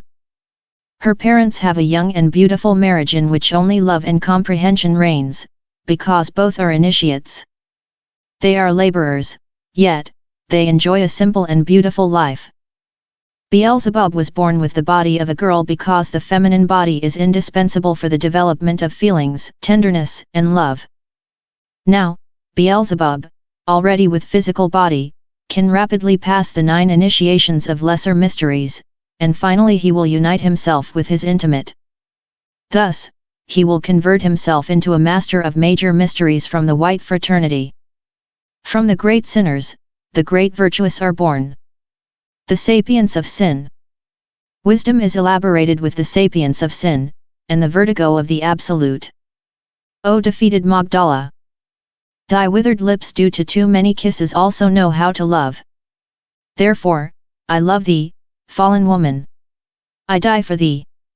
No matter what they say. I like dancing and I love. Alas! Woman, do not leave me, for I die for thee. Alas! Woman, do not leave me, for I only love thee. The forbidden fruit makes us gods. Thy delectable words of love, and thy grave oaths, are like the fire of the roses, and like those delectable moments, which no one knows of. The most great angels were always devils. From great Bacchanahas, they enjoyed the lips of love, they sung the song of songs. Red roses are better than white, because they have the sapience of sin and the vertigo of the absolute. And because they have wept a lot. A sweet Nazarene has forgiven them. Temptation is the mother of sin, and the pain of sin is the sapience. Christ loved she who had wept much, and said to her, Woman, I forgive thee, for thou hast loved much. The most divine gods are those who have been more human, the most divine gods are those who were devils. Chant. O Beelzebub, chant thy song, chant. O Beelzebub, a chant of love. Woman, thou art a rose of passion, thou hast 1,000 delectable names, yet, thy true name is love. I want to fasten laurels to thy temples, I want to kiss thy lips with love. I want to tell thee rare things. I want to tell thee intimate things, I want to tell thee everything. Within the perfumed room of mahogany. I want to tell thee everything in starry nights. Thou art the star of dawn, thou art the light of Obad. Thy breasts pour honey and venom, and the liquor of the female is a liquor of mandrake. It is a summit, an immensity, a fire. It is the ardent and adored flame, through which one enters into heaven. By Samael Aun Weor. Chapter 18. The Millennium. When the main link from the Black Lodge was broken, then, the revolution of Beelzebub extended itself over the whole face of the earth. Concurrently, the millennium began exactly in the year 1950. The foundations of the world were being shaken and other black magicians followed the example of Beelzebub. Astaroth, an inseparable friend of Beelzebub, and Holy Mary, the comrade of Mariella the great black magician, also followed the example of Beelzebub. Thus, the revolution of Beelzebub is marching on. Everywhere the oppressed are rising against the oppressors, and everywhere are wars and rumors of wars. What is already agonizingly old is holding on to life, while what is new wants to be born and live. The revolution of Beelzebub is in march. The age of Aquarius is reigning and the storm of exclusivity has been unleashed with all of its fury. Parties are struggling against other parties, religions against religions, nations thrust themselves to war and each hand is risen against other hands. Everything, which is obsolete, everything which is old fights to survive, while the new wants to impose itself. It is the struggle of two epochs, one which is dying and the other which is being born. We have entered into the millennium. The human evolution has failed. Almost all of the human beings who presently live upon the face of the earth have already received the mark of the beast upon their foreheads. They are demons. The billions of souls who are presently incarnated are demon souls, perverse souls. Only a handful of souls were saved. The astral plane was filled with trillions of demons who were fighting terribly in order to win the Great War, in order to establish their worldly government. This plan is inscribed within the protocols of Zion. Javeh and his Black Lodge were already at the point of total triumph upon the earth, everything was marching in accordance with their plans. The tempest was in its peak. The age of Aquarius was approaching and there was not even a ray of hope within the darkness of hatred. The Second World War had just passed and millions of disincarnated souls within the different theaters of war were still in our astral environment, thirsty for blood. This is when the Venerable White Lodge delivered into my hands, the key of the bottomless pit and a great chain in order for the first verse of the 20th chapter of the Apocalypse, Revelation, to be accomplished, which states, "And I saw an angel come down from heaven, having the key of the bottomless pit and a great chain in his hand."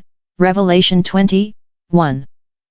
I received commands from the lords of karma in order to lock Javeh and all of the black magicians within the abyss. This task was certainly overwhelming for me, yet I felt omnipotent because after submitting me to the tremendous ordeals of the initiation, the venerable masters delivered to me the sword of justice and a white horse. Thus, the greatest honor granted to a human being, which is to judge and to initiate the age of Aquarius, was given to me. A band was placed on my thigh which states in symbolic letters, King of Kings, and Lord of Lords. This was done in order to fulfill the 16th verse from the 19th chapter, which states, "And he had on his vesture and on his thigh a name written, King of Kings, and Lord of Lords." Revelation 19:16. I carry this band on my thigh in order to represent that the power of the human being is within the sex. Consequently, this is why the mission of teaching the tremendous secrets of sex for the first time to humanity was granted to me. This is why the innermost, the intimate, or the real being of the one who writes this book carries that band on his thigh. This is the way in which my particular mission is symbolized. When the night in which I had to obey the command of seizing Javeh arrived, I marched with all of my disciples in a rigorous military formation. We began hailing Javeh, which is how we surrounded him and seized him by surprise. He was convinced that we were going to entertain him, therefore, he did not escape from our hands. Afterwards, we locked him within the Avicii of the Black Moon. 7 atomic doors of iron usher towards that plane of consciousness. The sword with which Michael defeated Luzbel and all of the tenebrous legions of ancient cosmic periods remains hanging on the great external door. The black magicians become horrified when they see that sword. Jave has a very grave karma, since he was the secret perpetrator of the crucifixion of Christ, and he is also directly responsible for the failure of human evolution on the earth. He has to irremediably pay these old debts, because no one can mock the law with impunity. The lords of karma delivered to me a heavy cross covered with spikes in order to crucifix Jave on it, with his head downwards and his feet upwards. Since he crucified the Christ, now karma has entered into action. This was in order to fulfill the second and third verses from the 20th chapter of the Apocalypse, Revelation, which state, "And he laid hold on the dragon, that old serpent, Jave, which is the devil and Satan, and bound him 1,000 years. And cast him into the bottomless pit, and shut him up, and set a seal upon him, that he should deceive the nations no more, till the 1,000 years should be fulfilled, and after that he must be loosed a little season." Revelation 20:2-3. 1,000 years signifies various thousands of years. In other words, Jave and his people will remain within the abyss during the whole luminous cycle of Aquarius. Yet, in the cycle of Capricorn, the last opportunity for their repentance on our earth will be granted to them. The words dragon, demon, and Satan are individual and generic words, because these words symbolize Jave and the billions of demon souls which I, Samael Aun Weor, am locking into the abyss. When locating all the evil of the world, I was aware that the evil within Asia had its principal focus in China. All of the evil in the Western world had its principal focus in Rome. I remembered that when one wants to kill a snake, one must aim for the snake's head. Thus, I started capturing and taking into the abyss all of the black hierarchs from other cosmic periods, along with their trillions of demons. I saw Luzbel with his red tunic and red turban. He was carrying a very ancient parchment rolled up in his tail. I saw Ahriman, the creator of gross materialism. Ahriman wears a red tunic and red cap. I saw Lucy Fugro Focal, creator of money. I saw Orhawarpa, the founder of the mysteries of the tenebrous sun in Atlantis. I saw Baal, the contrary pole of the luminous angel Adonai. The king Baal wears a crown. He was teaching his disciples from a great book, within a cavern from the desert. I saw the soldiers of Jave, who assassinated the Christ. I disguised myself as an elder black magician in order to convince Luzbel that his boss Jave was calling him with all of his legions. Thus, I danced before them and, little by little, I lead them into the abyss. This is how Lucifer and his legions, Ahriman and his legions, Lucifuge and his legions, Orhawarpa and his legions, Baal and his legions, Baal Pegar and his legions, were brought down. I performed marvels before these chiefs of legions, I danced, sung, played kettle drums, etc. To that end, I performed everything which was at my reach in order to clean the atmosphere of the world. I utilized all of my very ancient knowledge in order to lock up all of those billions of demons who already had the world within their claws. I disguised myself in thousands of ways in order to take these black magicians into the abyss. All of these black magicians with their people were presenting me with great combats within the astral light, yet, I defeated them while mounted on a white horse and with the sword of justice in my mouth. This is how verses 15 and 19 from the 19th chapter of the Apocalypse were accomplished, which state, "And out of his mouth goeth a sharp sword, that with it he should smite the nations, and he shall rule them with a rod of iron, and he treadeth the winepress of the fierceness and wrath of Almighty God." Revelation 19:15. And I saw the beast, and the kings of the earth, and their armies, gathered together to make war against him that sat on the horse, and against his army. Revelation 19:19. The real being or innermost of the one who writes this book performed all of these marvels, and he performed them well. The one who writes this book is only the humble and rough personality of the master Samael Aun Weor. This master is my real being, that is to say, my intimate, my innermost, my monad. I cleaned China, and I also cleaned the Western world. The black magicians from China and from the Western world were as numerous as the sand of the sea. All of the black magicians from China were depending upon the orders of the Black Lodge called the Black Dragon. All of the black magicians from the Western world were depending upon a certain black magician from Rome. Hence, millions of souls from the fatalities of the Second World War fell into the abyss. The Lords of Karma established a tribunal within the Avicii. Power was granted to me in order to judge these black magicians and also to execute their punishment.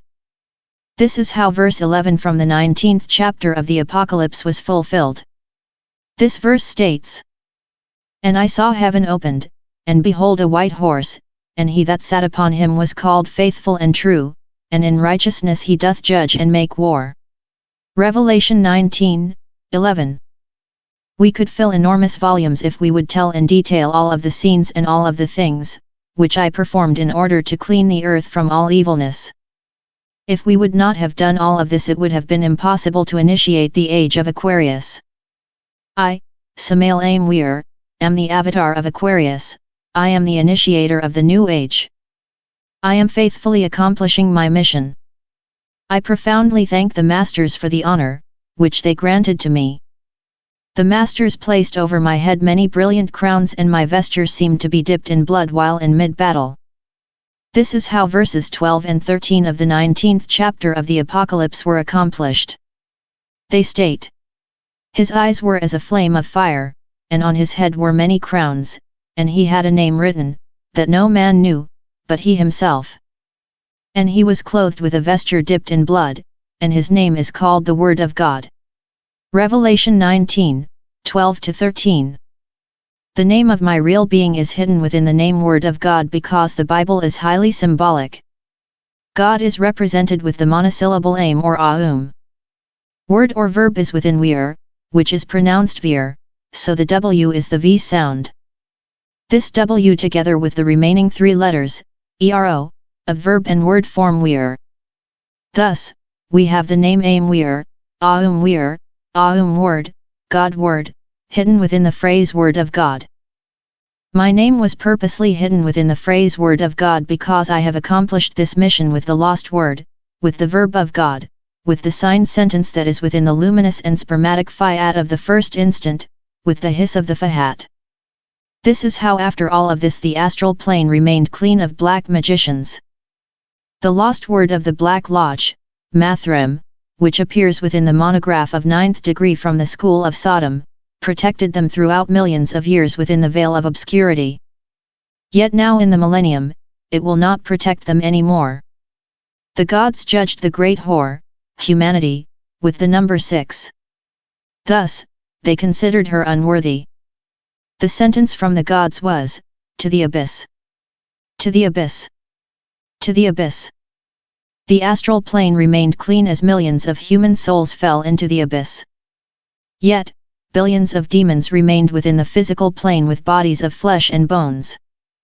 This is when the gods had to judge the great whore, humanity, in order to cast her into the abyss. The Third World War is already inevitable. People will die by the millions like the sand from the sea. This has to happen in order for verses 17 and 18 from the 19th chapter of the Apocalypse to be fulfilled.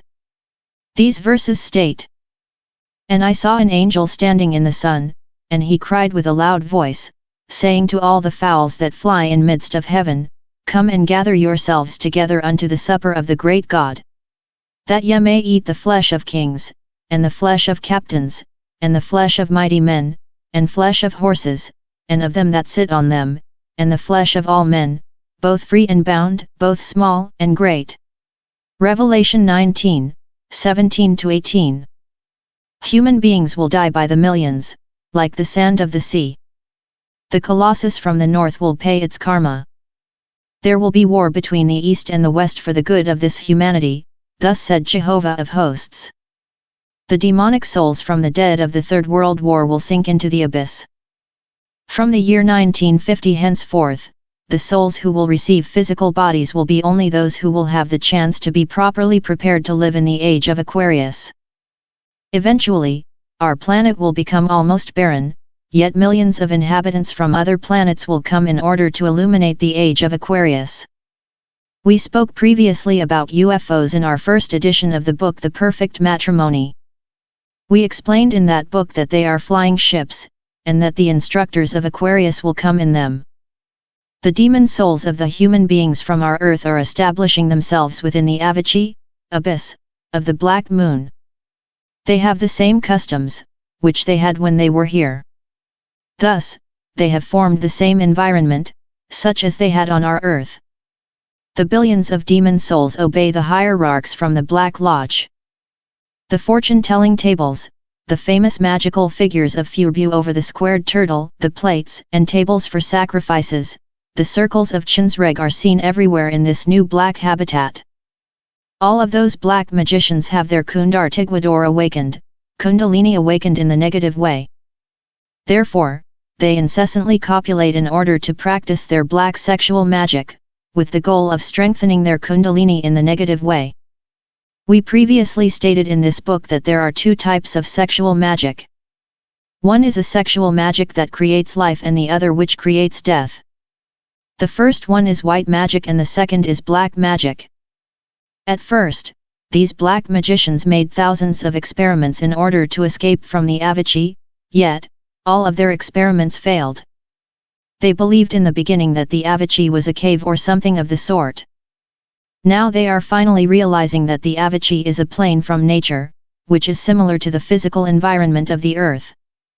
This is because they made millions of experiments. They consulted their books, yet they did not have any success, for all of their experiments failed. They will remain there until the age of Capricorn, then afterwards, the last opportunity will be granted to them to repent of their evilness. The fire transforms everything, because everything came out from the fire and everything returns into the fire. The redemption of the human being is in the fire. Fahat transforms everything, which is, everything which has been and everything which will be. We have defeated death, thus, we are immortal. The sword of Damocles threateningly rises against the mute skull. The world is within the fire of alchemy, hence, all refuse is falling into the abyss. I have finished this book in the middle of the tempest. The cannons are roaring, the earth trembles, the terrible rumble of the thunder is heard, and within the frightful blowing of the hurricane, majestic voices and terrible words are heard. The earth is in flames and the Fahat is incessantly hissing. Thus, within the terrible hissing of the Fahat, the sentence of the gods of fire is heard. To the abyss! To the abyss! To the abyss! Samael Aun Weor. Hymn for the New Era. By the great avatar of Aquarius, to be sung in chorus. Let us break the chains, tyranny has already fallen. OM. OM. OM. Life is in festivity. Let us break the chains, OM. OM. OM. 2. Good Jesus, come, come, come. He does not want slaves. Jave has already fallen, Luzbel has already fallen. 3. Let us break the chains, tyranny has already fallen. OM. OM. OM. Life is in festivity. Let us break the chains. 4. In the infinite space, within divine lightning, the gods immortal sang with heavenly chanting. V. The black night has already passed, with its painful scaffolds. Now let us chant to the heroes of the night a chant of love. 6. Let us break the chains, tyranny has already fallen. OM. OM. OM. Life is in festivity. Let us break the chains, OM. OM. OM. 6. Good Jesus, come, come, come. He does not want slaves. Jave has already fallen, Luzbel has already fallen. Now we are free, now we are wise. Luzbel has already fallen. 8. Let us break the chains, tyranny has already fallen. OM. OM. OM. Life is in festivity. Let us break the chains, OM. OM. OM. Inri end.